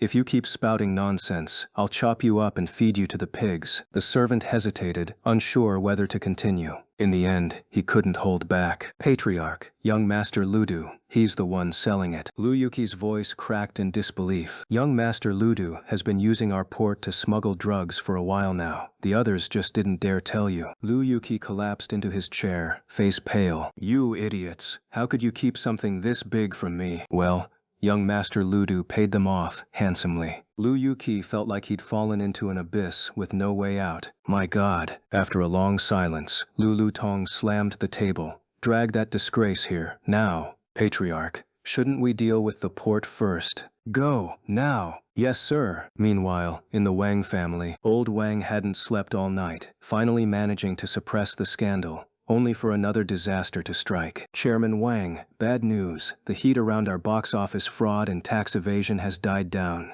Wang Shaolin. Fine. Isn't that good news? How is that bad? What nonsense are you spouting? It did die down, but only because your son, young Master Dakong, was arrested. Wang Shaolin was baffled. That can't be. He knew Wang Dakong wasn't the most disciplined, but he'd never crossed the line into outright crime. The Wang family's discipline wasn't perfect, but it wasn't that bad. Young Master Dakong really was arrested. Someone filed a report accusing him of using flop entertainment to coerce multiple actresses into sleeping with him. There's video evidence. Wang Shaolin exploded. Wait, hold on. Why was he arrested? Just sleeping with actresses shouldn't be enough for that. He... Spit it out! Young Master Dakong was caught in an orgy. When the police arrived, the room was full of women. Social media influencers, a few of our company's artists. Also, one influencer even went live to criticize him, calling him her simp and releasing their chat logs. Wang Shaolin was livid. If he could, he'd drag his son out and give him a taste of fatherly love. Get the PR team on it, and we'll publicly admit fault. Don't let this escalate further. With a heavy sigh, Wang Shaolin slumped into his chair. There was no doubt that Luo Yao was behind this. Lin Ran knew it all too well. A woman's schemes were endless. But he knew even better that this was because his son was too irresponsible. If he hadn't done those things, no one would have had leverage against him. Chairman Wang, we've already launched PR efforts immediately, but it's no use. Young Master Dakong has other scandals too. Wang Shaolin. Other scandals? Can you just tell me everything at once? Multiple people are now suing young Master Dakong, demanding that our Wanwan group compensate them for reputational damages. What? Why? Wang Shaolin looked utterly confused. At worst, Wang Dakong's involvement in group promiscuity was just a private moral issue. He'd be detained for a few days, and that would be it. Moreover, the authorities had no right to expose the identities of the women involved, and those women certainly wouldn't reveal themselves. At most, it would be treated as gossip, hardly something that should escalate to this level, right? The person reporting handed Wang Shaolin a tablet. Chairman, you should see this for yourself. Young Master Dakong has now become a teacher. An explosive piece of news swept across the internet. Reiterating, this story does not reflect real events. The reason? Wang Datung's computer broke down, and the repair technicians stumbled upon shocking secrets, detailed records of the measurements and appearances of major celebrities. The technician immediately copied the files despite the risks, and later tried to blackmail Wang Datung for money. Wang Dakong arrogantly berated him instead. Furious, the technician fled abroad overnight and leaked all the photos and videos. The internet exploded. Countless people's so-called pure and innocent idols turned out to be like this in private. Reading the news, Wang Shaolin staggered back, staring blankly at the ceiling. For a long time, he said nothing, silently counting how many ceiling tiles covered the entire office. Finally, after finishing his count, Wang Shaolin responded, "Do whatever you can to mitigate the damage. That ungrateful son is dragging our Wang family to ruin." Meanwhile, the internet went wild. Wait, hell is world. This is insane. How can these so-called innocent idols be so wild in private? And my favorite star was one of Wang Dakong's conquests. Damn, your goddess are out here doing this? Where's Wang Dakong now? Where are those women? And where's the content? In his estate, Lin Ran was also enjoying the drama. He didn't doubt the authenticity of Wang Dakong's scandals. After all, these were things that had happened in his past life. Browsing the comments, he even liked a few. The entertainment industry really is a mess. Did you know? This isn't just about the scandal. Wang Dakong has 3 trending scandals today, temporarily overshadowing Lin Ran and Luo Yao. I'd call Wang Dakong the Grand Master. Remember our brother Edison Chen? If not for Edison Chen, how would commoners ever see Celebrity X? Hey buddy, I think we might get in trouble for this. Be careful. Liked. How is it possible for so much dirt to come out in a single day? Doesn't that seem fishy? The online frenzy was overwhelming. The scandal about Wanwan Group's box office fraud was buried, but no one expected it to be overshadowed like this. And this wasn't even the end. Worse was yet to come. Of course, this was all Lu Meng's doing. At this very moment, Lu Meng was nervously watching her assistant team, her palms sweating. All previous attacks had been directed by Luo Yao, but this time she was the one calling the shots. This was a financial siege, a bloodless yet brutally violent battle. Luo Yao had one demand: to secure enough funds for the upcoming projects in the tech city. How? By extracting it from Samsung and the three major families. Everyone, our next move is to short the stocks of the Lu and Wang families. Seize the right moment to cash out. My only requirement is to maximize profits. What was the right moment? Naturally, the moment before stepping in to save them. If the two families knew what was good for them, they'd submit to Luo Corporation.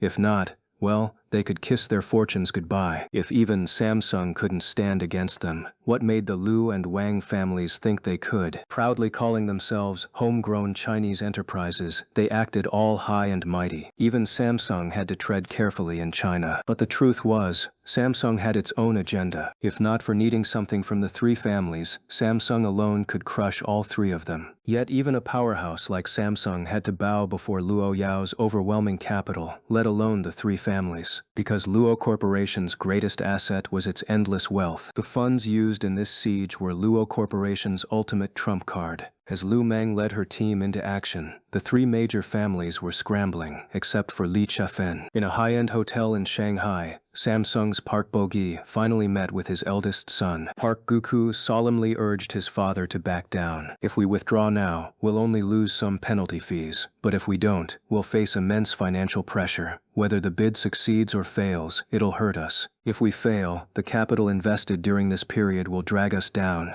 If we succeed, we'll have to invest even more, straining our cash flow further. Park Bo-gi, what do you know? China is the key to our next breakthrough. We must secure this deal. Just then, Lu Tong called. Chairman Park, how are the funds coming along? Park Bo-gi's face darkened. He hadn't expected the funds from Korea to be delayed. Those idiots back home dared to defy his orders. They're ready. They'll be transferred to our joint account shortly. After hanging up, Park Bo-gi turned to his son. See, there's no turning back now. If we back out, it's not just about penalties. The three families will be left vulnerable. Once they finish their bid, whether they succeed or fail, they'll turn on us. And it won't be as simple as it is now. Plus, if we break the contract first, other potential partners will lose trust in us, hurting our future deals. Do you realize how damaging that would be? Park Guki fell silent. He had considered all this, but Samsung was truly in trouble. Otherwise, he wouldn't have come to persuade his father personally. You're afraid of the three families retaliating. But what about Luo Corporation? Aren't they the more terrifying opponent?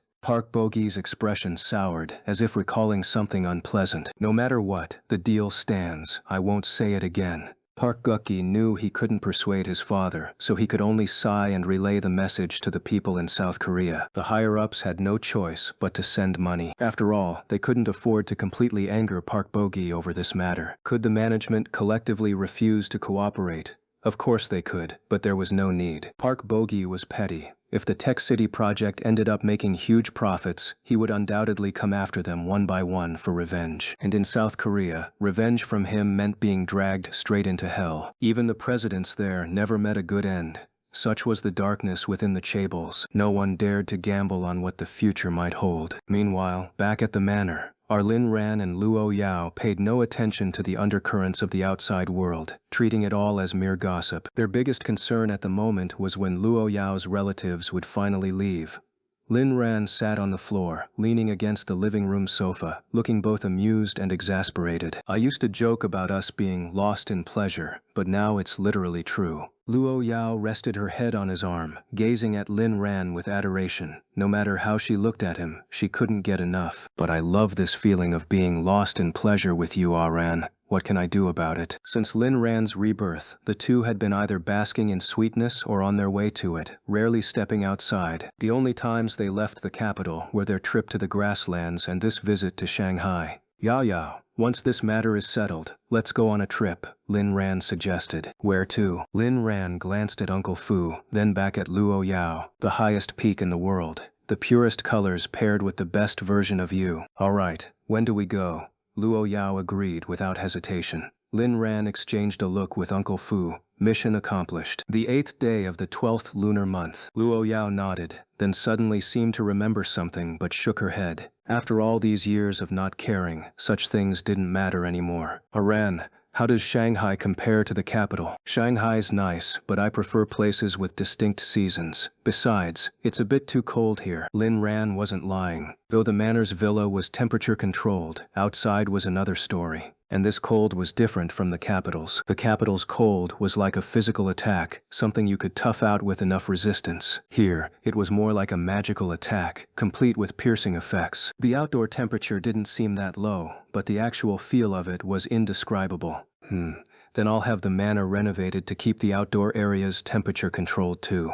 Lin Ran immediately stopped her. Let's save resources. It's too wasteful, especially since we won't be staying here long. Fair point. Wasting resources was shameful, regardless of money. But I don't want you to feel even the slightest chill. Lin Ran's lips curved into a smile, as if drawn with an artist's precision. Suddenly, I don't feel cold anymore. Why? Because you're here. Everyone says you're cold as ice, but no one knows you're the best heater I could ever ask for.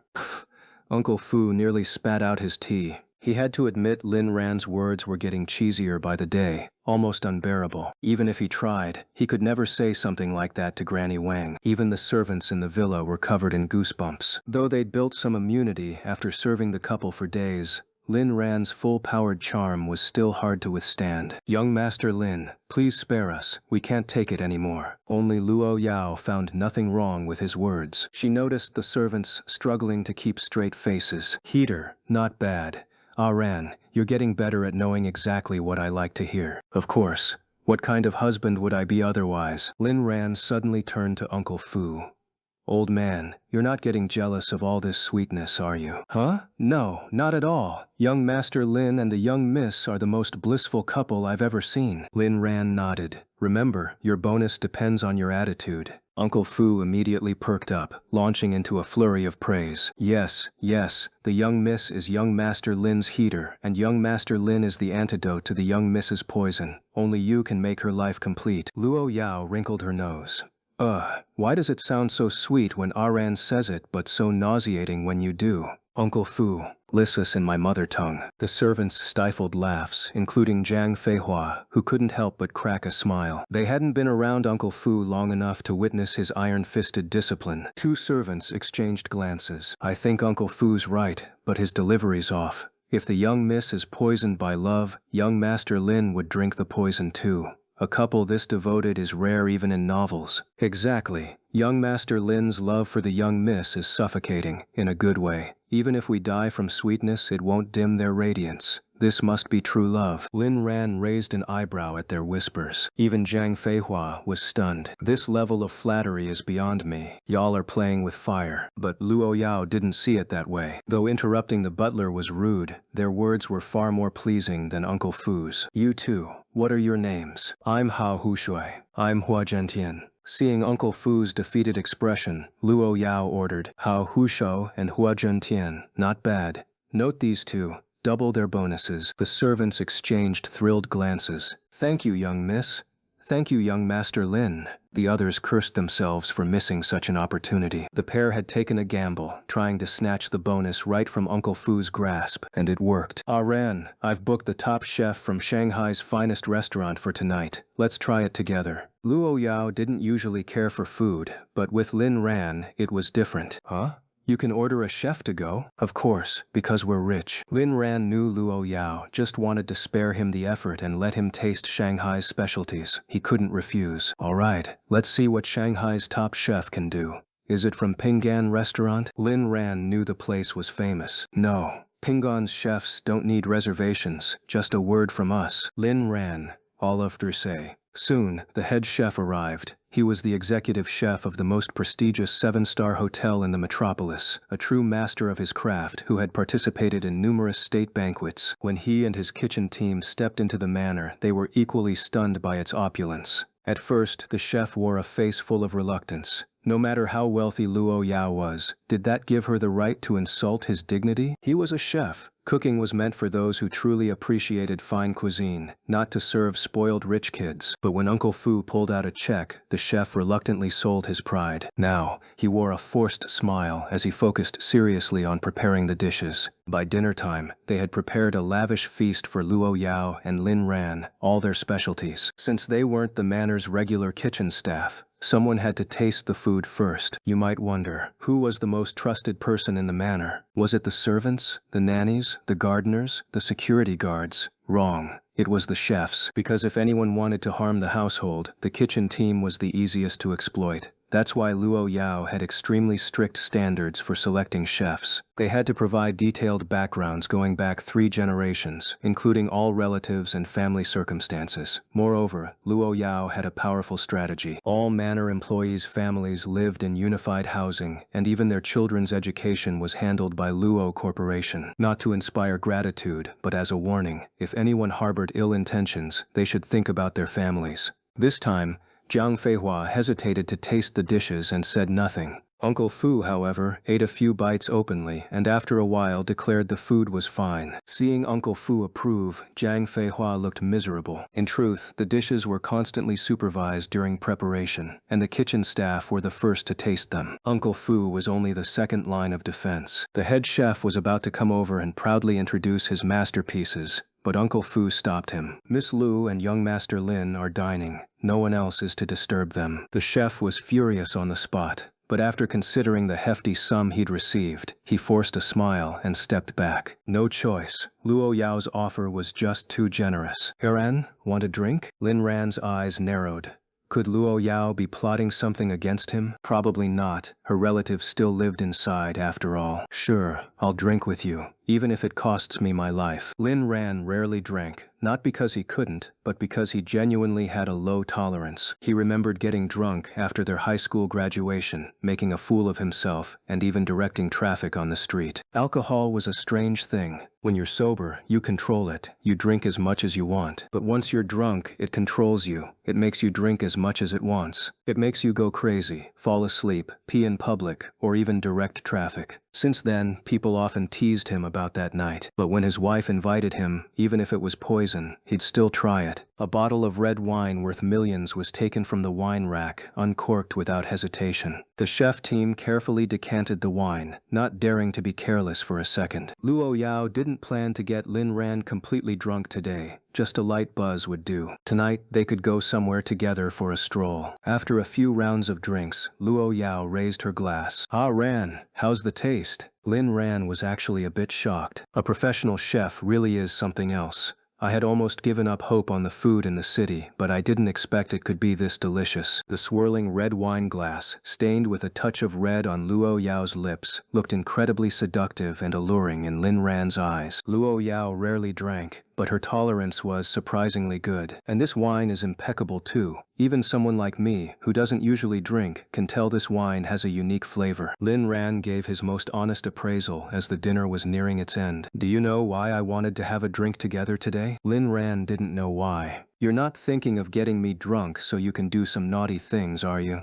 There's a fancy term for that kind of thing, XX, and technically, it's illegal." "Illegal or not, do you think I'm scared?" Lin Ran was stunned and quickly stopped Luo Yao from going further. "Shh, keep your voice down. We're on the Urban Daily channel here." But Lu Yao wasn't intimidated by Lin Ran's words. "So what? The last thing I like is all these rules and regulations, legal or illegal. Am I scared?" Lin Ran was helpless and just gave up completely, shrugging his shoulders. "Not scared, not scared. You're my law." His face flushed slightly, showing signs of mild intoxication. Drinking was never Lin Ran's strong suit. "Actually, I just wanted to take you somewhere. Consider this dinner a celebration." "A celebration of what?" "Celebrating that after all these years, you're finally by my side." Lin Ran. Thagmatak. "Ah, Ran. Come walk with me." "Okay." Uncle Fu knew they probably had something to talk about, so he didn't follow. Meanwhile, Jiang Feihua was eagerly preparing to tag along. With just a glance, Luo Yao cast a paralysis spell on Jiang Feihua. After Luo Yao stepped out of the villa, Uncle Fu leaned in and whispered,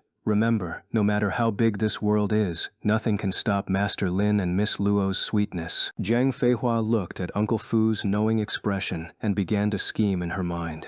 "Uncle Fu, sometimes I really envy you. You get to stay by Miss Luo's side. Unlike me, stuck guarding this empty mansion in the city. They call me the professional manager of the estate, but really, I'm just a gatekeeper. Only the gate's a bit bigger. You understand how I feel, right?" Uncle Fu raised an eyebrow. Jiang Feihua's words had a hidden meaning. "Your description is pretty accurate. Honestly, I feel the same way. Whether in Kyoto or the city, it's all the same. Is that so? Heh. Jiang Feihua clenched her phone tightly in her pocket. This time, she was determined to expose the true face of this old housekeeper to Luo Yao. If you don't want to be the watchdog of Kyoto, I'm more than willing to be one. Since arriving in the city, Lin Ran and Luo Yao had never properly explored the mansion. Usually, they only stayed in the rest area and the work zone. Now, the two stood before a strange artificial rock formation. Luo Yao gazed at the building before her, a nostalgic look in her eyes. I've actually been thinking about whether I should bring you here to see it. Where is this place? Why so mysterious? Luo Yao pushed aside a large decorative piece, revealing a dog-sized hole. Lin Ran was utterly baffled, watching as Luo Yao went in first. If anyone else saw this, their jaws would surely drop.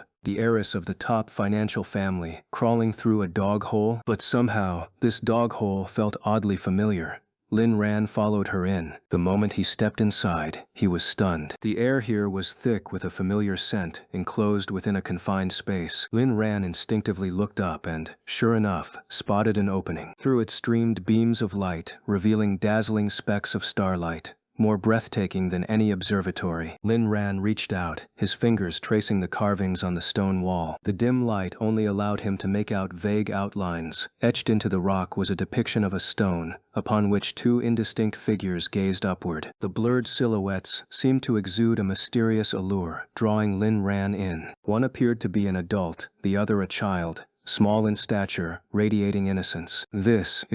A wave of inexplicable familiarity washed over Lin Ran, his mind swirling with thoughts. He recognized it. This was the scene from that night when he and Luo Yao had stargazed together. Back then, just like the two figures in the carving, they had looked up at the sky, as if the entire world had narrowed down to just the two of them. So this was Luo Yao's secret hideout. But why was it here? Yao, no way. Lin Ran was certain. This wasn't a replica. That left only one possibility. I had the entire cliff face excavated and transported here. This was my favorite place as a child, my stargazing spot, the place I'd come to whenever I missed you. To me, it's like home. When did you move it here? Luo Yao thought for a moment. The excavation took over a year, and transporting it took another year or so. It arrived about 6 months ago, and I had it installed here. My God. Lin Ran gave a thumbs up, genuinely impressed. Luo Yao was capable of anything. Do you remember, in this very space, you once stabbed my backpack? Luo Yao nodded. There was something in your bag. I reacted on instinct and stabbed it. Then something jumped out. At this, Luo Yao froze momentarily before shaking her head. Whatever had taken that fatal strike couldn't have survived. Even if it had, it wouldn't still be alive now. It had been so many years. It jumped out. Probably a cat. Lin Ran. His name was Xiao He. He was my friend. Friend? The word made Luo Yao tense up.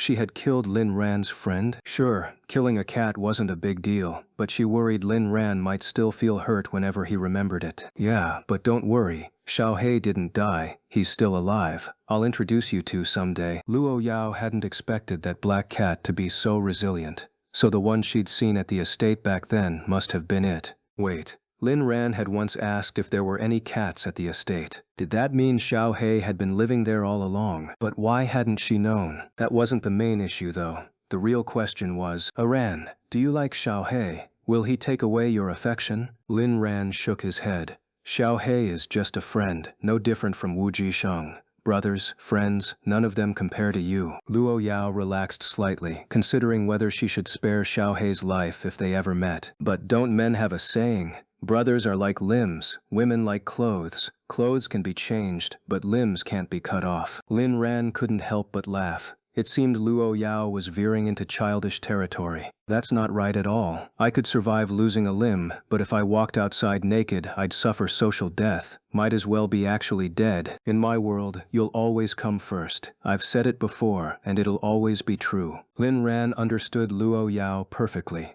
She was a wife with a pathological possessiveness toward him. A classic yandere. What defined a yandere? Extreme emotional possessiveness, volatile moods, a twisted personality, but also the deepest love. They couldn't stand others liking the person they loved, let alone their beloved showing affection to someone else. Another trait was their lack of security, especially when rivals appeared, even if those rivals weren't human. So, to all those who romanticize yanders, take note. Real-life Yanders aren't as charming as in fiction. Stay safe. Luo Yao embodied every Yandere trait, and these weren't things that could easily change. Without constant reassurance, you might just end up as another victim of their blade. Of course, Luo Yao was a different kind of Yandere. She was the heroine of Tom Without Fur. Haran, thank you for always giving me that sense of security. I know my issues, but I just can't control them. Will you ever grow tired of me, start to hate me? Lin Ran, ask the people reading this. Would any of them hate a wife like you? You're the best Yao Yao in the whole world. One of a kind. Unparalleled. If Xiao He were here, he'd probably mock. Ooh, the best Yao Yao in the whole world, tilde. Tears glistened in Luo Yao's eyes as Lin Ran pulled her into his embrace. My Yao Yao is exactly the way I love her most. Luo Yao inhaled Lin Ran's scent, losing herself in bliss. Haran, let's not leave tonight. Let's stay here, okay? Sure. Suddenly, Luo Yao locked eyes with him. Then I have one last question for you. Go ahead. If I had killed that cat back then, would you have hated me? Lin Ran didn't hesitate. Don't talk nonsense. Even if you'd killed me, I wouldn't hate you. They held each other close, the starry sky above them, the person they loved most right before their eyes. Wasn't this the very essence of love and happiness? But by nightfall, they were freezing their butts off. Lin Ran took off his coat and draped it over Luo Yao, a basic act of chivalry. Yao Yao, you're on your period. It's a bit too chilly here. Luo Yao didn't want to leave and pouted. I'm not cold. I have you. Are you cold? Freezing. Now I finally understand that saying. Which one? Lin Ran imitated the dopey expression of a husky. I'm a wolf from the north, but in the south I've frozen into a dog. I'm a wolf from the north, but in the south I've frozen into a dog. Luo Yao couldn't help but burst into laughter, a rare, adorable sight from the usually icy CEO. I'll have someone bring heating equipment. Soon, Uncle Fu arrived with a team, delivering heaters. Young miss, it's quite cold here. Perhaps it's best to return to the villa. Luo Yao shot him a glance that made Uncle Fu's scalp tingle. Uncle Fu, you've been quite talkative lately. This isn't like the cautious you at all. Luo Yao had noticed the significant changes in Uncle Fu recently. Perhaps all of us are changing in some way. Luo Yao frowned slightly. Then tell me, how have I changed? At this, Uncle Fu perked up with interest. Never mind. This old man values his life too much. Speak. I'll spare you. A faint smirk tugged at Uncle Fu's lips. This was the first time he'd ever been given the chance to critique his young mistress. Young mistress, you used to be, well, quite cold. And please don't take offense, you were ruthless and indifferent to everyone. I thought that was just who you were, until young Master Lin came along. Uncle Fu had witnessed their entire journey, from the cat and mouse games of their early clashes to their current madly in love phase.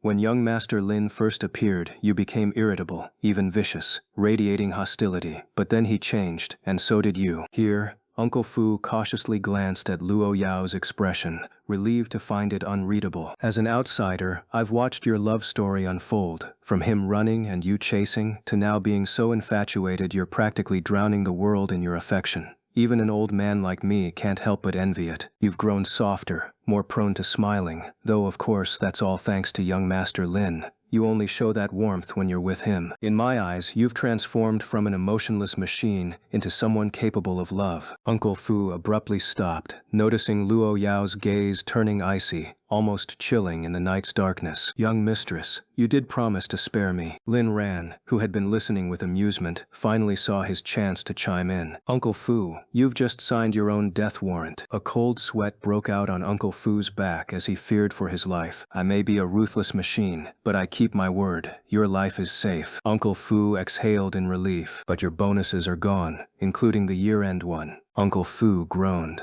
The sky has fallen. Young mistress, I have a wife and grandchildren to support. Luo Yao arched a brow. Are you bargaining with me? I wouldn't dare. Uncle Fu sighed. Bargain? What a joke. Even the three great families didn't dare negotiate with Luo Yao. In this world, the only person who could bargain with her was Lin Ran. This old servant will take his leave now. Uncle Fu didn't dare stay another second. He regretted opening his mouth at all. Once he was gone, Lin Ran finally relaxed. For some reason, seeing Uncle Fu squirm always put him in a good mood. Logically, they were half friends and confidants. He shouldn't take pleasure in it. But he couldn't deny the satisfaction. Ran, are you still cold? Not when you're with me. I'll never feel cold. Luo Yao paused. Just moments ago, Lin Ran had complained about the chill. A man's words are a devil's lies. Lin Ran scratched his head awkwardly. I'm not lying. I just like saying sweet things to you. Your happiness is mine. Someone once told me I loved you too cautiously, overthinking every little thing, but now I understand. If I love you, I should show it boldly. Even if I make mistakes, I want you to feel the intensity of my love. Who told you that? Luo Yao frowned. She disliked outsiders meddling in her relationship. Uncle Fu. Another pause. That old man. Fine, I'll let it slide this time. Luo Yao wasn't known for her generosity. She held grudges, not over money. She could waste fortunes without a care, but over personal critiques. She'd only asked Uncle Fu to comment on her changes, yet he dared point out her flaws. That irked her. Didn't she already know herself? And to say it in front of Lin Ran. What if he didn't like what he heard? But learning that Uncle Fu had helped Lin Ran overcome his reservations softened her stance. Maybe the old man wasn't entirely unforgivable. He's probably over the moon right now. As time passed, the two lay on a bed brought by the servants, gazing at the stars. Stargazing from a well. That's how you described this place. They watched the stars, but the stars watched more than just them. Meanwhile, Shanghai was anything but peaceful. The Liu family and Wang family were drowning in chaos, especially the Liu family. Wang Dakeng of the Wang family only had personal scandals to worry about. As the eldest son, he could throw money at most problems, and Wang Shaolin was actively cleaning up his messes without shielding him. The women collectively suing Wang Dakeng were either negotiated with or compensated. Even the computer repairman who leaked the scandal was let off the hook. This magnanimity somewhat improved the Wang family's public image. But what really surprised people was Wang Shaolin's stance on his son. Handle him as the law demands. Execute him if necessary. The crisis didn't harm the Wang family's conglomerate. It even salvaged some reputation. But the goodwill was short-lived.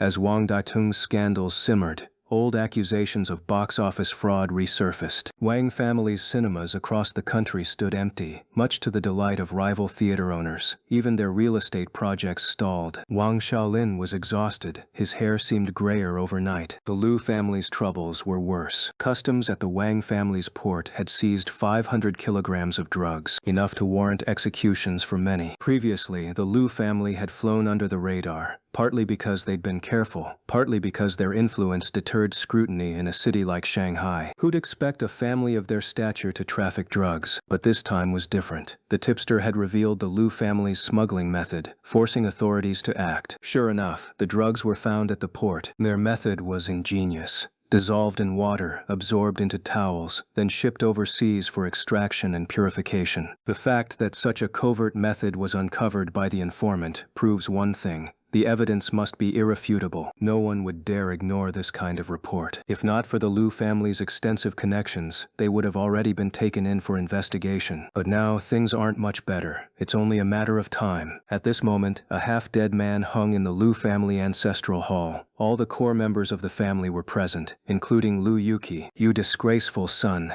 I've told you before, the Liu family can do anything except touch this stuff. Did you think my words were just for show? Having been hung from daybreak until late at night, Lu Du could no longer speak. Merely clinging to life was a miracle. If you wanted to ruin yourself, fine, but you had to drag the entire Liu family down with you. If you were so bold, why didn't you tell me earlier? I could have sent you to a war-torn country to face reality. Who knows, it might have made you even bolder. Liu Yuki gripped his belt, continuing his fatherly education in front of all his other sons. By now, Lu Du had given up resisting, hanging silently, until he saw Liu Yuki's gaze land on him. "Pa, what did you say?" Liu Yuki's furious expression was genuinely terrifying. Liu, you, Qi, I despise you. You dare call me by my full name, you ungrateful wretch? Liu Yuki was truly enraged. Lu Du's face twisted with hatred. You hypocritical fraud. Every single one of us in the Liu family, my siblings included, are nothing but tools for your gain. His voice was weak, his body devoid of strength, but he wouldn't die. Not because Liu Yuki held back out of love, but because this son still had uses. My greatest regret in life was being born into the Liu family. Why didn't you just strangle me at birth? Despair filled Lu Du's heart. Why bring me into this world? Why the Lu family? And if you did, why abandon me? Lu Ludu had never even met his mother, because no matter how many sons the Lu family had, there could only be one official wife. And if you hadn't made me seduce Luo Yao back then, would I have ended up like this? Now that I'm no longer useful, you're throwing me away? A bitter smile crept onto Luludu's face. Yes, I dealt drugs. Not just any drugs. I partnered with the biggest cartel. My goal was to make money and ruin you. You're the person I hate most in this life. The person he hated most was his own father. Luludu's words even made Lu Yuki question himself. You vile creature, you still dare talk back. Lu Yuki didn't hold back with the lashings. Luludu's body convulsed from the pain, but he clenched his teeth, refusing to beg for mercy. Speak, you brat. Say something. Luludu forced out a ghastly grin. What's there to say? Want me to confess? Forget it. If you're so capable, find a scapegoat. But if you think handing me over will save the Lu family, I'll never admit to anything. No matter how many witnesses you produce, I won't budge. Did you really think you're the only one with connections? All these years I've spent fortunes nurturing my own people. If anything happens to me, what do you think they'll do? Lu Yuki hadn't expected his own son to see through his plan so easily. He had indeed intended to sacrifice Luludu to bear the consequences. A random scapegoat wouldn't cut it. It wouldn't convince anyone, not even himself, unless it was a member of the Lu family, and a direct descendant at that. Lu Yuki narrowed his eyes. You think you can play this game with me? Fine. I'll show you what forced confession really means. Just as he prepared to continue, a subordinate rushed in with a report. Patriarch, it's bad. The Lu family's drug dealings have been exposed. Not only is our port shut down, but all our subsidiaries are under siege. By tomorrow morning, our stock will plummet. The subordinate merely stated facts. The Lu family's survival mattered to him, but not enough to stake his life on. The stock crash won't destroy our foundation, but we're in the middle of a bid. If this affects the outcome, securing future funding will become a problem, and the authorities will certainly take note. Plus, officials are already on their way. The entire Lu family may be taken in for questioning. Lu Yuki listened in shock, struggling to process the news. Luo Yao, you ruthless witch, just you wait. His gaze flicked back to Lu Ludu, who sneered. Oh? Is there something the great patriarch Lu can't handle? Guards, lock this wretch away. No one sees him without my permission. As for the investigation, cooperate fully, no resistance. Once Lu Ludu was dragged off, Lu Yuki gathered his prized collection and left. The current situation. Samsung Group kept facing scandals, its stocks in freefall. Rumors spread that South Korea was entering an economic crisis, with countless citizens already standing on rooftops, awaiting their fate. The Lu family's involvement in contraband had paralyzed their port, their most vital asset. The exposure led to protests outside their subsidiaries, and partners were calling in the dead of night, demanding solutions or threatening to sever ties. As for the Wang family, Wang Dakong, the ultimate disgrace, had single-handedly become the internet's newest meme icon. You wouldn't see him online, but his legend was everywhere. The only one in the Tri-Alliance relatively unscathed was the Li family. Many in the Li family were practically worshipping Li Chifin, though he himself, while basking in the praise, couldn't shake his unease. But just because Luo Yao hadn't targeted Li Chifeng didn't mean others wouldn't. Both the Lu and Wang families had noticed something off about him. If we're all in this alliance, why are you the only one untouched? If you're not a mole, we'll eat our hats. So, before dawn even broke, the Li family's assets came under fire. After all, an alliance meant sharing both fortune and misfortune,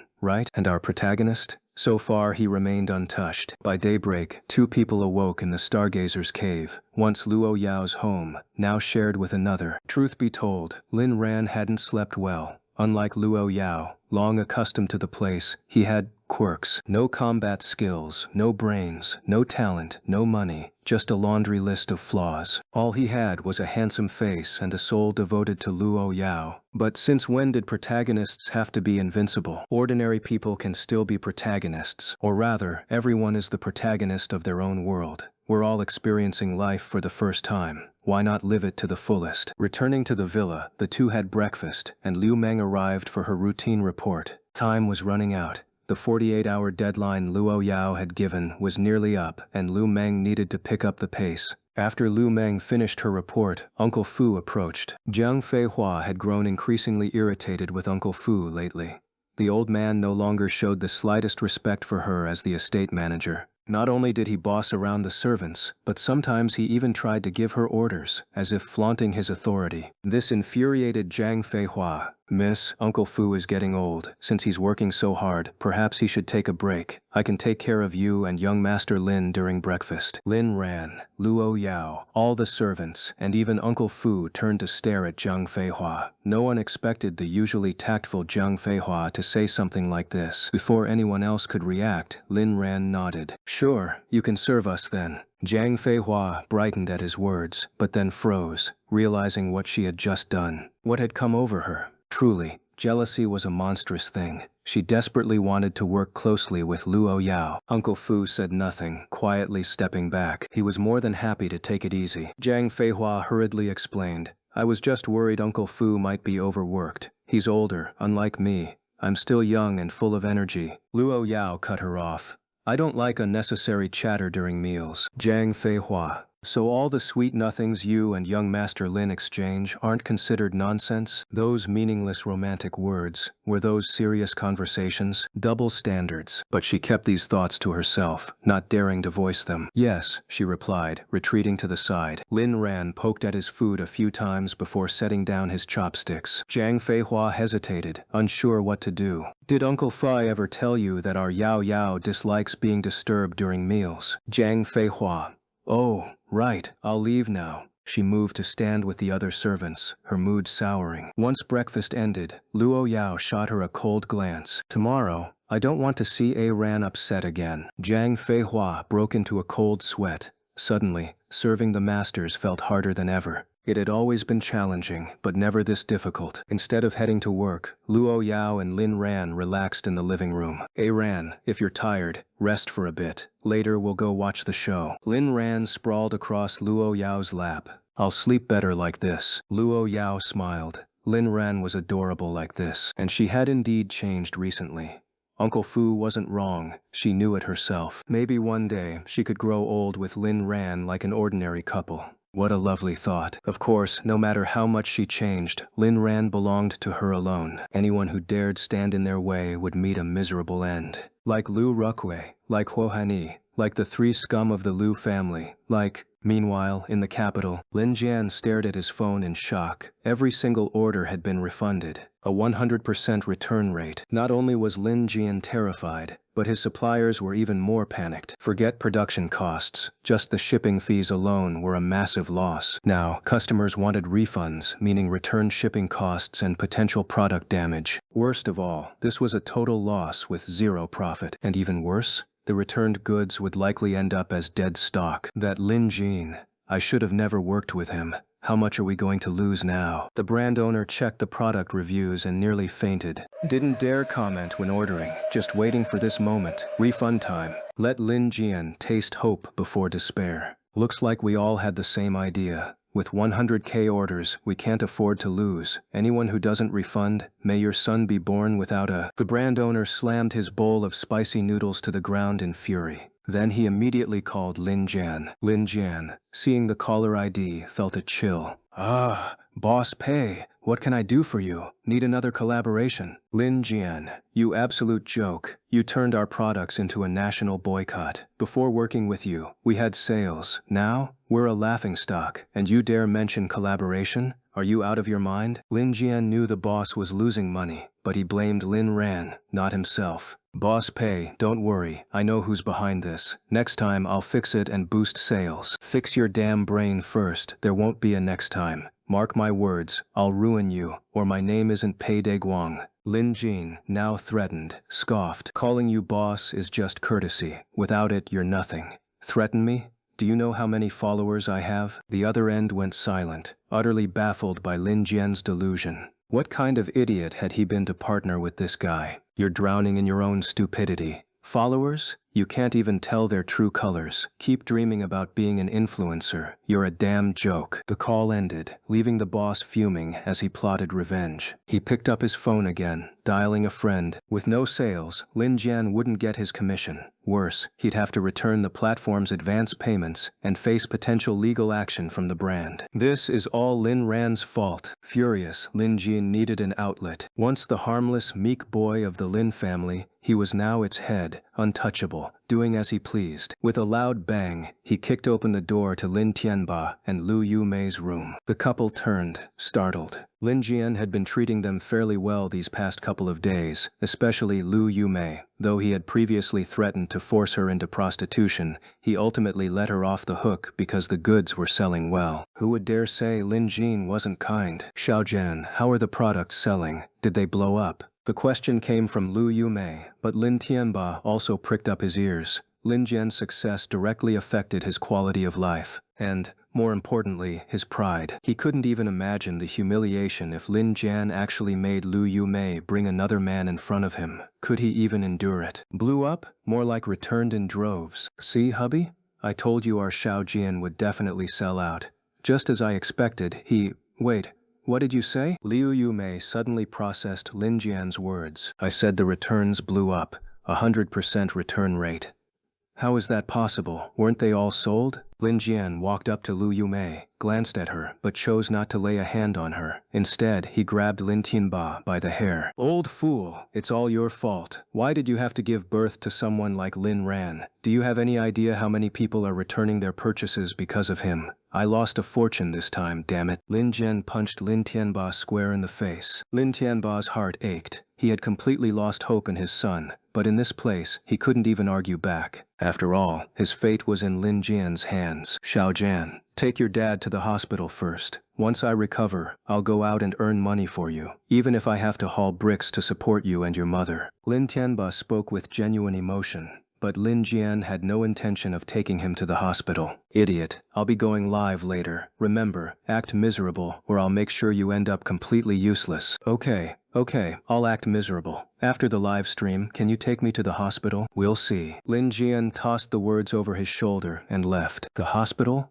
That would just cost more money. What if you actually recover? Who'd I have left to milk for sympathy? You think I'm stupid? Lin Tianba sighed. This is all because you spoiled him rotten. The past few days had dealt him a heavy blow. He never imagined his beloved youngest son would turn out like this. His eldest son had changed, and now his youngest had changed too. His heart was full of bitterness. At least he still had his wife. Slap! Liu Yumei struck Lin Tianba across the face. Now you're just a useless waste. You only get food because of me, and you still dare to boss me around? Liu Yumei wasn't afraid in the slightest. Lin Tianba no longer had the strength to hit her. Lin Tianba. Wow, you've changed too. In Shanghai, Lin Ran slowly woke up to find Luo Yao gently stroking his cheek. Sorry about that, wifey. Your lap was so comfortable I dozed off. Luo Yao continued caressing his face as she spoke. It's fine. I liked it. For a moment I really wished you'd never wake up. Just stay like this, quietly by my side. There had even been a fleeting thought of ending Lin Ran right then and there, keeping him frozen in that position forever. But the idea of him never speaking again, never calling her wifey, never smiling at her, she couldn't bring herself to do it. Huh? That's a bit much. If I never woke up, who'd cook for you? Who'd whisper sweet nothings? Who'd make you happy? Exactly. That's why I spared you. Remember, Ran, the only reason you're alive isn't luck, it's because I've let you live, over and over. If I hadn't, you'd have been done for the day you rejected me. There was no denying that. Lin Ran didn't argue. True, thanks for sparing me, Your Majesty. Noticing Luo Yao still hadn't moved, Lin Ran asked, Didn't you say you'd take me to see a show today? When are we leaving? Soon. We'll go once Lu Meng gets here. Speak of the devil. Liu Meng walked in. President Luo, Li Chifen has invited you to the Li family estate. Luo Yao, since when do random strays dare invite me? Lin Ran, yeah, what's the point of going? Liu Meng's face darkened. The Li family was far from insignificant. In many industries they were considered top tier. The Lu and Wang families have already started targeting the Li family. I suspect he's feeling the pressure and wants to surrender. Disdain filled Luo Yao's eyes. He's not worthy. I said he'd die, and he will. Aran and I are heading to the restaurant first. I'll personally enjoy his final act later. Liu Meng nodded and left. She knew her time was running short, but everything was proceeding smoothly. The mission was already 75% complete. The only thing left was the Li family. She made a call to Li Qifen. No one knew what was said. Hanging up, Lu Meng's eyes gleamed with confidence. Before dealing with the Li family, it's necessary to mess with the Wang and Lu families a little. 10 minutes later, the Li family abruptly announced their withdrawal from the Tri-Family Alliance and the joint bid with Samsung. The news sent shockwaves not only through the South China Chamber of Commerce, but also through their three partners. The Li family wasn't some minor collaborator. They were the core of this bidding project. The two families and Samsung's Park Bo-gi immediately convened to address the crisis. Lu Yuqi was livid. What the hell is he playing at? Even if we're at odds, he can't just abandon the family's interests like this. I knew it. That bastard is Luo Yao's mole. Wang Xiaolin was also struggling to breathe. He had invested too much in this bid. Now, with the project stalled and the Li family's betrayal, his own business was paralyzed.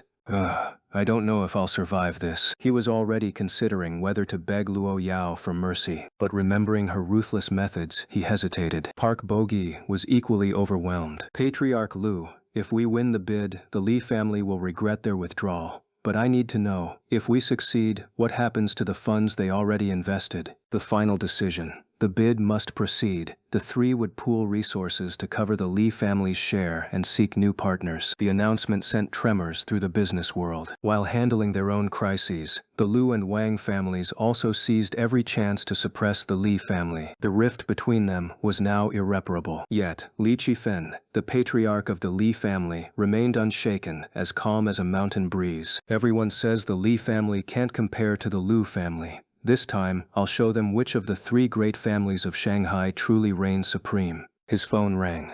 Glancing at the screen, Li Qifen answered with confidence. Peace Restaurant? Got it, I'll be there. An hour later, at the Peace Hotel in Shanghai. This was a historic hotel that had stood since the wartime era. During the turbulent years of China's past, many influential figures had gathered here to discuss matters. Even now, in the new era, the tradition remained, a mark of respect for history. No one knew who the current owner of the Peace Hotel was, but no one dared to cause trouble either. There was simply no need. Liu Meng had arranged a meeting with the representatives of the three major families, all except the Samsungs. Lu Yuqi and Wang Xiaolin had already arrived and were seated in private room number 1, their expressions grim. The two of them had been pushed to the brink by Lu Meng's maneuvers. The moment she entered the room, their eyes immediately darted behind her. But there were only two assistants, carrying a few documents. Where's President Luo? Liu Meng strode straight to the head of the table and sat down without hesitation, a move that visibly angered the two tycoons. President Luo won't be joining us today. I'm the one who called this meeting. The two men exchanged glances.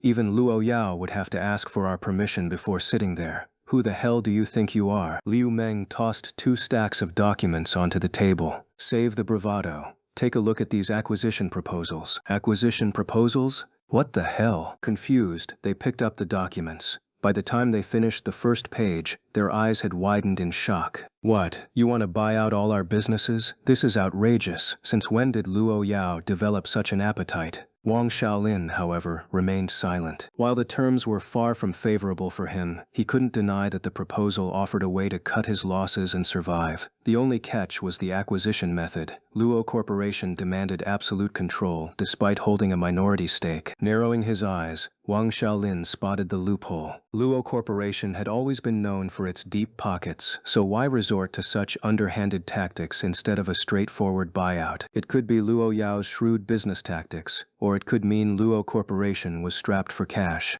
Wang Xiaolin sighed. Even if Luo Corporation was financially strained, what could he do about it? He had long wanted to take down Luo Corporation, especially in recent days. He believed Luo Yao was engaging in cutthroat competition. If that was the game, then no one would come out unscathed. But guess what? No matter how hard he and Lu Yuqi dug, they couldn't find a single scandal tied to Luo Corporation. Every operation was squeaky clean. For a conglomerate of this scale, the world's top financial empire, to maintain such integrity wasn't just difficult, it was nearly impossible. Lu Yuqi had once suggested spreading false rumors, but before they could act, the plan backfired spectacularly. Now, even if they tried again, it wouldn't matter. Lies were still lies. At best, it might tarnish Luo Yao's reputation slightly, but it wouldn't disqualify her from the bidding war. Wang Xiaolin's understanding of Lu Yao had deepened. Liu Meng, If you two aren't interested, then so be it. We'll keep playing hardball. But just remember, going head-to-head with Luo Corporation means risking total annihilation. Luyuki finally snapped. His usual composed demeanor vanished, replaced by a furious glare. You little bitch, do you really think I'll let you walk out of this hotel alive? Liu Meng clapped her hands mockingly.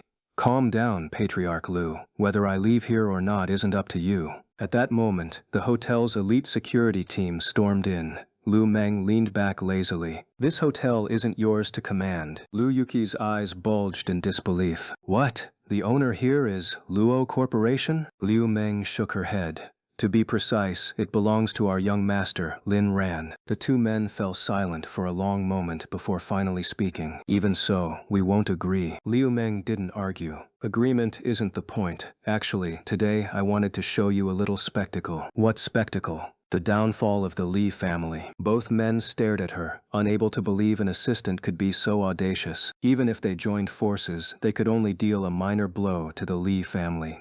Total annihilation? I've seen arrogance, but never like this. Liu Meng shrugged.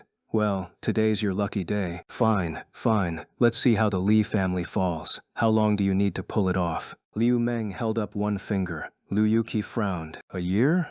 A month? Liu Meng shook her head. Wang Xiaolin, don't tell me it's just one day. Again, Liu Meng shook her head. 1 hour. The two men were speechless. Haha, my apologies for being late.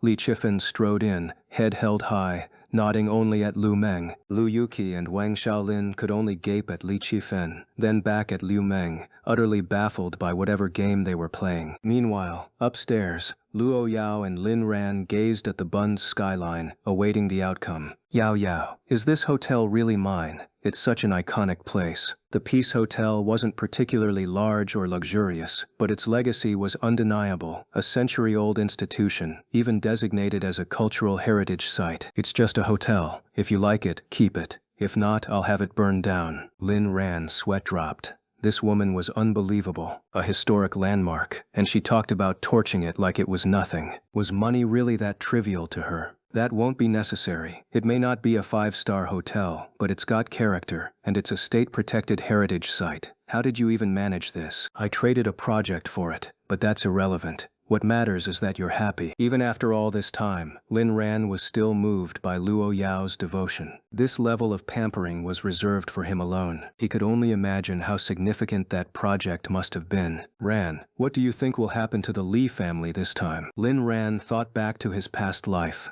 Something felt off. In that timeline, the Li family had also collapsed, but not this soon. It had happened much later. Yet now, the process had accelerated. Was this another ripple effect? Well, it didn't concern him. I'd say the Li family is about to become history. Luo Yao blinked. Then shouldn't we celebrate this historic moment? How should we celebrate? The relatives have left. Lin Ran lowered her head. The view from the Bund was stunning, casting a particularly beautiful reflection through the window. This was a moment of brilliance reserved solely for the two of them. Romantic and moving. Ah Ran, let's enjoy watching old Li's downfall now. Alright. Luo Yao particularly disliked Li Chifeng, not because of business matters or his past condescending attitude toward her. It was solely because Li Chifeng had disrespected Lin Ran at the last banquet. Luo Yao had let it slide then, but that didn't mean she'd let it go forever. Now, it was time to avenge her man. Her man was hers to tease. No one else had the right. Anyone who dared cross that line had already signed their own death warrant. That was also why Luo Yao had handed the evidence to Liu Meng.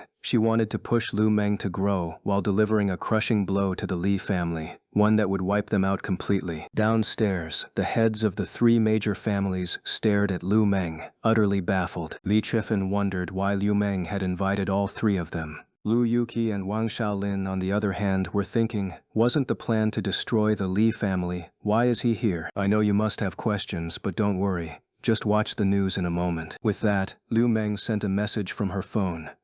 At the same time, Luo Corporation filed a formal report accusing the Li father and son of treason. They had sold core national technology to foreign entities. Not only that, they had also leaked massive amounts of Chinese client data, undeniable acts of betrayal. The news was explosive. It was as if we'd discovered that Jack Ma had handed over Alipay's user data to foreigners while funding weapons to turn against us. Or like Siemens docking Japanese warships at Tokyo Harbor, aiming their guns at Japan itself. The public was sent into an uproar. Lu, Li, and Wang were stunned as they read the headlines. Lu Yuqi and Wang Xiaolin turned to Li Qifen in shock. Li Qifen, how dare you? They couldn't believe it. Li Qifen's breathing grew heavy. Assistant Liu, what is the meaning of this? Weren't we supposed to be collaborating? When did I say that? Show me proof. Lu Meng feigned ignorance, picking at her ear. Realizing he'd been played, Li Qifen's face darkened. So this was your plan all along? You never intended to let me live? Liu Meng raised an eyebrow. Already cracking? Don't worry, it's not over yet. The three men froze. There was more? Liu Meng tossed a tablet onto the untouched round dining table. It displayed footage of arrests. Though the criminals wore hoods, the background unmistakably showed the Li family estate. A reporter was speaking confidently. According to Luo Corporation's report, the Li family of Shanghai exploited their influence in the entertainment industry to organize prostitution rings, forming a full-fledged operation. Li Qifen and his father have already been arrested for treason. This case involves numerous individuals. We will neither wrong the innocent nor spare the guilty. Additionally, evidence provided by Luo Corporation has uncovered a child trafficking ring. Some of these abducted children were groomed by the Li family for illegal profits, while others remain missing. Multiple Li family members are implicated.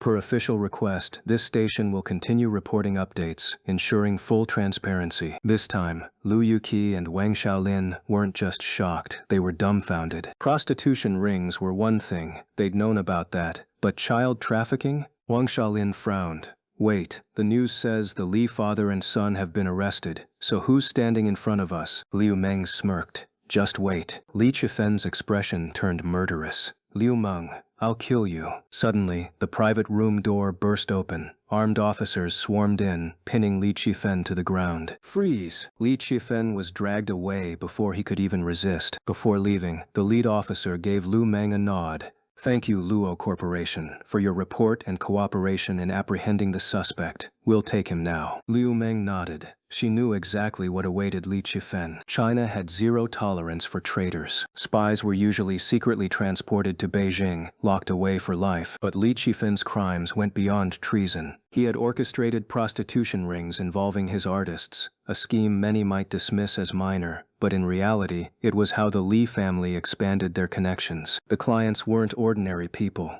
Countless high-profile protectors would likely be exposed. Even Lu Yuqi had indulged in these services. But the most horrifying revelation was the child trafficking.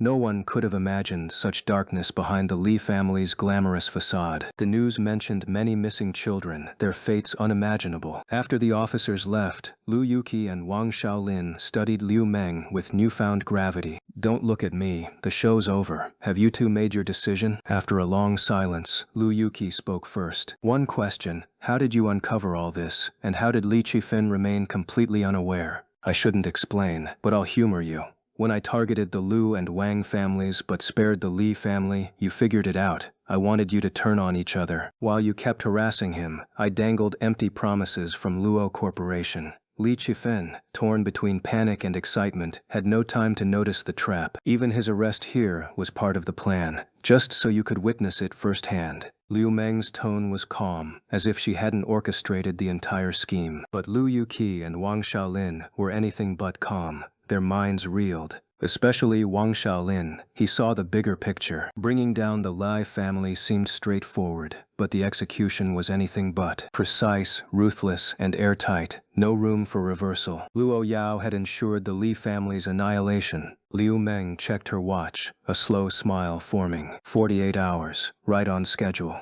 All three families had been brought to their knees. Since you haven't made up your minds yet, I won't disturb the two family heads any longer. I hope you won't make decisions you'll regret. Liu Meng had no intention of waiting any longer. The seeds had already been sown, and the harvest would come sooner or later. Wait, you still haven't told us how you uncovered the Li family's misdeeds, and how did you know about the Lu family's affairs? One could say Lu Meng's dismantling of the three major families felt almost like a joke. It was as if she barely lifted a finger, and their empires crumbled like rotten wood. These were the three major families, not some small-time businesses. What I just said was giving you half a face, that's all I can reveal. But as they say, the innocent have nothing to fear. If you hadn't done those things, I wouldn't have been able to exploit them. Isn't that right, Lu Yuki? Lu Yuki gritted his teeth, saying nothing.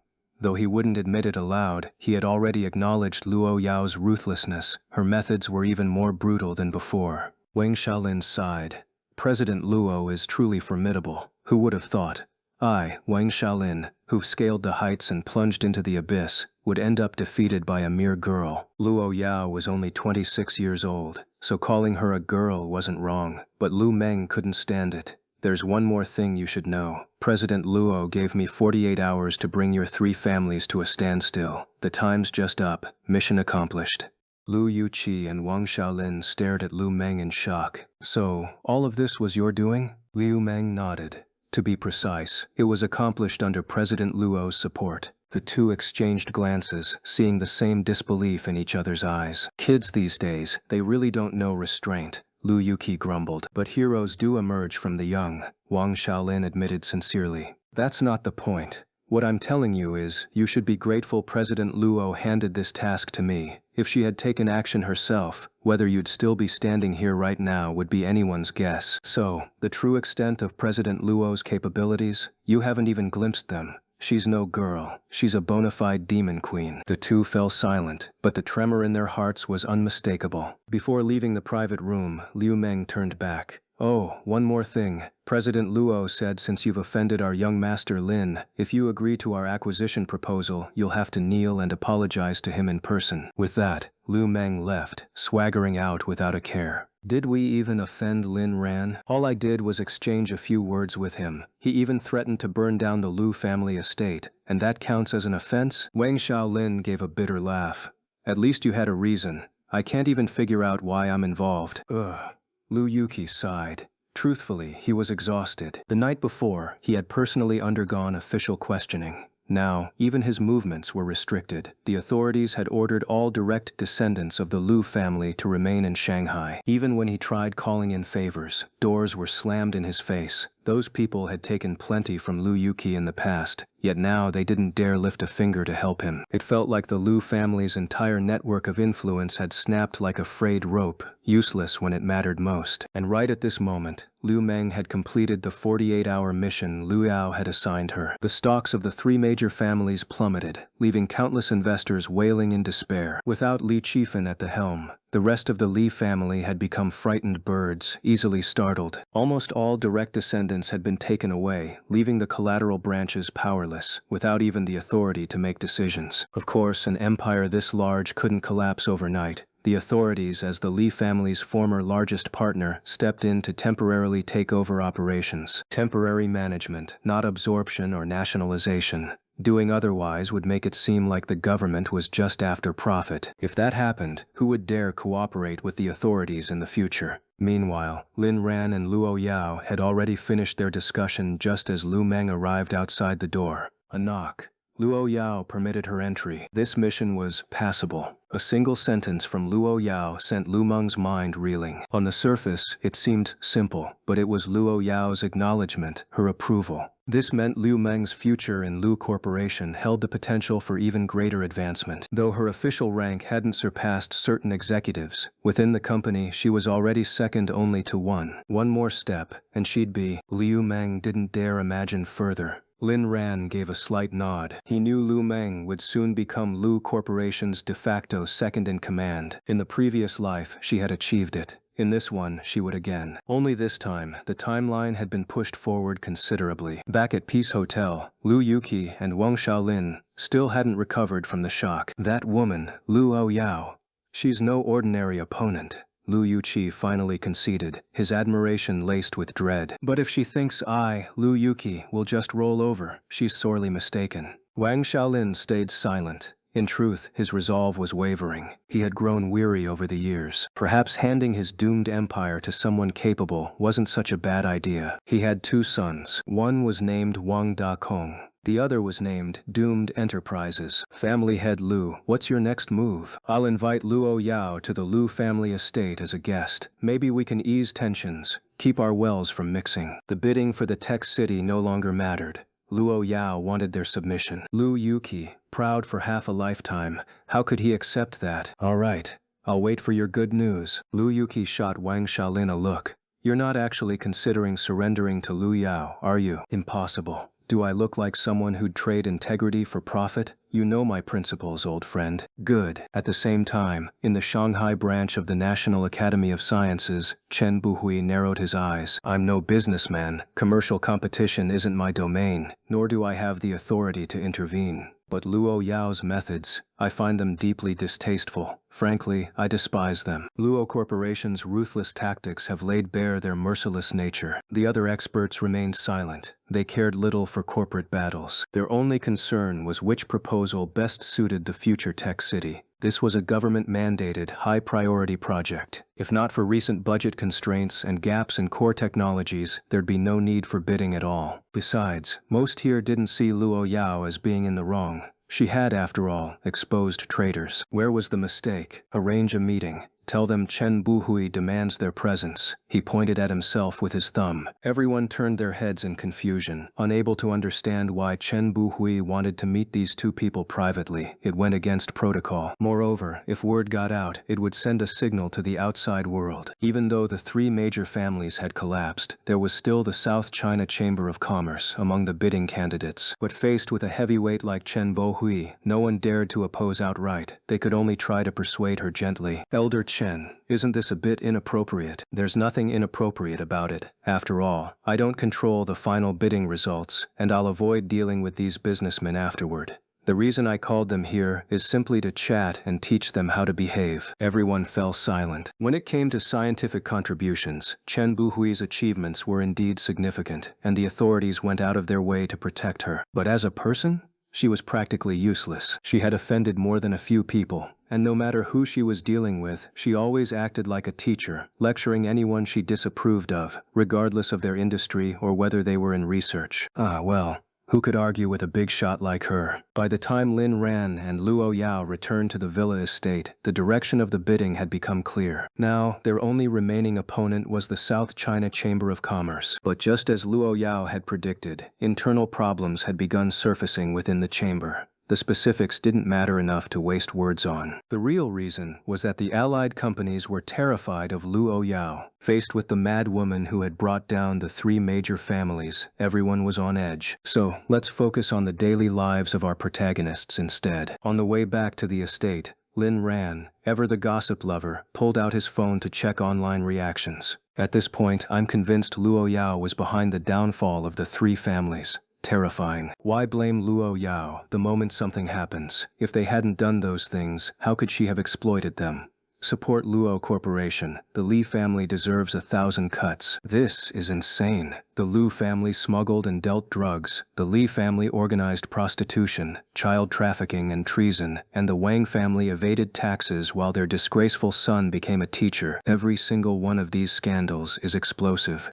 I've been binge-reading gossip non-stop these past 2 days. I don't even know what to say. I know Luo Yao wasn't wrong, but I still feel physically uncomfortable. Of course, my soul is even more disturbed by what actually happened. Is this what the world is really like? Why does it feel like I've never known it at all? Putting his phone down, Lin Ran let out a bitter chuckle. From today onward, you're officially the world's greatest villain in their eyes. And what am I in yours? In my eyes, you're the most beautiful angel. Lu Meng lowered her head, lips moving in a silent mutter. Oh ho, the most beautiful angel. Luo Yao, what are you mumbling about? Liu Meng. Huh? I didn't say anything. Shortly after returning to the estate, Lu Meng received updates and reported them to Lu Yao. President Luo, Lu Yuqi, the head of the Lu family, has invited you and young Master Lin to the Lu estate for tea. President Luo, Chen Buhui from the Chinese Academy of Sciences has also invited you and young Master Lin to the Shanghai branch for tea. President Luo, representatives from the South China Chamber of Commerce have invited you to their temporary alliance headquarters for tea. Luo Yao's expression turned icy. Do I look like someone who enjoys tea? Lin Ran, massaging her legs, chimed in. These people are a mixed bag. Who knows if they're good or bad? I don't think we should go. Luo Yao. Hear that? A Ran has spoken. Reject them. If they invite us again, don't even report it to me. Just refuse outright. Tell them if they have business, they can come to the estate and pay their respects. I won't go to them, because they're not worthy. Lin Ran backed his wife up. Exactly. Who do they think we are? Just because they invite us, we'll go? Are our feet worthless or something? Wait, actually, why would they invite me? It makes sense for Yao Yao, but what do they want with me? Liu Meng replied matter-of-factly. You're our boss's husband, the palanquin bearer in President Luo's hands. Who would dare overlook you? Luo Yao gave Lu Meng a surprised glance. You've suddenly become eloquent. Keep it up. Suddenly, Lin Ran frowned. Wait, who did you say invited us? Isn't Chen Buhui Elder Chen? Luo Yao's eyes flicked toward him. You want to go? No. But isn't Chen Buhui the organizer of this bidding process? Is it really okay to refuse like this? The government is the organizer. Chen Buhui is just their representative. If it weren't her, someone else would be. Zhang San could represent them. Li Si could too. Don't think anyone is irreplaceable. Lin Ran gazed at Luo Yao intently. In my world, you're irreplaceable. Moved to tears, Luo Yao responded with a passionate kiss. Liu Meng waited until they were done before speaking up. Miss, brushing off others is one thing, but with Chen Buhui, wouldn't our response seem disrespectful to the government? Lin Ran actually agreed. After all, Chen Buhui represented the authorities. Respect? If the Chinese Academy of Sciences invited us, I might grant that respect. But you said it yourself. It's Chen Buhui of the Academy inviting us. That's a personal request. Why should I humor her? Luo Yao's logic was airtight, leaving even Lin Ran momentarily speechless. Noticing his silence, Luo Yao added, A Ran, actually Chen Buhui has some connection to you. Lin Ran blinked. What? Is she from the Chen family too? Luo Yao nodded. Yes, but I don't like her and I don't want you to meet her, because it would make you unhappy. Why? Because she loves lecturing people. You're my husband. No one but me gets to lecture you. Lin Ran laughed and shook his head. So that's the only reason you don't want to go? That's my wife for you.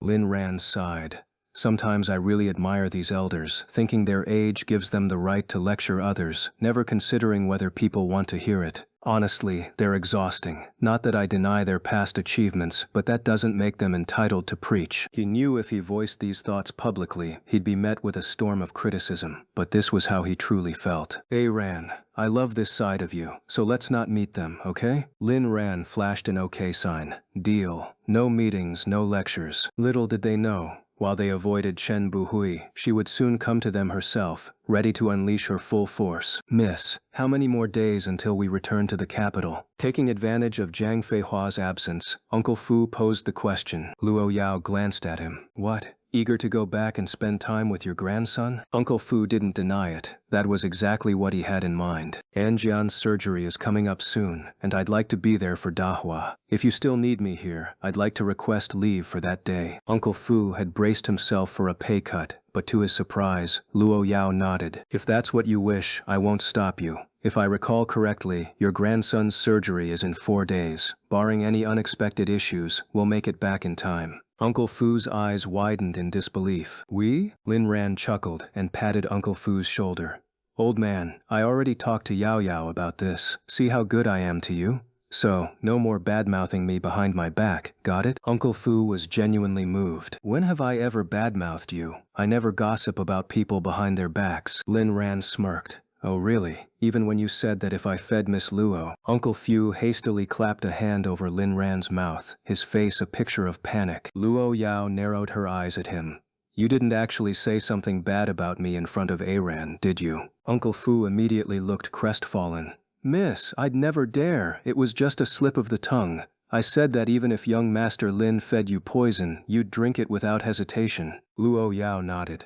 That's true enough. Lin Ran gave Uncle Fu a strange look, silently noting that he'd left something out. Yao Yao, if I really fed you poison, would you drink it? Luo Yao answered as if it were the most natural thing in the world. Of course. Why? Because A Ran wanted me to. Lin Ran was at a loss for words. He stiffly asked, then, would you really be willing to leave me? Luo Yao shook her head firmly. Of course not. Don't worry. You won't leave me. If I drank poison and was going to die, I'd make sure to take you with me first. That way, even in the afterlife, you'd still be mine. We'd never be apart. Lin Ran's heart gave a little shudder. Luo Yao continued, elaborating on her thoughts. And after we die, someone will bury us together, so we'll never be separated for all eternity. Right, Uncle Fu? Uncle Fu wiped the sweat from his brow. Even after all these years as Luo Yao's butler, he still struggled to follow her logic. Especially when it came to Lin Ran. Why did she always have such extreme ideas? Thankfully, Wang Dahua didn't have such a terrifying possessiveness toward him. Otherwise, he wasn't sure his old bones could withstand that kind of love. Of course, this old servant will ensure that Miss and young Master Lin receive the most proper funeral arrangements. Lin Ran had felt a brief tremor at Luo Yao and Uncle Fu's conversation, but he quickly brushed it off. There was nothing wrong with Luo Yao's plan to take him with her if she died. That was true love. Together in life, together in death. And Uncle Fu? Well, he'd already proven he could handle their funeral arrangements. But now, I don't want that. Luo Yao's expression instantly turned icy, her gaze sharp as a blade. Even Uncle Fu frowned. Uncle Fu thought to himself, young Master Lin always says he has a death wish, but it seems like you're the one courting death here. Lin Ran shook his head. I don't want Yao Yao to drink poison, and I don't want to die. We can be the happiest couple in the world while we're alive. Why think about death? The thought of Yao Yao collapsing makes me feel like I'm suffocating. I'd never let Yao Yao die, and I'd never make her unhappy. I only want her to feel my love. Uncle Fu was impressed. Well played, he mused. Young Master Lin, you're truly a master of wordplay. Hey Ran, I want to devour you. Lin Ran. Huh? Uncle Fu.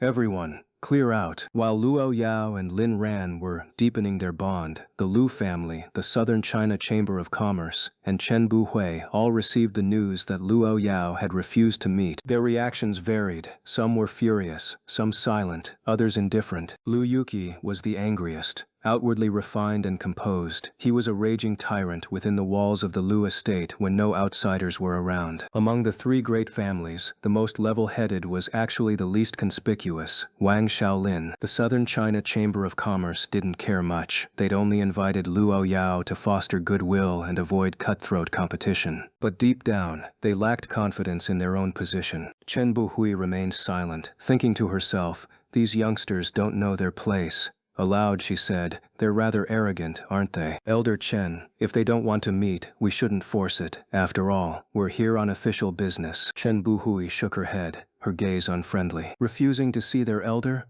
Fine, very well. Then I'll go to them. The others exchanged surprised glances. They didn't understand why Chen Buhui was so insistent on meeting these two. Weren't they just here to fulfill an official assignment? There was no need to take it so personally. No matter who secured the project, it would benefit the Chinese Academy of Sciences. Elder Chen, it's fine. I'm going in a personal capacity. This has nothing to do with the academy. Arrange a car for me. Chen Buhui had one defining trait. She hated waiting. If something could be done, she did it immediately. Very well. Her assistant sighed and went to make arrangements. After all, this was Elder Chen. When Chen Buhui arrived at the estate, even she was stunned by its opulence. Despite being a leading figure in science, she lived in a modest 100-square-meter house. In contrast, Lin Ran and Luo Yao resided in a lavish estate, and this wasn't even their primary residence, just a temporary dwelling. At that moment, Chen Buhui's dislike for Luo Yao and Lin Ran's extravagance grew, but so did her understanding of the First Financial Consortium's staggering wealth. Extravagant. Wasteful.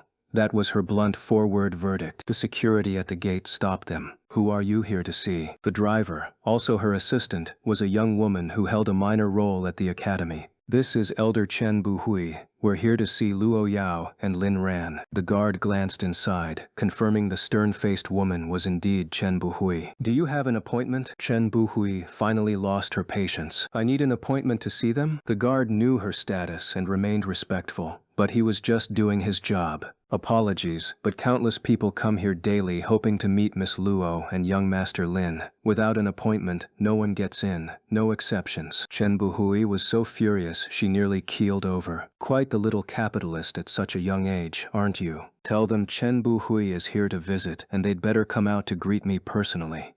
Chen Buhui jabbed her thumb backward at her own face, as if it were some kind of VIP pass valid across all of China. The security guard frowned. He hated that gesture. But since it was Chen Buhui, he held his tongue and relayed the message over his walkie-talkie. They waited, but no response came. Base to HQ, come in. Miss Luo and young Master Lin are busy bonding. Whatever it is, it can wait. The reply crackled through the earpiece, leaving the guard no choice but to relay the message to Chen Buhui. Our young lady and young Master Lin are occupied at the moment. We can't interrupt. Would you like to wait or come back another time? Chen Buhui took a deep breath.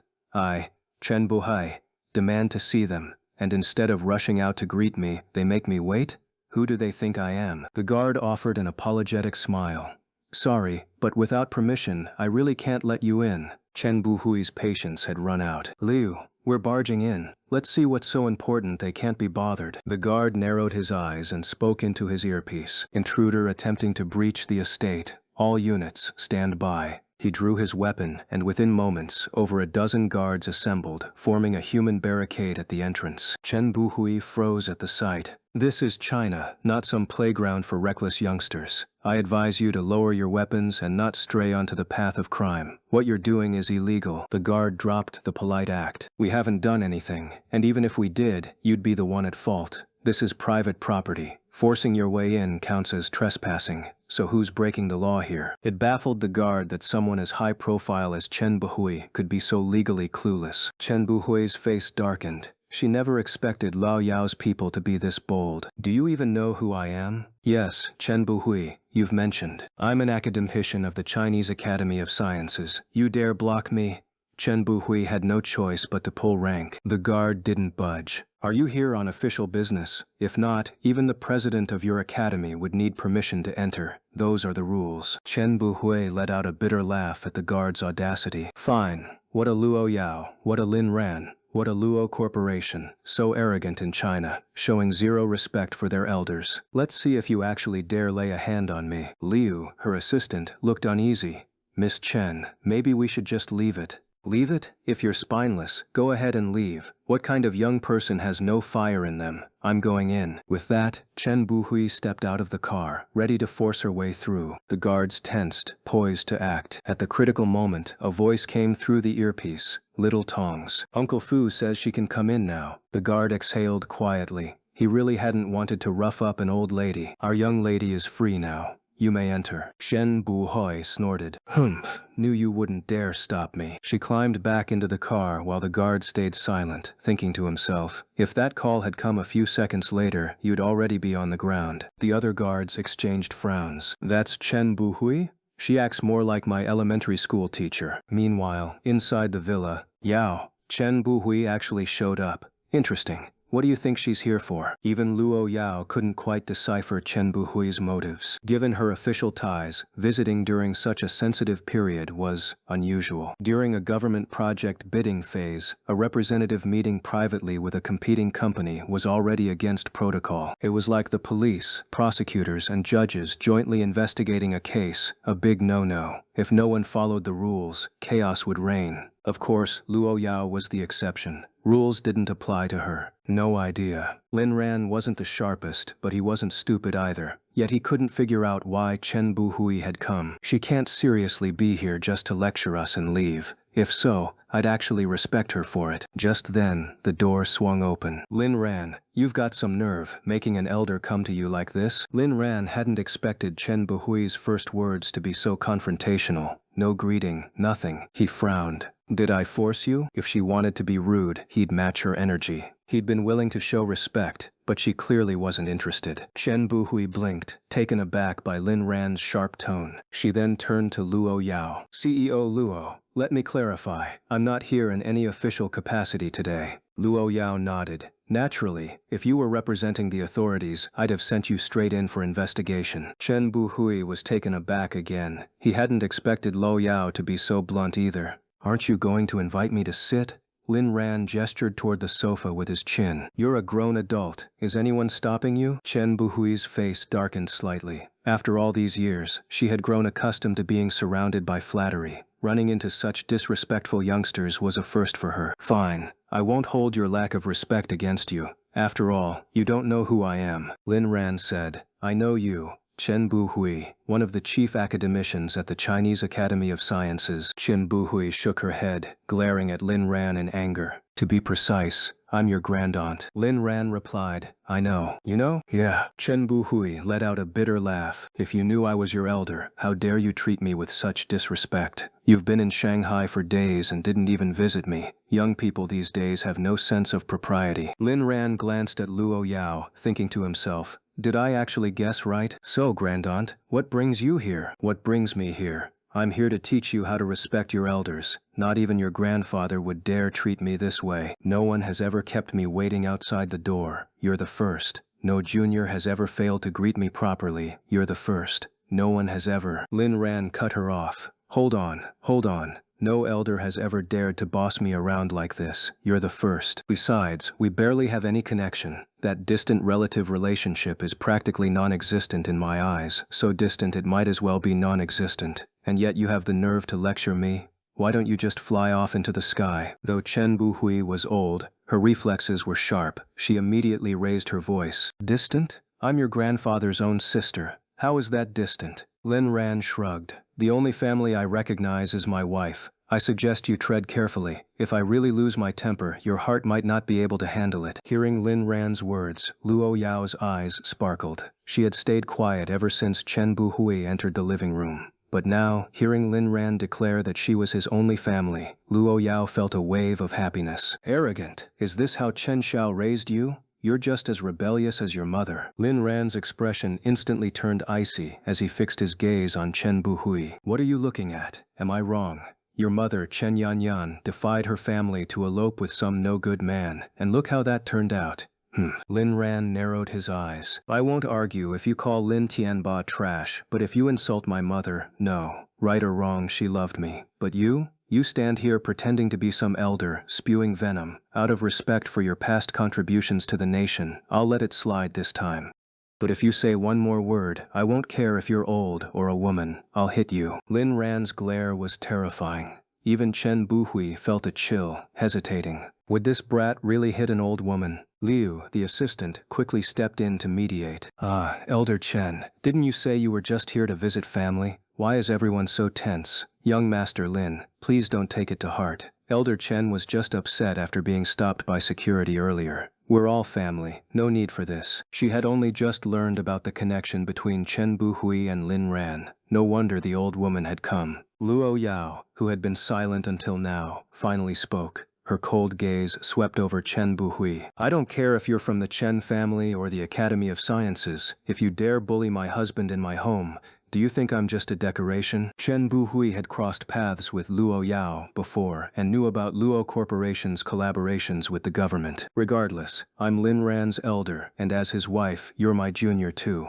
Isn't it inappropriate to speak to me like this? Don't think your little achievements and government ties give you the right to act however you want. Luo Yao smirked dismissively. Oh? Little achievements? Do you know which company holds the highest honor in the scientific community? Do you know how many of your academy's projects are funded by me? Talk to me about achievements. You're not even qualified. Don't flatter yourself just because you've done a few things. Let me be blunt. Your so-called achievements are nothing in Luo Corporation's eyes, and we both know how you got them. Chen Baohui's eyes widened in shock. The woman before her felt like an unfathomable abyss. Just then, Miss Young Master Lin, Chen Qingtian is here. Should we let her in? Lin Ran and Luo Yao exchanged glances. Why is she here? Lin Ran knew Chen Qingtian was filming in the city, but he hadn't invited her. No idea. Luo Yao. Let her in. Chen Buhui, still reeling from Luo Yao's words, grew even angrier when she saw Chen Qingtian waltz in effortlessly while she had been stopped at the door. Cough.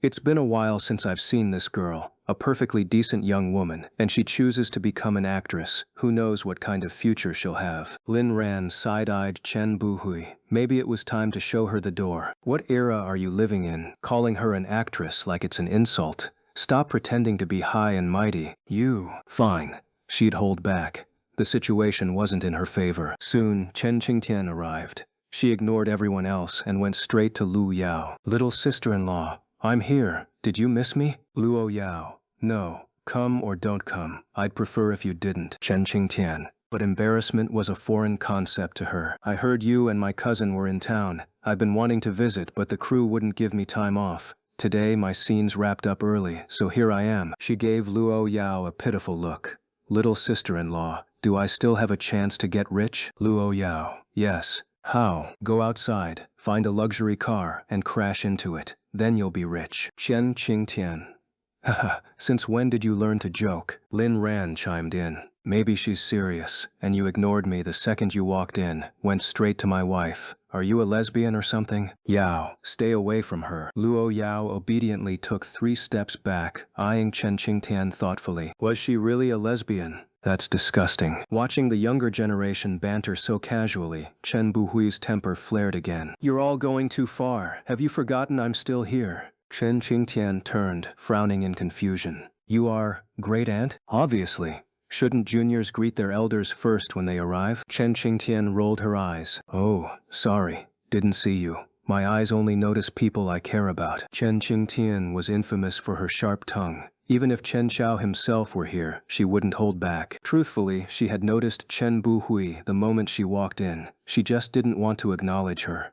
Ugh, what terrible luck. Back in their school days, Chen Buhui had been the most despised elder in the Chen family because of her endless lecturing. Naturally, Chen Qingtian couldn't stand her either. Didn't see me. Young people these days pretend not to see their elders. Is this how your grandfather taught you to behave? Look at you, flaunting yourself on screen like some cheap. Chen Qingtian cut her off. Watch your mouth, or I'll fire back. If you drop dead from anger on the way to the hospital, don't blame me. If I'd known you were here, I wouldn't have come. I've hated you since I was a kid. Running into you is the worst luck. Chen Buhui pointed a trembling finger. You insolent. Chen Qingtian shrugged. Old hag, say one more word and I'll pluck out every last one of your white hairs. Liu, the assistant, nearly laughed out loud. Who knew the A-list actress had such savage comebacks? Lin Ran shrugged and said to Chen Buhui, you see, everyone shares the same attitude toward you. Chen Buhui finally couldn't take it anymore. Fine, you 2 ungrateful brats just wait. And you, Luo Corporation, thinking you'll get the Tech City project? Keep dreaming. Luo Yao. Can you take responsibility for your words? Why wouldn't I? Luo Yao glanced at Uncle Fu. Extract this surveillance footage and send it to the authorities. Chen Buhui froze on the spot, stunned by Luo Yao's assertiveness. President Luo, I was just speaking out of anger earlier. Can you communicate properly now? Yes. Who's the ungrateful brat? No one. I was just talking nonsense. Can you leave now? I'll go right away. Chen Buhui left with Liu in tow, the latter utterly bewildered. So, what was the point of coming here today? Just to get humiliated? After leaving, Chen Buhui remained silent the entire way. Professor Chen, don't dwell on it. We're in research. Everything else is trivial. Chen Buhui nodded. Upon returning to her residence, she made a phone call. At the manor. Sis-in-law, thank you for driving that old hag away. I didn't do it for you. It was for Iran. Chen Qingtian. Please, sis-in-law, teach me how to do business. I don't want to act anymore. Lin Ran. Wim. Your boss is right here. If you want to break your contract, prepare the penalty fee first. Chen Qingtian. Dear cousin, my dreams are priceless. You wouldn't crush them with money, would you? Lin Ran was both amused and exasperated. He'd always suspected Chen Qingtian's brain worked differently. Her logic was anything but ordinary. Her language could be crude, but her blunt, carefree personality made it hard to dislike her. My wife hates people who can't commit. A fickle woman like you trying to corrupt her? Get out of here. Chen Qingtian didn't budge, staring pitifully at the couple. Luo Yao. Want to make money? Yes. Fine. I'll set up a film company for you under Nuan Yao Media. You'll be the CEO while keeping your current career. Chen Qingtian's eyes instantly lit up. Really? Lin Ran. It. Luo Yao nodded. Really, and you can recruit all the pretty girls from Nuan Yao Media as your talent pool. Pick the most capable and attractive ones. Packaging celebrities doesn't require much skill. With enough capital backing, even a pig could succeed. Chen Qingtian suddenly felt life was worth living again. Sis-in-law, you're my savior, but let me clarify. I may be a star, but I'm not a pig. She nearly dropped to her knees in gratitude. Could she start her own company? Of course, but having a corporate giant as a springboard was a whole different game. Chen Qingtian was already fantasizing about hiring a bunch of young, handsome actors, sitting in her office, coaching a different pretty boy every day. What a life. Glancing around the manor, she imagined owning a mansion like this someday. This villa is huge. Can I pick a room to rest in? With Luo Yao's permission, Chen Qingtian practically skipped with joy. If Wu Jiasheng didn't summon her back, she might stay in Shanghai for a long time. At dinner, Chen Qingtian chattered non-stop like a songbird. Wow, sis-in-law, this food is amazing. You have no idea what I've endured in Shanghai. Those crew meals are inedible, but I have to eat them, or people will accuse me of being a diva. Being a star seems glamorous, but the hardships? Unimaginable. I'm lucky. My background protects me. Other women trying to stay untainted in this industry? A pipe dream. The more she talked, the more animated she became. As a celebrity, her stories naturally revolved around showbiz. Our assistant director is a tyrant, yells at people like they're dogs. Worse, he discusses scripts with actresses at midnight. Thank goodness I'm a Chen, he wouldn't dare touch me. But sis-in-law, you're incredible. Our whole crew was buzzing about you exposing the Li family. Even I didn't know the industry could be this explosive. Lin Ran finally set down his chopsticks. Cousin, we don't have a no talking at meals rule, but you're overdoing it. Chen Qingtian muttered. I'm just talking. You. Suddenly, she froze. Lin Ran had just peeled a shrimp, fed it to Luo Yao, then wiped the corner of her mouth with his finger. Ugh, what kind of couple cruelty? No, single beauty cruelty is this. Lin Ran's gaze stayed on Luo Yao as he replied, You, a manless single woman, dreaming of raising 10 or 8 toy boys? Show me one first, then talk. Chen Qingtian. Tu hen duna. That hurt. So men can be this devoted? Suddenly, 10 or 8 isn't enough. I need more who love me like this. Luo Yao / Lin Ran. Yo Min. Lin Ran. How delusional. You think you deserve love? Chen Qingtian said earnestly. Of course, I may want many lovers, but I'm not a heartbreaker. I just want to give them all a home. Lin Ran's face darkened. Huh, well, I hope your dream comes true, but stay away from my wife. Afraid I'll corrupt her? Afraid she'll kill you. Chen Qingtian corrupting Luo Yao? A pipe dream. Luo Yao was a textbook yandere, obsessed with Lin Ran alone. Luo Yao gazed at Lin Ran with adoration, her eyes full of longing. She needed an outlet. Ran, let's rest early. Okay. Chen Qingtian mumbled between bites. So early? What's wrong with you? The nearby maids blushed. The young mistress could be loud. Ran, I want. Luo Yao suddenly bit Lin Ran's shoulder as if his blood nourished her. Moonlight drapes, silken gowns, $2 whispers, sweet and tender sounds. Strings in harmony entwine, $2 ovebirds dream in sheets divine. What poetry! Late at night, too excited to sleep in such luxury, Chen Qingtian sneaked out alone. Not wanting to disturb anyone, she wandered outside to admire the manor's nightscape. Even the round-the-clock staff didn't notice her leaving. When Chen Qingtian arrived outside the villa, she gazed at the sprawling estate nightscape with eyes full of envy. Suddenly, a dark figure flashed by, and Chen Qingtian felt someone cover her mouth. Huh? Startled, she wondered if she was being kidnapped. But this was a private estate with 24-hour security. How could anyone dare do such a thing? As she was dragged into a dark corner, the shadowy figure raised a finger and whispered, I'll let go. Don't make a sound. Chen Qingtian blinked her wide eyes and nodded. It's you? What do you want? She questioned warily. Shh, keep your voice down. Go back to bed and don't tell anyone about this. While you're on the estate, try not to go out at night, understand? She pointed toward a distant rooftop where another shadow lurked. I think that person is suspicious. I'm investigating, and I'll report to Miss Luo once I figure it out. Your sudden appearance almost ruined everything. Chen Qingtian followed her gesture. Isn't that Uncle Fu? Exactly. Now go rest. Chen Qingtian nodded. Fine. She might be impulsive, but she wasn't stupid. Uncle Fu appearing on the rooftop in the dead of night was eerie, but the estate manager's rough handling of her didn't seem trustworthy either. Chen Qingtian, already an insomniac, didn't sleep a wink all night. By morning, dark circles hung under her eyes. When she stepped out later, Uncle Fu stood calmly in the hall, smiling as if nothing had happened. Chen Qingtian doubted whether she'd imagined the whole thing. Jiang Feihua also looked unperturbed. Had she been sleepwalking? No way. She decided to mention it to her sister-in-law later. After all, this was her estate. If someone with ill intentions was lurking, it wouldn't be good. Of course, she wouldn't be reckless enough to bring it up in front of Uncle Fu and Jiang Feihua. After breakfast, Luo Yao and Lin Ran headed straight to the work zone. An important guest was arriving soon. The matters in Shanghai were winding down.